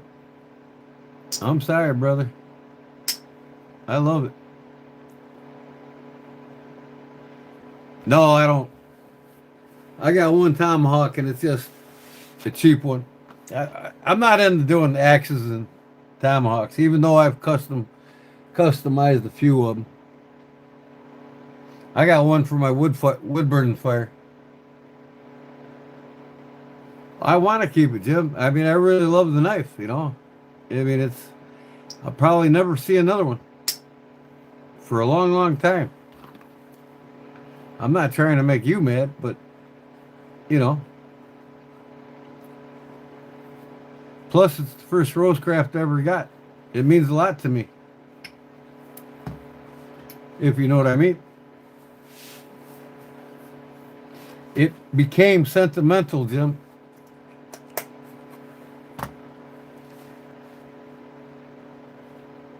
Oh yeah.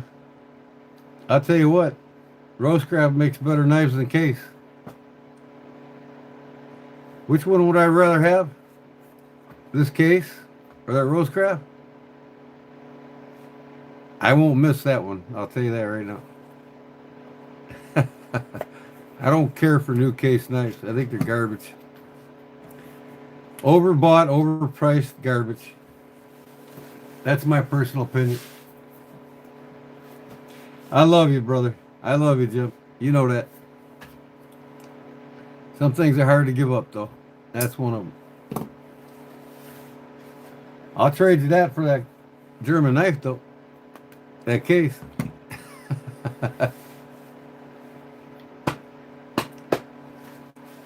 Yeah, after 1989, case went to shit.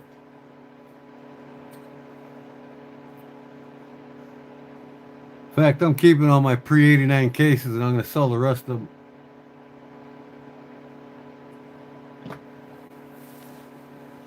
I can get these out of here.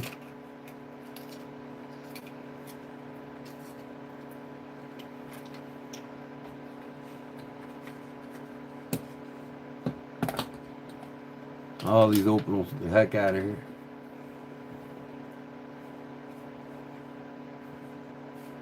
Be watching for these slips if you want one on my eBay store. This is leather that's used on Porsche steering wheels.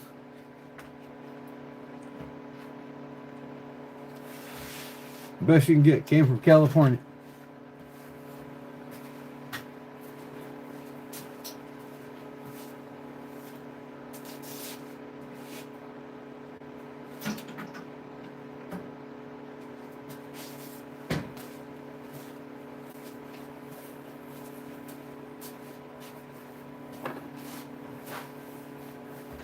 Hey, that's not a knife. That's a knife.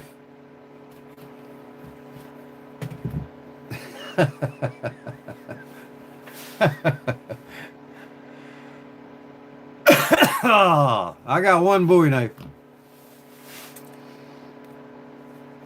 Custom German bull brand. Turquoise handle.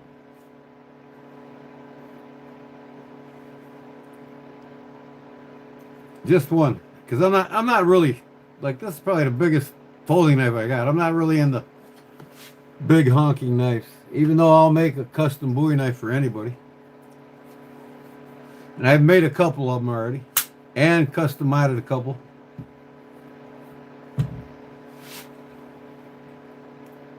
Needs a pocket clip on it, don't it?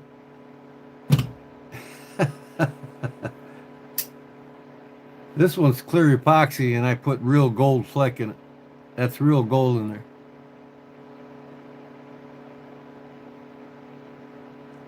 I should have put a little more in there, but I think I ran out when I did it.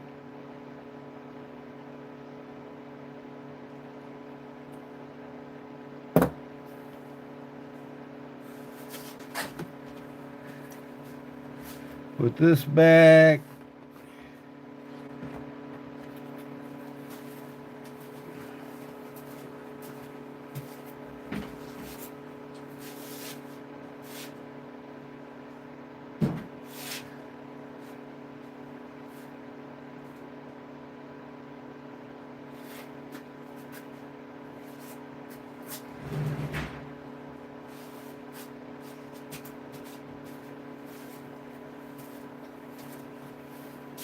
Currently, this is the only Bowie I got. I just finished making the sheath for it. It's got crushed bone and turquoise on the handle. So I made a sheath to match it with Indian art, right?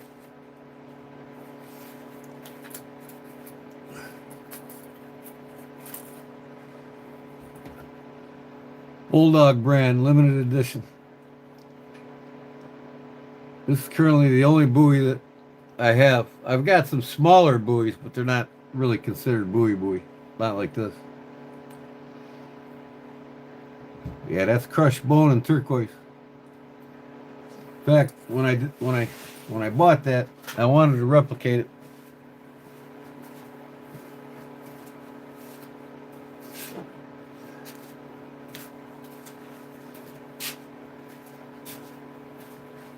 So here I'm doing a buck 110 with it. I couldn't find the crushed bone. I did find the turquoise. It's real turquoise in here. And I'm not finished with it yet. I got to buff everything yet. Carved the spine on it. It's a swelled handle. But this is opalite and turquoise. I want kind of the same look as that when I did this. And then I made the bolster pinched and fluted. Just fluted in the back.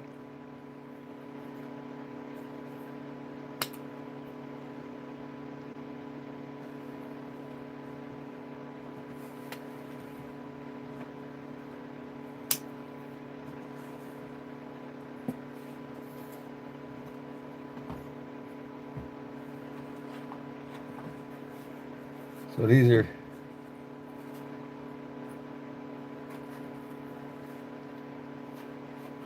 my 3 custom bucks. I've got more back there that I've custom.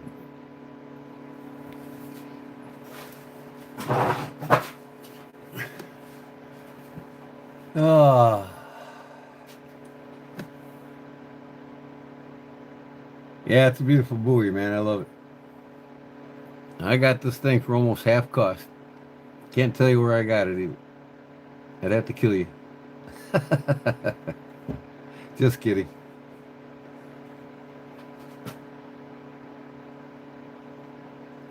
You will one day. I didn't step up my game till like 5 years ago. I only had like, I don't know, 40, 50 knives 5, 6 years ago. Now I'm pushing over 1,000. But I hit a lot of garage sales, a lot of flea markets and estate sales, and always looking for them out. Usually in the summer I'll come home with 10 to 12 knives a week.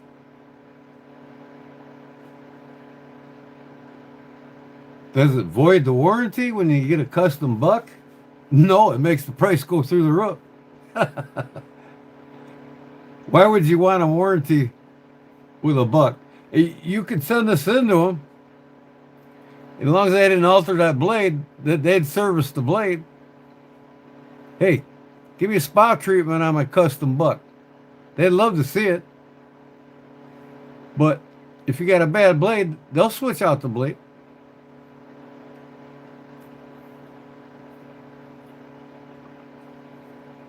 But one thing about that, a custom buck like this here,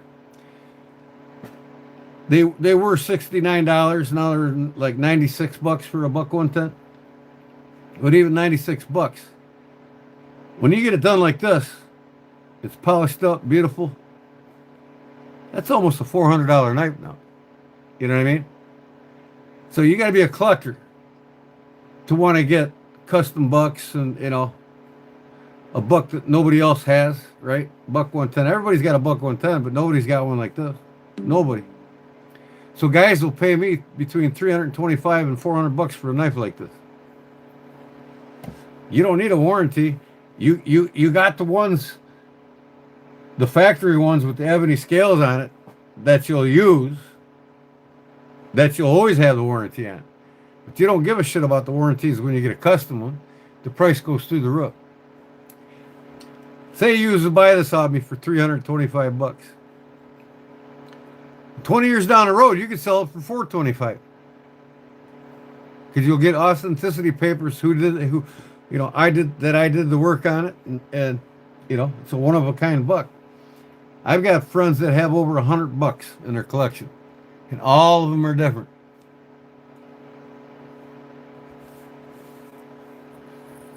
So yeah, the only ones you want a forever warranty on are the ones that you use. When you collect these bucks like this, you really don't use them.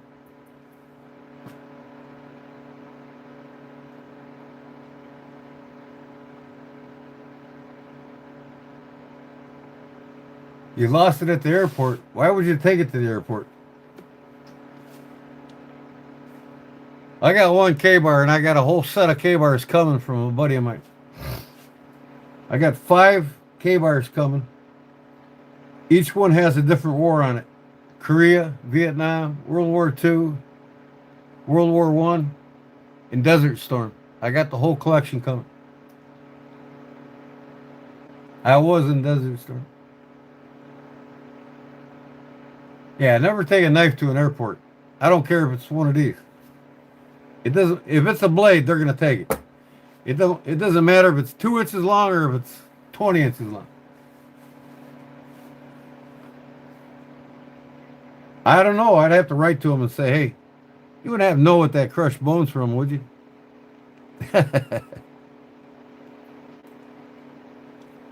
Your guess is as good as mine. But one of the most readily available bones would be from cattle. So most likely, a lot of your Indian art was done with cattle, but this was done in Germany, so who knows? Yeah, I made the sheath for it because I wanted it to match the knife.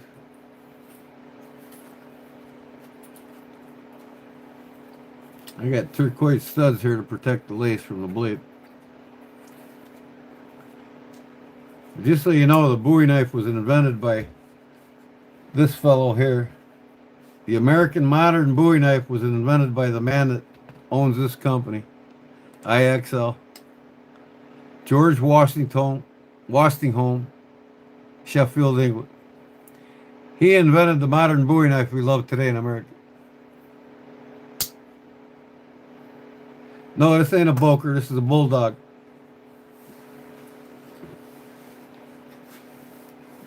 Same country, different maker.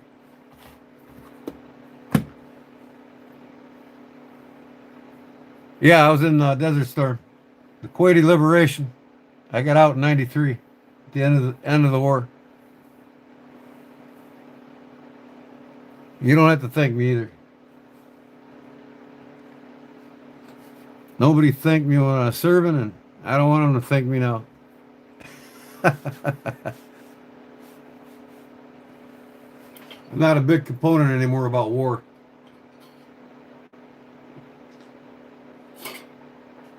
It could be beaver bone.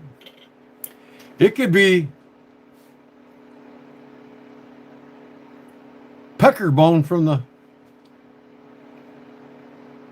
pecker. It could be crushed pecker bones from the coon.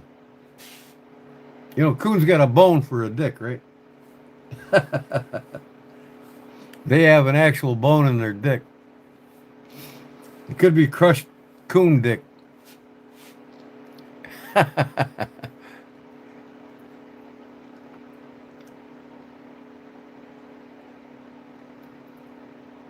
This Bowie right here is $600 on eBay.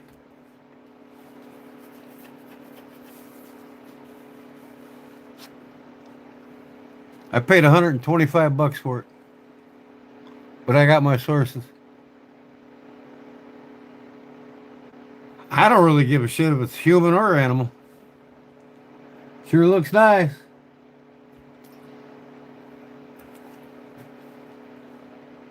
Right?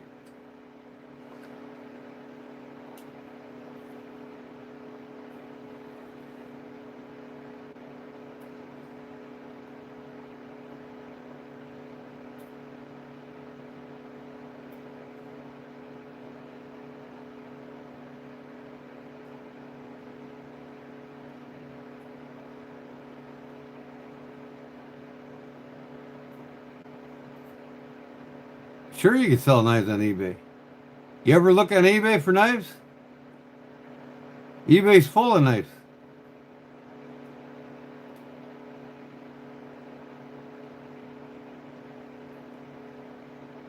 Some countries won't allow you to buy them on eBay, depending on what country you're in.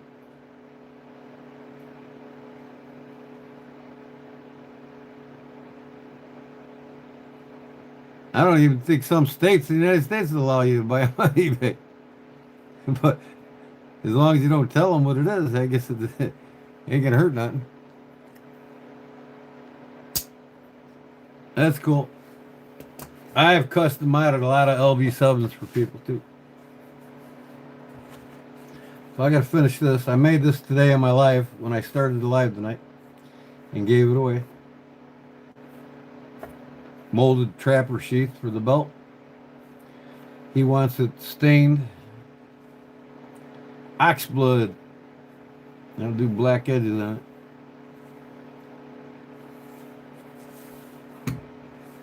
You can go back and watch the live if you want to see me make that.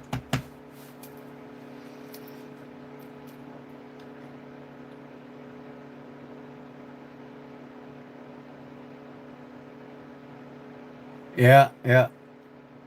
Yeah, you get an LB7, it'll say USA on it. After 1974, I believe it was, 72 or 74, Congress passed the law in the United States. If the knife's made in America, it's got to say either made USA or made in America on it. It has to be stamped USA or made in America.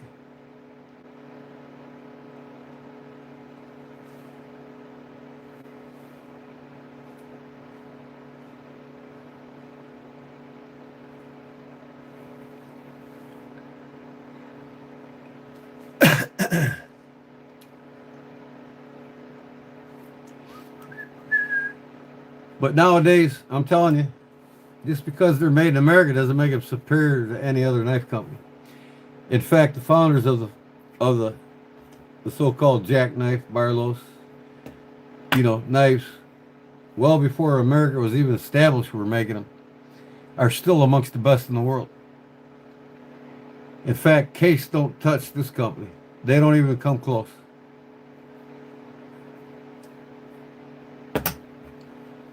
Case doesn't even come close to Boker, Germany either.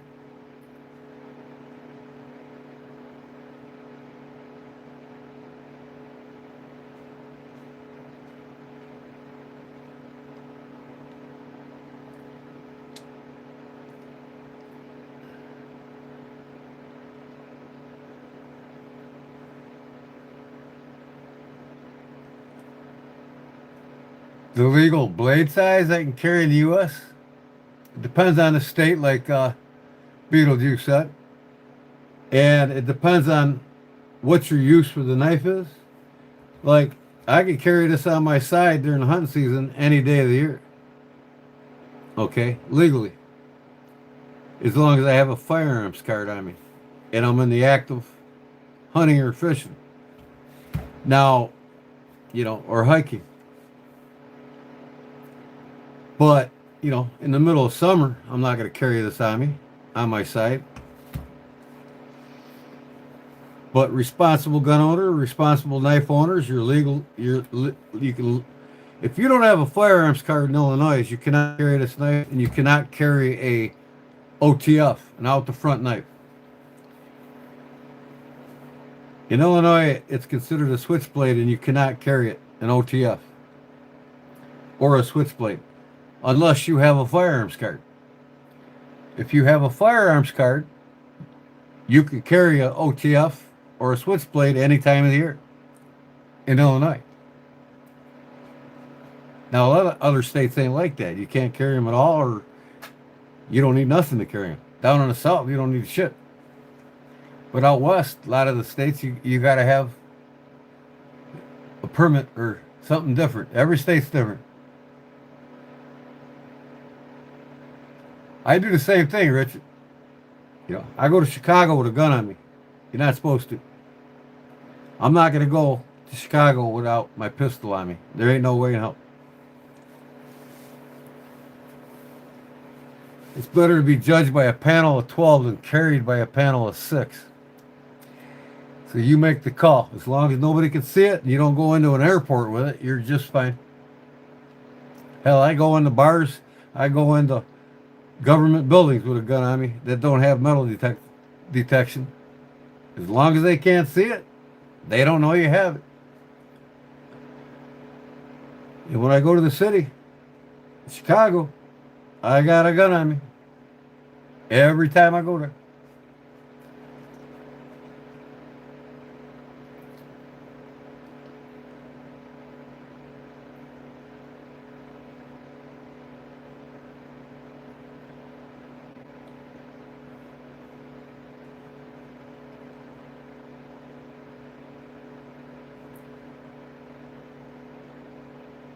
That's right.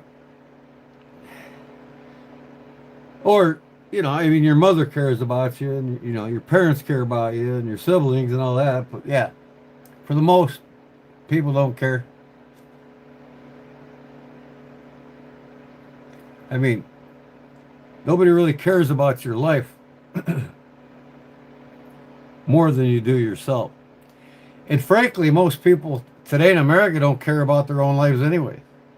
They eat shit processed foods. They don't give a shit what they put in their bodies, and they don't exercise. They don't care. They just eat the poison crap that's force fed to them. So if they don't care about their bodies, most of the people in this country don't even care about carrying the proper weapon or even training with it, let alone carrying one. Because really, technically, uh, I could probably almost say 60, 70% of people that do have permits to carry guns couldn't protect themselves or their family with that gun to help save their ass.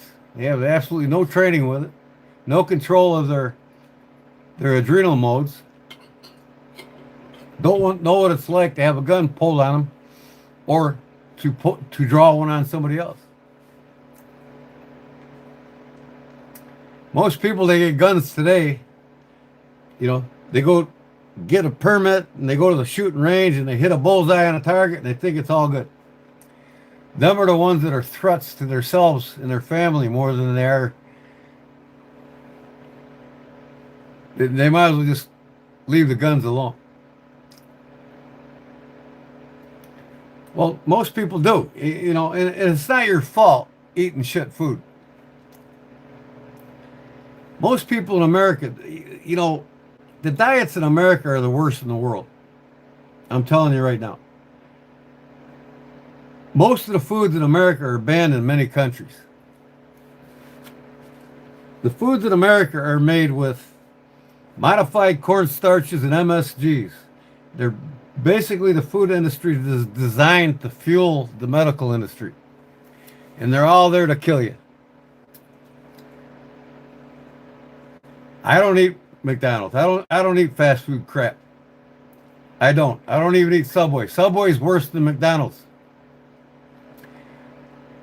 Again, modified cornstarches. If people knew that 80% of their food in the grocery store has modified cornstarch or food starches in them, if they knew what them things do to their body, what that does to their body, if they knew that shit's the leading cause of cancer, obesity, diabetes, all these health problems, if everybody knew what modified cornstarches and MSGs do to their body and how it affects their body, they most likely wouldn't eat it. Well, I don't drink any drinking water. I got my own filtered water right out of my own well at home. If I drink water, it's from under the ground at my house and filtered. I don't drink nothing in a bottle. None of that shit. People they treat their bodies like shit. They treat their vehicles better than they do their own bodies. Their vehicles are their temple, their status symbol, not their bodies, not their health. They don't care. Americans have become sheeple, part of a system that was created to design them who they are and what they eat and what they think and how they're educated. The corruption has gotten the best of America in a lot of industrialized countries because the corruption owns them all. Not just here in America.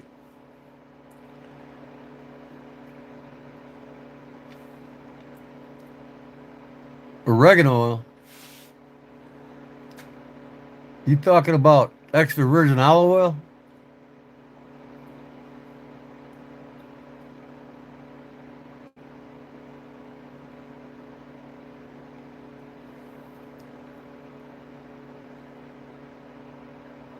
I have a clue who this fucking AJ is. Some idiot.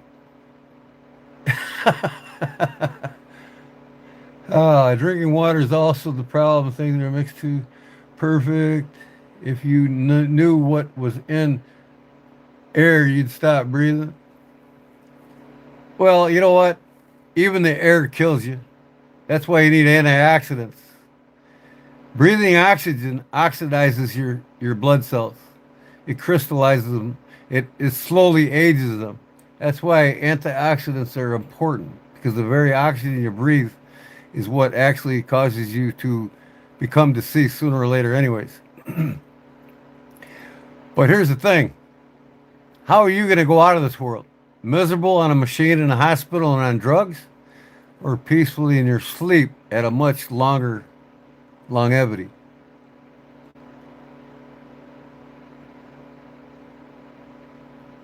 Oregano oil.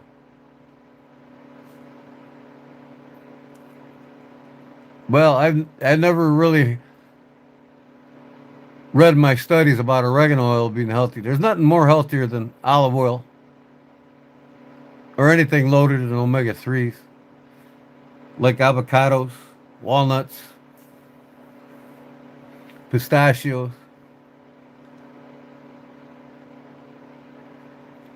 I stay away from most oils other than extra virgin olive oil. Most oils are horrible. Seed oils especially.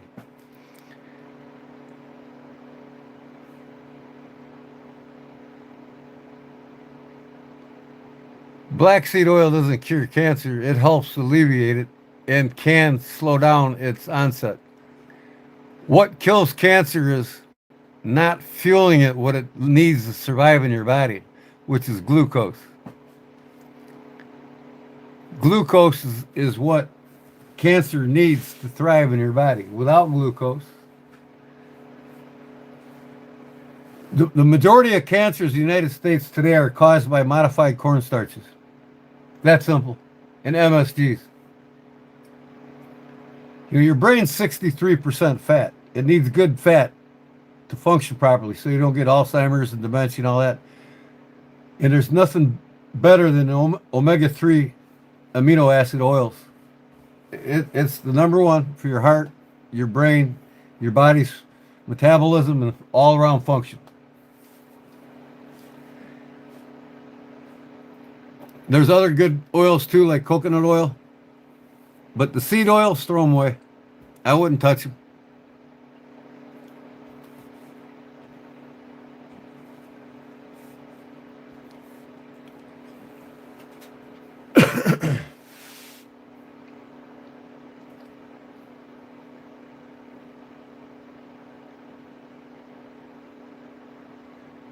Well, prior attacks, exactly. People are sheeples of a system that's designed to create them who they are.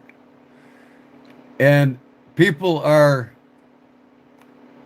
basically being put in the situation they're in by the ones in power of money, and it creates it all. The education system is designed to dumb down people. Unless you're in the billionaire club, then you can afford to go to Cambridge, Yale, Harvard, Princeton, all of them. But them kids that go there learn how to screw your kids in the public schools. Everything's done on purpose. It's like eating 3 meals a day. Who the hell told you it was healthy to eat 3 times a day? You know who did? It was Rockefeller, the Rockefeller Foundation. Most people in the world only ate 1 good meal a day until after the early 1900s. The Rockefeller Foundation brought up the idea of it being more beneficial to the human body to eat 3 meals a day. When in fact, the more you eat, the lesser your chance your body is able to heal itself through what's called self-fasting. The lesser you eat, the more your body fasts and your gut flora balances out, and it cures all the bad going on in your body. So not only did Rockefeller invent 3 meals a day, but he also invented the AMA, the American Medical Association, in the food in the pharmaceutical industry. Why? Because he wanted Americans to overeat, which made them sicker, broke down their immunity system, And then he created the American Medical Association, so doctors could only be trained never above and beyond the protocol of selling drugs, legalized drug pushers. And the medical industry is just that, medical industry. It's not a health industry. There is no Provena Healthcare, as they call them here, Provena Healthcare Hospital. No, it's not healthcare. It's not there to make you healthy. It's there to kill you. The medical industry is designed to kill you. The food industry sleeps with them. The drug industry sleeps with them. It was all created under Rockefeller. The Rockefeller Foundation started the spiral of bad health in the early 1900s. And now through feminism, and that was created too. Some woman never just woke up and said, I want all the equal rights of a man, which is I believe they should. But if through marriage and you get married and you have children, stay home and raise your kids first. Then get a job and a career and do what a man does. That's no problem. But through Christianity, man is dominant by thy Lord as woman is dominant through by man through marriage. It's in your vows. So if now because of feminism being created to dumb down the feminist society and the males, the last two generations don't, these last two youngest generations don't know how, the young ladies don't know how to be women to men. And the young boys don't know how to become men to women. Because it's designed that way. It's designed, feminism was created to dumb down our society. The Rockefellers took care of our health. You know, and the banks, they take care of our money by destroying it, by throwing it to Washington like candy. So everything is designed to screw us. You just follow the money, man. Everything. You know, I'm floating off of knives, which has all got me on a deep topic that I spent my whole life studying, in college and out of college. You know, people just don't understand. Fast is the way the body naturally heals itself. Okay? It resets bio-gut flora that keeps the good in and the bad out.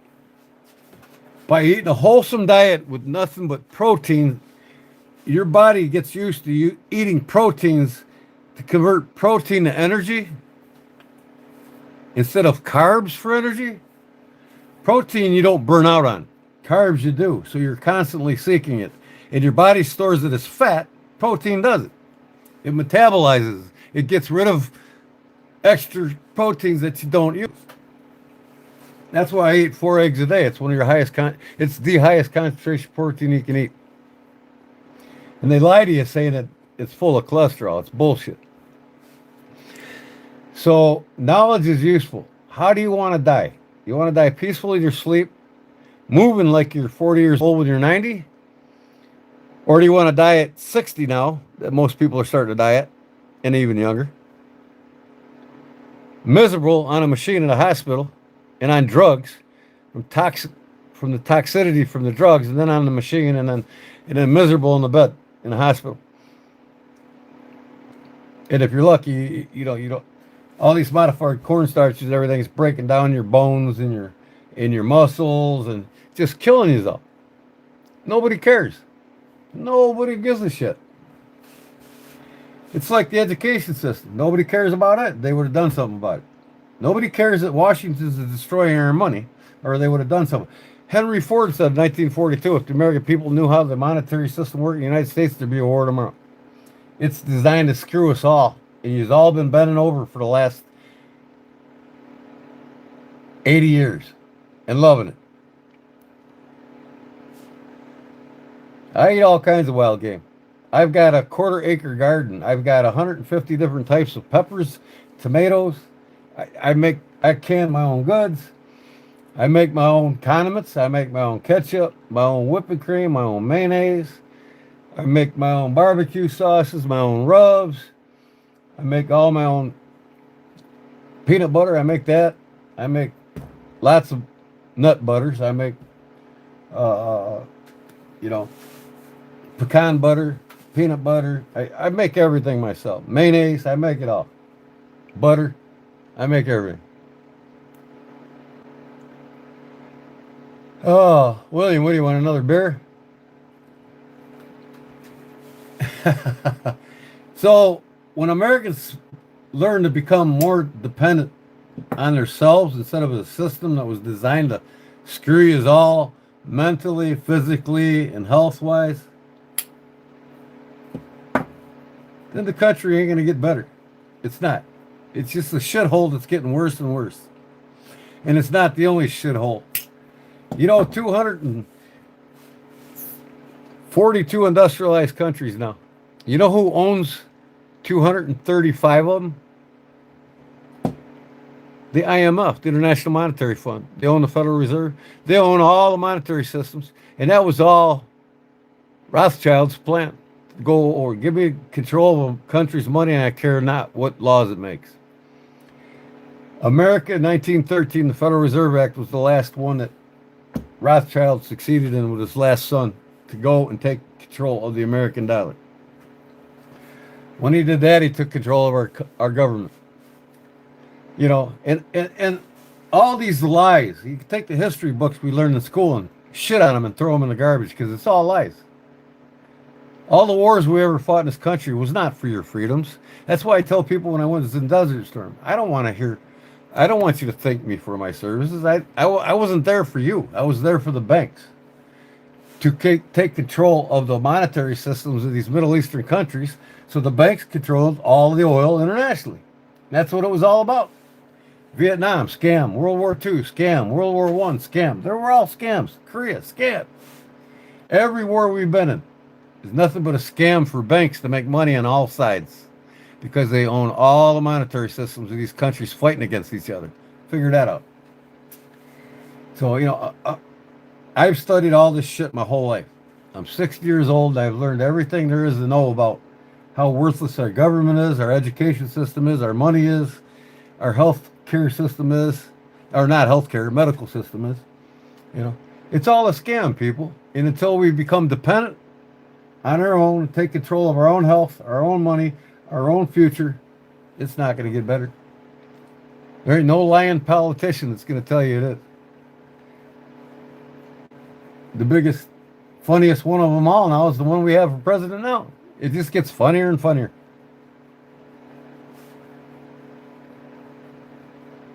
Desert Storm, and while I was there, I didn't find this out until after.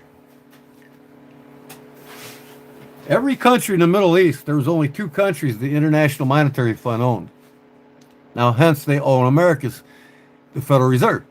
They own 236 out of 242 industrialized countries, except for it was 238 then before Desert Storm. After Desert Storm, there was only one country they financially secured, and that was Saudi Arabia. After Desert Storm, they took over they made them all broke except for one country. And guess who they're after? That country, Iran. Iran is the only Middle Eastern country that they did not take control of their monetary system. But the banks knew once they took control of the monetary systems of all these Middle Eastern countries that has a big supply of oil, that they own it all. They come get them in war so that they come begging broke. When they're broke from the war, they come begging and asking them, we'll give you the money. We now own your monetary system. And right now, guess where the biggest oil and mineral deposits in the world is right now? Just ask Trump, he'll tell you. Where are we at right now? What country are we occupying right now that has the highest oil reserve in the world with the most silver and gold and everything else underground?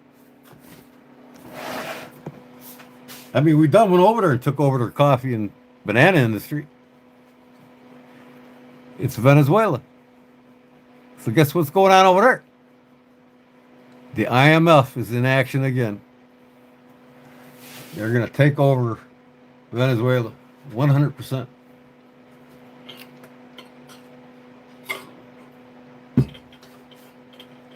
So money's the root of all evil, people. And government leaders are controlled by it. Our government cannot function on our tax dollars alone. It cannot. And we've never spent over $980 billion ever in the history of the country, the United States, until Reagan. After Reagan, it spiraled out of control. The feds just keep The Federal Reserve is owned by the IMF, the International Monetary Fund. They just keep funneling money into Washington to keep them afloat. You notice how they're going to shut down government again. They're going to shut down government again. They're broke. They don't have no money. They keep borrowing more than they can pay back. With no GDP, we're screwed. The dollar is on a spiral tank to go. It's going to collapse completely before I die. I know that. And when it does, they have to reset it. Well, guess what? When they reset the money supply in America, like Ron Paul said, it's time to end the feds. The Federal Reserve is owned by not Washington, not our government, the International Monetary Fund. Reset the money and tell the feds to get the hell out of our country, like Ron Paul said. Kennedy tried to get rid of them. Well, guess what happened to him? But we got the control. If we take all our money out and don't borrow from the FDIC system, and we demand our states print their own currency, even if we take all our money, just take all our money out of federally insured banks, they collapse completely in a week. Because 85% of the money that goes in the banks goes out on loan immediately so they can make money. Nobody got loans. Nobody put their money in the banks. They're gone. They're done. I love this handle too. Bone and turquoise. So,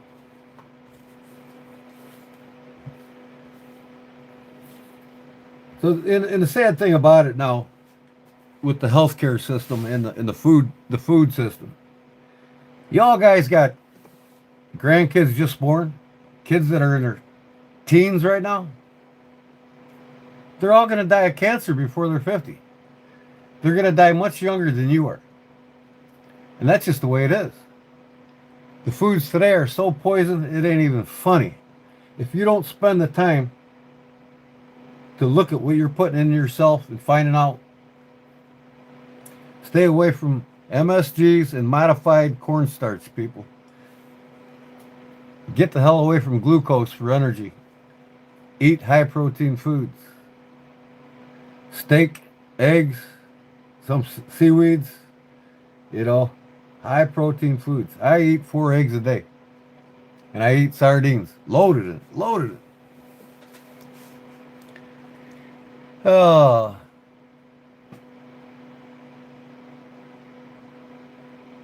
I like that handle. I did ask, would you ask Rich Ganowski? Would you ask me?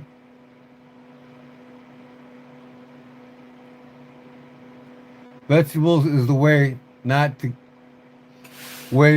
to not get brain fog. No, you get brain fog from lack of oil. Your brain is 63% oil. Lack of amino acids in the form of omega-3 amino acids is the biggest building blocks of your brain.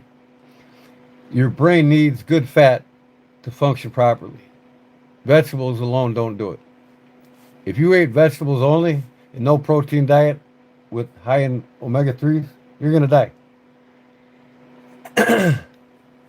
Oh, Desert Storm about artifacts? No, it was about control of of what's in the ground in the financial system of the countries in the Middle East.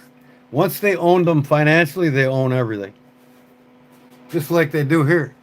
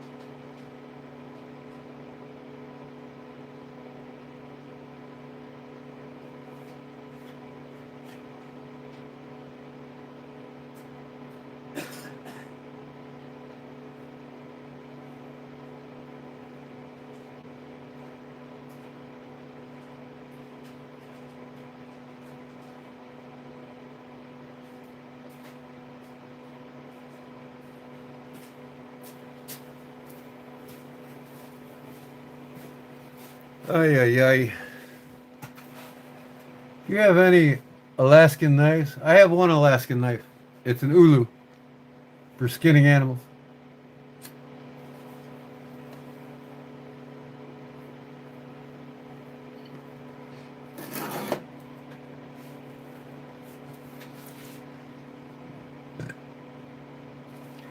Well, William, check out my channel, my YouTube channel, and watch my videos, and you'll find out, yes, I do. Leather, knives, custom knives, handmade knives, I make it all. If it's leather or knives, I make it. I make them for people. I sell them to people. If you watched my live earlier, I made this and gave it away tonight. Not the knife, but the sheath. I gotta finish it yet. I gotta hand sew it up, stain it for the fellow, and he won it.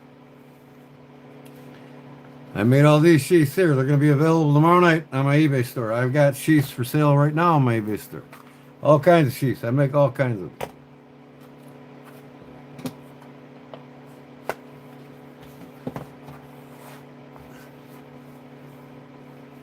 My newest type of slip, canvas with leather inner. You put your pocket knives in it, slip it right in your pocket. This one is gifted to me from a friend. I didn't make this one, but I can make the same exact one. I make all kinds of leather goods.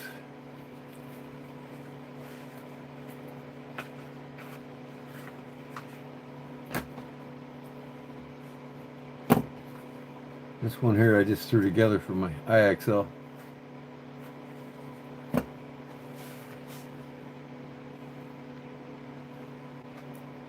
Yep, just go on to my, subscribe to my channel and check out my videos, and you'll see everything I make. And in the description, I have links of all my Facebook pages of everything I make.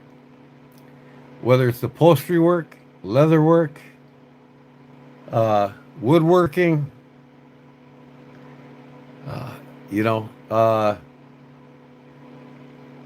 bladesmithing, it's all there. I also make kydex as well, yep.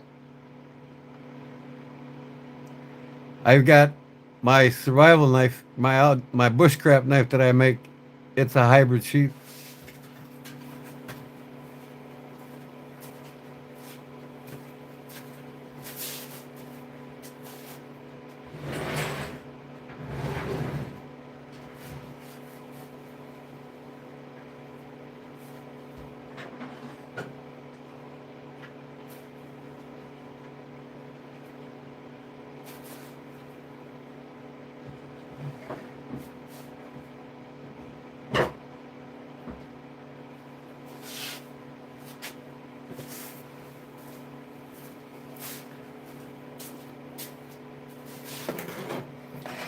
I'll show you my custom knives.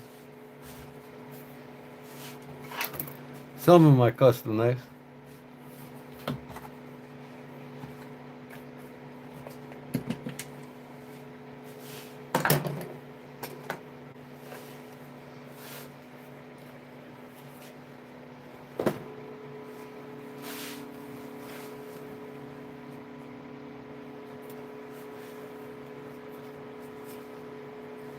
Here's two of my hybrid sheaths right here for both of my custom knives. I made this one just like this one. I gotta make a sheath for it yet. This is my fighting knife. It's a thick. It's a deadly Warncliffe. I mean, it's made to fight. And then this is a kydex. This is old now. This is a few years old, so. This is my fighting knife, horizontal carry. This is my bushcraft knife. I got a ferro rod in there I made with a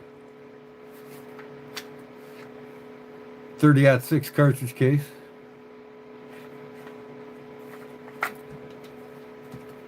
This thing's 3 or 4 years old now.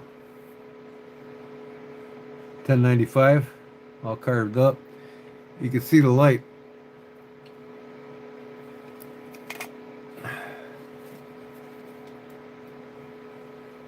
You You can see through the liners.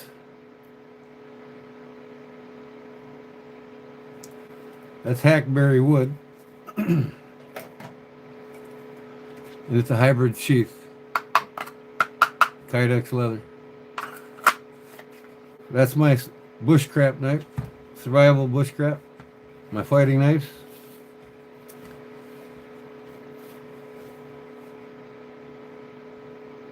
Well, you know, there's a story about that, let me tell you. You could call it a blood group, but that was just the name that was coined for it.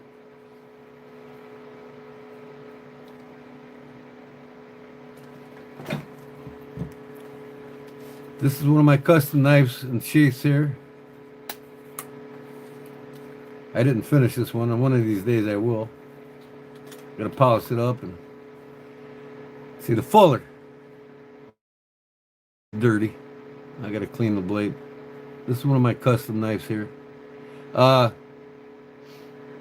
fuller. And it was designed for one purpose, you know. To assist in sharpening as a secondary handle at the right angle. When you go across the stones. That's what it was designed for. It wasn't designed for blood. A means of escape for blood. It wasn't designed for that. It was called a fuller, and then people started nicknaming it a blood group, which served no purpose for blood at all. Okay? You look at the Ontario or the K-bar knives, they got the full fuller on it. It acts as a secondary handle for your thumb underneath and above to grab the handle and quickly sharpen the knife. Most of these knives with the fullers were made with high carbon steel like this. This is 1084. This is 1095. And because of maintenance, I wouldn't carry a fixed blade unless it was made from 1095 or high carbon steel. You leave the stainless steel fancy shit at home. It has no practical use in the mountains, in survival, in the bush. In fact, any serious mountain man, or bushcraft man, a man of the bush, will tell you the only knife they will ever carry would be a high carbon steel knife, easy maintenance, quick to sharpen, and easy to maintain. You got a stainless steel knife out there in a full tank. You got a stainless steel knife out there, you ship it out. Good luck fixing it. You know, high carbon, you could take that edge off of there quickly and put a new one on it quickly. But, yeah, that's what the fuller was designed for. By Marbles. He was the biggest innovator of it all. You know, and then all the other companies like K-bar and them followed suit. The K-bar knife, right? 1095, high carbon steel. Full fuller. Sharpen it quickly. When you're in combat, time is your life.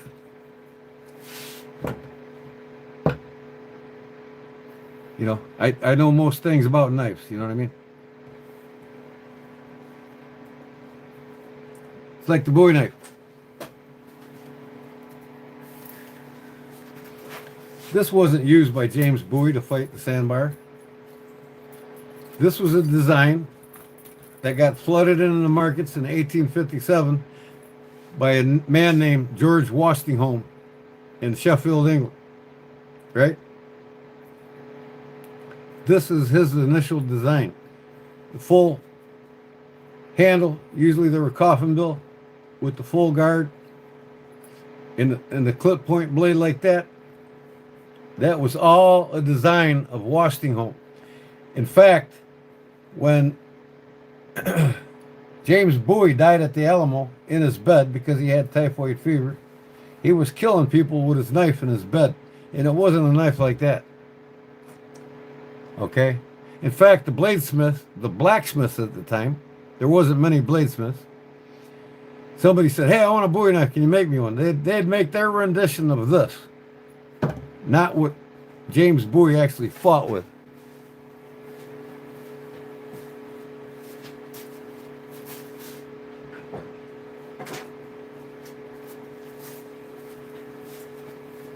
In the sandbar fight and at the Alamo, when they found him dead in his bed because he died of a disease, he was killing people in his bed while he's in his bed with the knife that he fought with. He didn't fight with us. He fought with us.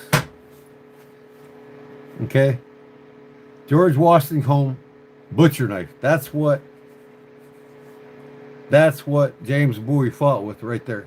And when he died at the Alamo with his knife in hand in his bed, Washington, Sheffield, England, he had Washington make his fighting knives. That's what he fought with. You know, the coffin handle on the Bowie was just a rendition of, you know, Washington in England. You know, and then a lot of them became straight handled. But this never changed. The general shape never changed.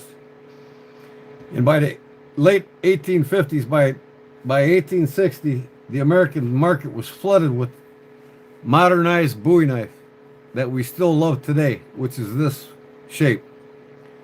All because of Washington in Sheffield, England. He flooded the American market with it. And by 1859, every American just about had a Bowie knife like this. Not like this. This is what James Bowie fought with, right there. And these things will do serious damage. Look at the clip point on it. That's a Washington design.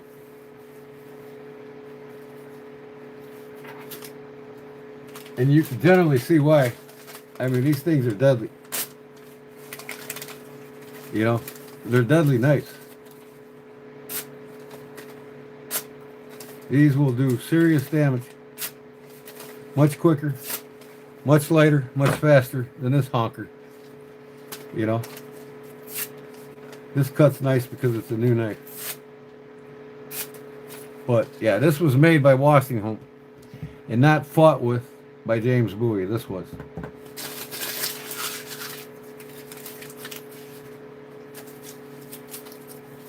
The original butcher knife. That's what James Bowie fought with right there. All right, back to my personal knife collection, or some of my personal knives I've made. Like I said, these are my fighting knives, and then this. Now you know what the Fuller was made for. Just the Blood Groove was the name they got coined to it, nickname. It was just a nickname, you know. Some guy probably in World War II decided, hey, let's call this a blood groove, man. That's where the blood exits the body when it comes out. You know what I mean? But this is one that I made from deer stag. Stacked birch bark, brass. I made this a couple years ago. 2-3 years ago. It's one of my design sheaths.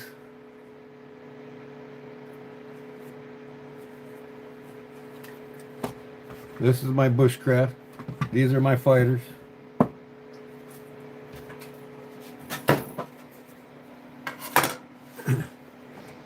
Here's one of the first knives I ever designed right here, and the sheath to go with it. So yeah, I make all my sheaths for all my knives. This is spalted maple. And back then I didn't know how to stabilize maple, so I just left it alone because it's one of the first ones I ever made. I made this from a saw blade, but it's all my design. Pounded brass.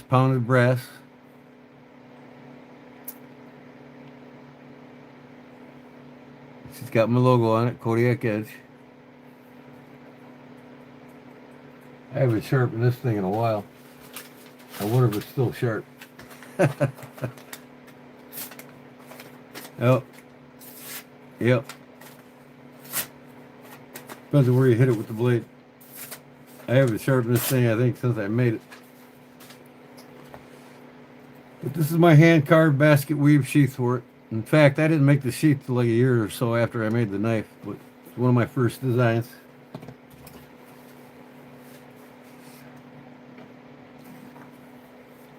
And I'm showing these in order of the time I made them. This one here, I designed. The whole shape of the knife is on the sheath. so you can see the blade's hollow. Right? So I made the sheet to match the blade. Open it up.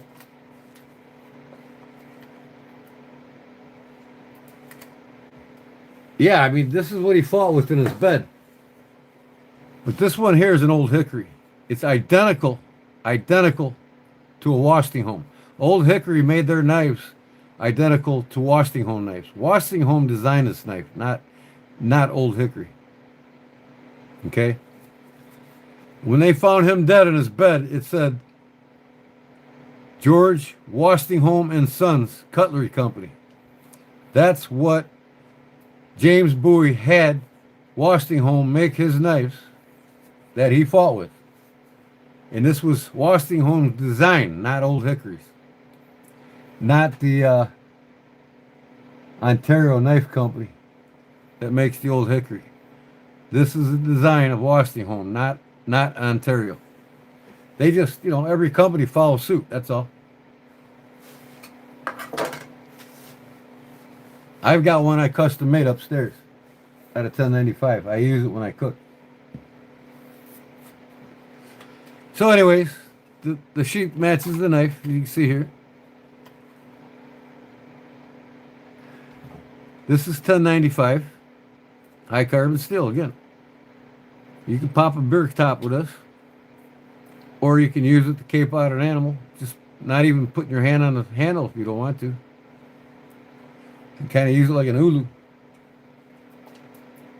just by using the blade.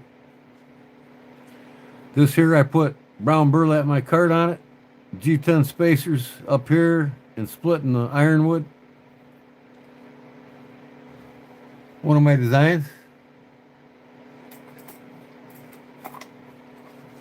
I put copper rivets on this back then. It'll never come apart. Next one in order. I used to be big in Spyderco knives. I used to collect them. I done sold them all except for one. So I wanted something a little similar. Here's my sheath. Kodiak edge. It's got the bear claw on it. You got the see-through mosaic pin with the bear on it. You can see through it.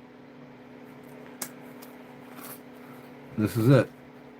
Got the butterfly shaped knife blade with my rendition of it. And I got a tumbled rock finish on the spine. They call that a tumbled rock finish. And I did it in black denim micarta and scalloped it. I frequently take this out in the woods with me, man. I love using this knife. Whittle on shit. And I can make any of these knives again for anybody that might want them. Now, I love a good trapper. You know what I mean? Not necessarily case. I'll show you the best trapper ever made.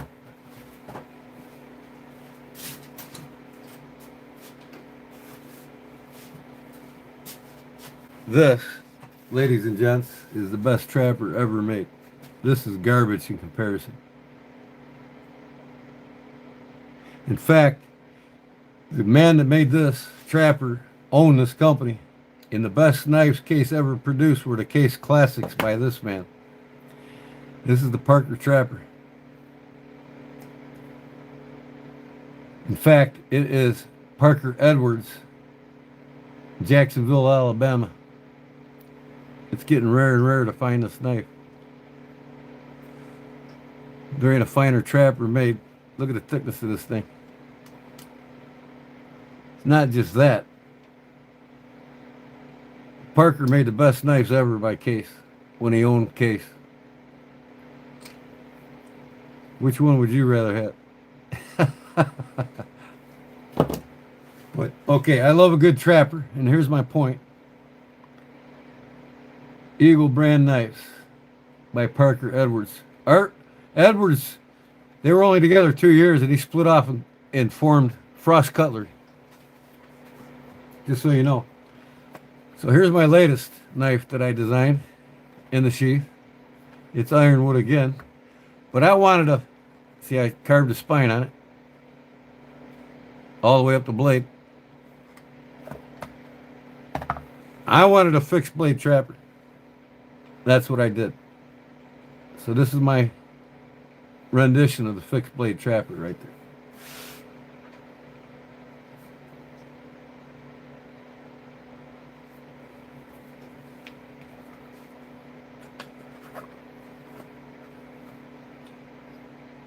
You like the Russian knives? Yeah, there's a lot of good Russian knives out there. Uh, it's Kodak Edge 402 at gmail.com. Just go on my description in my YouTube channel. You know, underneath the header, and click on more, and all my links are there, including my email. You can email me anytime if you guys want something custom made or a custom sheath, whatever you want. So that's a few of my custom knives there for you.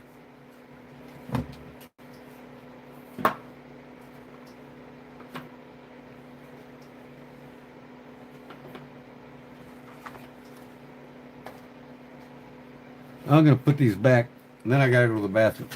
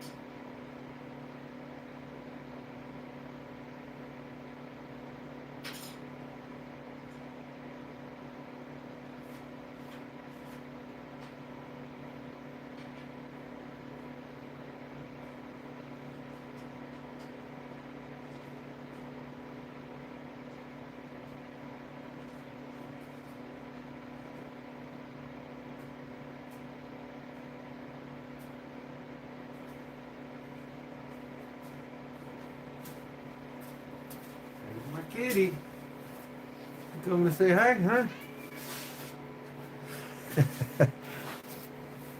All right. So anyways, this is what I made live tonight. If you want to go back and watch the beginning of my live tonight, of this night's live, you'll see me making this. And you'll see me making the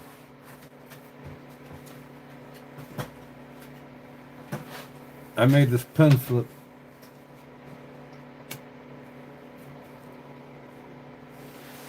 Oh boy, here's trouble. My kitty wants to sit on my lap. She likes her petting. Don't you, kitty? Why is this thing zoomed in so much? I don't know. There's my kitty. So anyways, I made this pen slip, gave it away tonight, and then I made this and gave it away tonight. Twice a month I'll have a giveaway. Well, I make it live and give it away. You can see, if you look at the Sunday Fundays in my lives, you can watch any of the live sessions I've had where I made something and gave it away.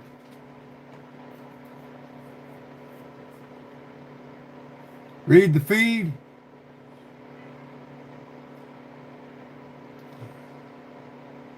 When I go to description, it shows giveaway anyone else. No, you go to my homepage, my YouTube channel homepage. You go to my YouTube channel, and then under the header on top is the link. You'll see more. To the right of describes who I am, what I'm about. You'll see more. Click on more, and all my links drop down. Then you'll find my email there. But here it is. Here, I'll put it in the chat right now.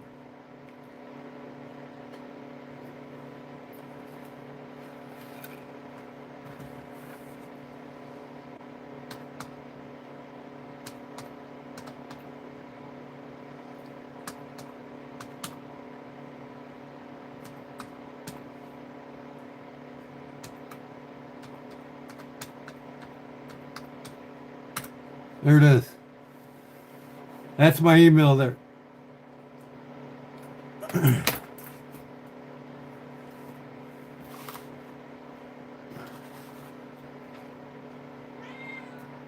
You can get a hold of me anytime right there.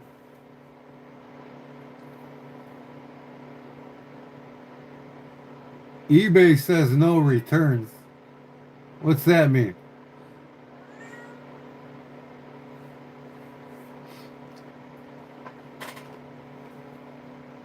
Look, I'll show you guys. All right. Let me split my screen.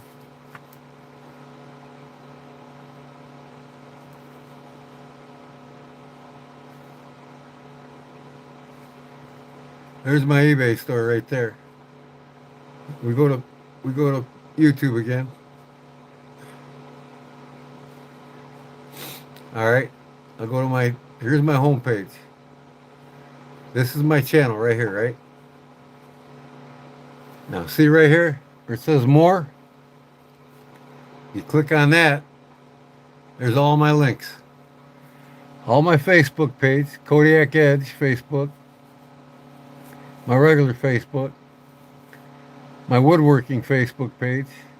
My Backwoods Leather Facebook page. Me on Instagram. In my eBay store.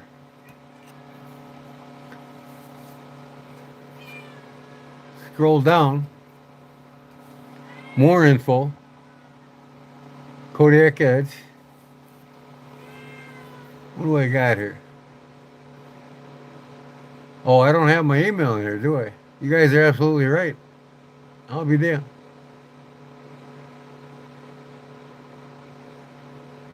So I just put it in the chat, y'all. So, but yeah, like I said, just click on more here under the header.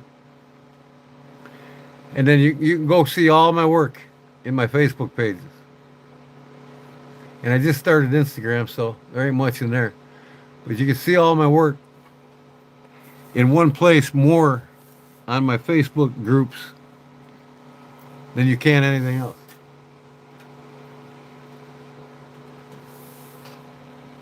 What's the matter, kitties? Hi, kitty. I know you want to go outside, don't you? Too cold. So yeah.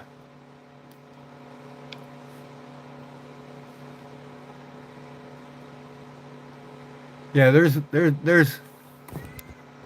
my email in the chat now.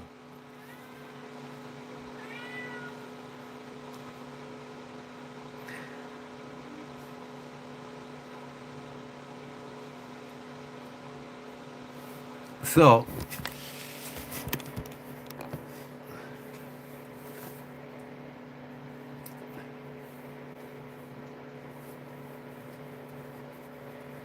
okay, got it. This may be a problem for many folks, just saying. Yeah, I'm gonna put it in there. I thought I had it in there for some reason. But usually when I'm live, I always one of my mods. All my mods are sleeping now. They're all gone. But the best way to get my email is through my lives. Every time I'm live, one of my mods always throughout the night they put my email up for me. But I just did it now, so and I'm gonna put it when I get off of here. I'm gonna put it in there. I don't know why it's not. Let me see if I can do it now.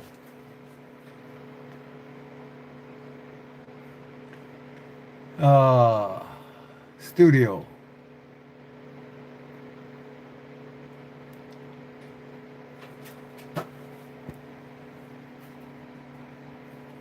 I thought I had it in there, but I'm gonna now here in a second. Yeah, I thought it was always in there. I don't know why I didn't check. I thought I put it in there. Uh,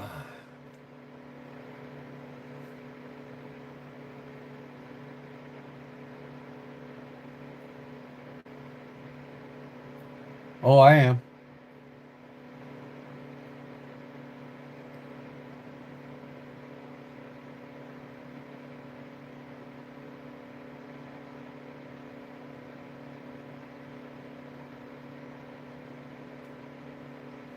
Uh, Name, handle, promotions. Okay, links. Add link. Enter URL. Title URL. Email.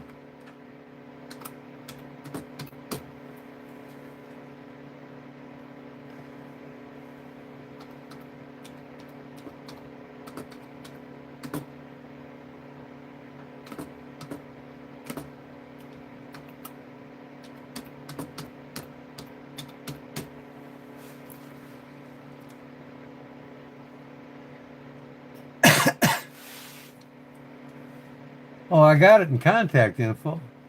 Let people know, contact business inquiries. It was in contact info. I don't remember. Okay. Publish.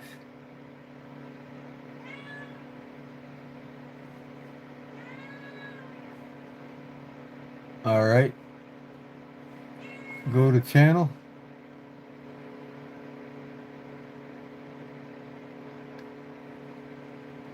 All right. Now I'm going to look in more.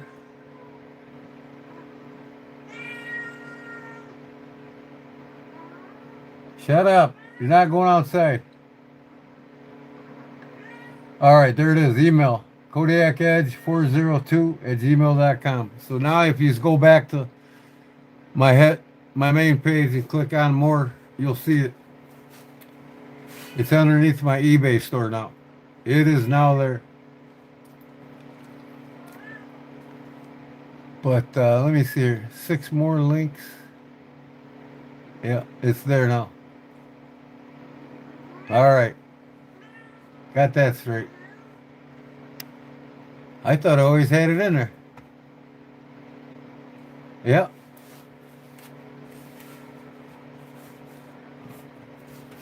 Hush, you're not going outside.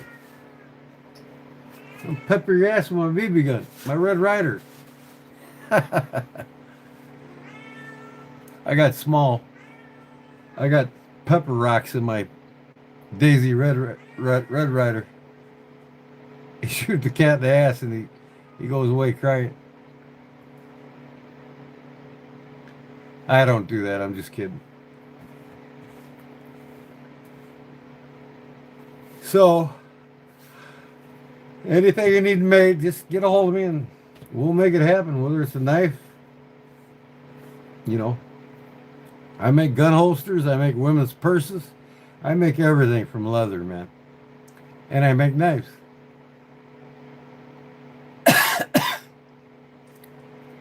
Yes, I am, Richard. I don't shoot them with my Daisy. I do shoot the opossums that come and raid their cat bowl outside. They get a copper BB in the ass.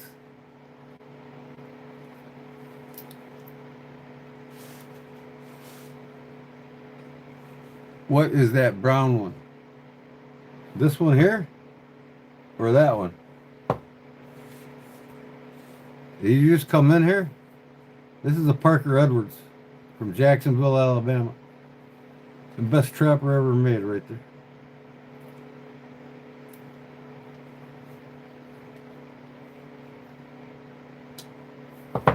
And then this one's from Sheffield, England, from my man himself, George Washington. Didn't have a half stop in it, and I put one in it.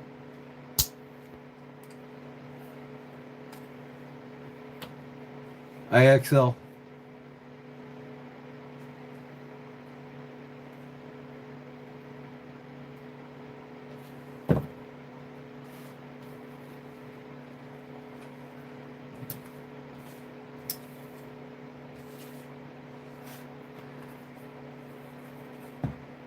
Cheap case.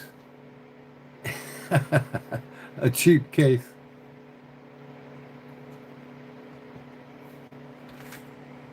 Another cheap case. That's what I made that sheath for tonight. Yeah, like I said, you go back on my live video tonight, you'll see me making it. How I wet form it and put it together.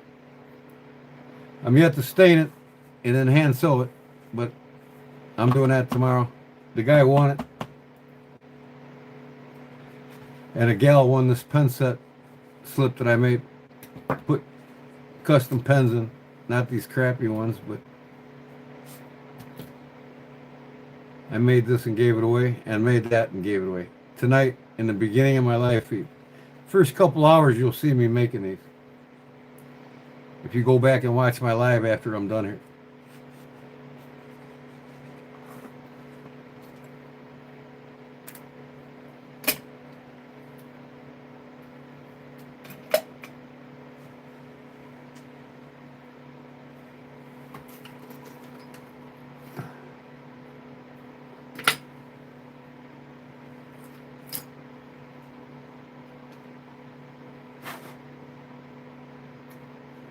I also do watch repair. Here's a watch I'm working on for a customer. I'm putting new hands on it for him, and I got to put a new crystal in the dial. But yeah, I make watches as well.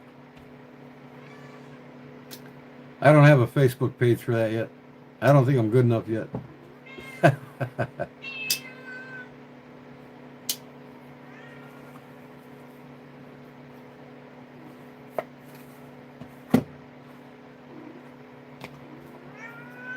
Shut up!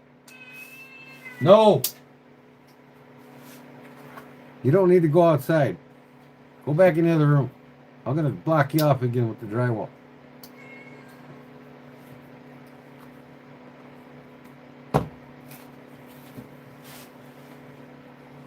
The old Laguiole from France.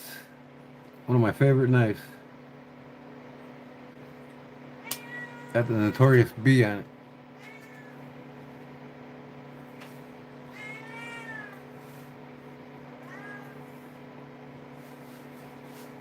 Cheap case, you got that right. Oh yeah. Yeah, I mean any case knife after 1989 I will not buy. Unless it's dirt cheap, like at an antique store, you know what I mean?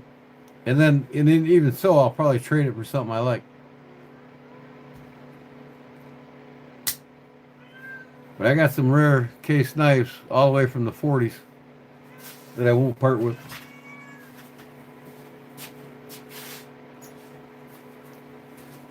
Found this at a garage sale last year.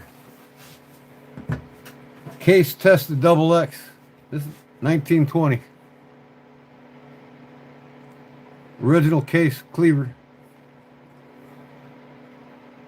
Cases, not case. Tested double X. I was going to clean it up, but I figured, I'm going to leave it alone. It's vintage. I'll leave it just the way it is.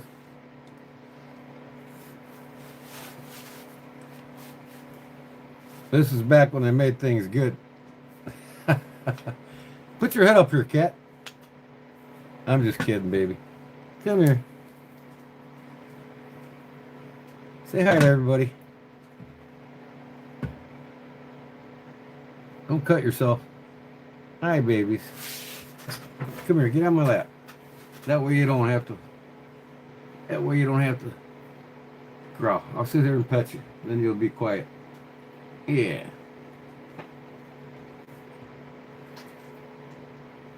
Foster 2190 Butcher Blade Block. Cool. Where are you from, Richard? Rich. I call you Rich, I guess. That's your name, right, Rich? Where are you out of, Rich? Connecticut? Oh, you're a distance away from me.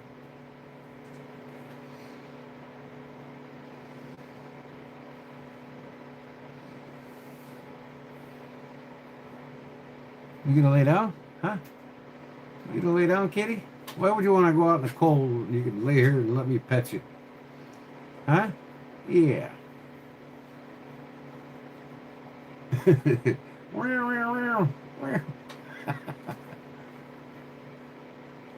Yep. I live an hour south of Chicago. Part of my childhood, I grew up in Florida. But born and raised here.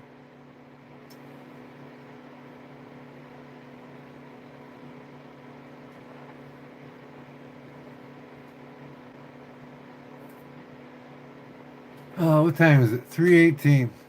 How long have I been live? 6 hours already? 6 hours ago. Going on 7 hours. I'm going to move to Florida next year. Getting to that age, are you?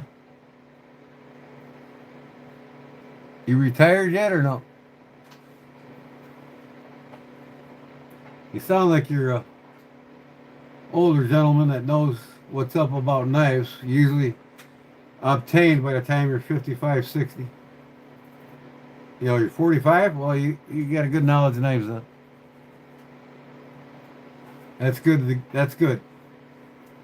Always a bonus. That means, that tells me you grew up around knives. The way you talk about knives. Just like me. I got my first pocket knife when I was 7 years old. 53 years ago. Yep. I've been hunting for about the same amount of time. Grew up in the country. White-tailed deer. I even go up to my family. I got family in Douglas, Wyoming. Mule deer, elk, antelope, mountain lion. I've hunted them all. They actually want me to stay there and help them guide, but I'm like, nah. I love my Midwest better. But I shoot deer out my back window. I just open the patio door and up on the upper deck and pop one when I'm ready.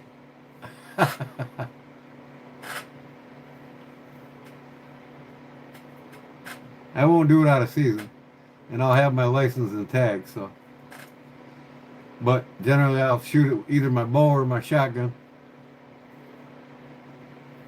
Won't even leave my house to get my eaters. Some places in Illinois you can't hunt with a rifle yet. Not here.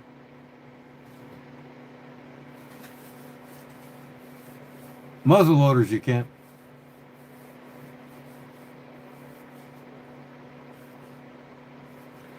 I mean, I don't poach, you know.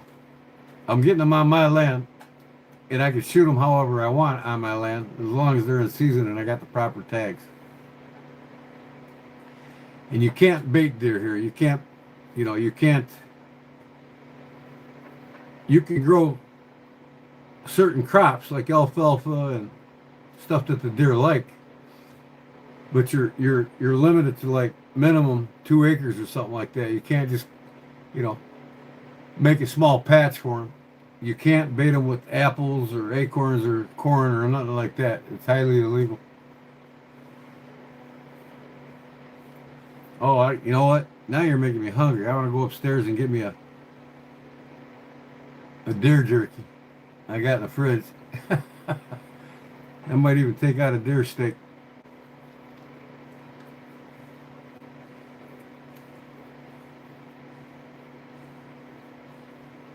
I've only got 5 acres here.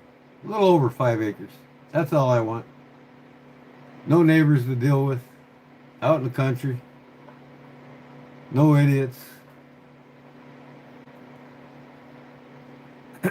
But I have 40,000 acres of conservation land connected to my property, so I can hunt a full 40,000 plus my own right out my back door.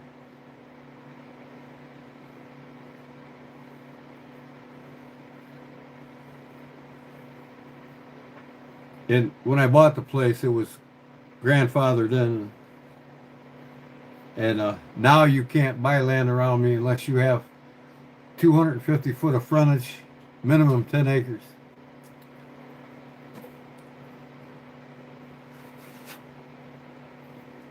It'd be nice to have 10 acres, but 5's enough. I can do whatever I want in my backyard. That's, you know, I can trap, I can hunt, I harvest mushrooms.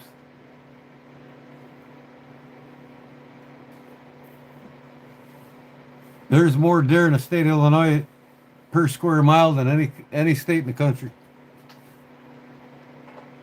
We've got 12 to 13 deer per square mile. That's how many deer we have.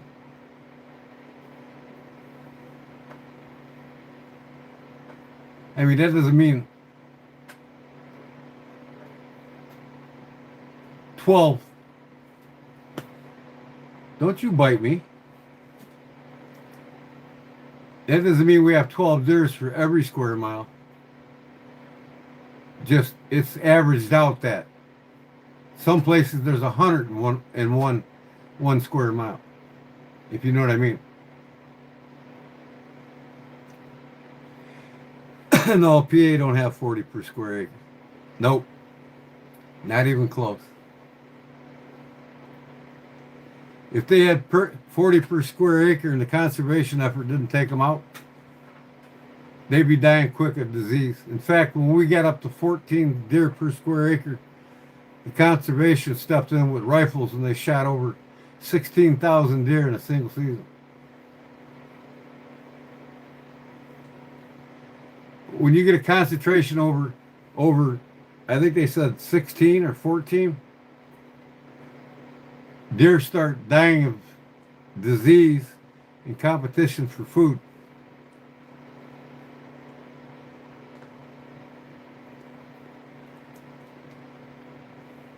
Plus, they reintroduced the gray wolf in northern Illinois, so it's helping thin out the herds more and more. And the coyotes take a lot of yearlings too. But yeah, you get that many deers, man. They're killing more people and themselves than anything.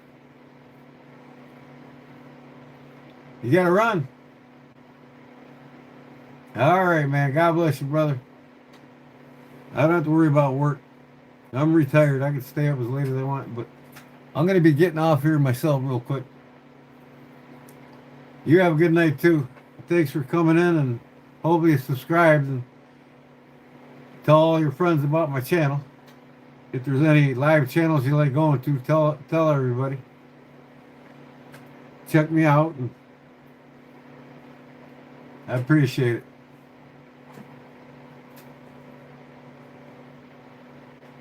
All right, awesome. I thank you, Rich. You have a wonderful day, man, and be safe at work. God bless you, brother. Thanks. Kitty says bye, too, I guess. Ain't that right, Kitty? Well, you wanted outside because you was bored, weren't you? Yeah, I know how you are. So, yeah, it's getting that time, folks. I think I need to get off of here anyways. So, William, I thank you for coming in. And every other Sunday, I make something and give it away. So, since you guys were here this Sunday, you got to be here twice to be eligible. Since you're here and present Okay, not next Sunday, but the following Sunday, I'll be making something. I'll be making something and giving it away again. You guys are eligible. Your second time here. So, but I'm live every Sunday, and I'm usually live 3-4 times a week. So keep an eye on your notifications and ring the bell, and you'll be notified. A lot of times, sometimes during the day, I'll make something go live. I'm not giving it away, but I'll make it just to show you how I make it. Whether it's a knife or a particular leather good or something I'm doing in the shop. Top states, Mississippi, 38 square miles. Mississippi ain't nearly as big as Illinois. 34 square miles. Wisconsin, 33 square mile. 33 per square mile. Ranked at the top. Where's Illinois at? We're probably at 16. But I heard them states are smaller, man. Wisconsin's smaller than Illinois. You know, you got to look at per capita size. Mississippi's half the size of Illinois. Pennsylvania, a third the size of Illinois. Wisconsin. So yeah, there's going to be more concentrated per capita, but not as many. See, the smaller the state, the more per square mile. And I wouldn't, you know, they need to take more of them out if, you know. Yep, you take care too, man. Yep.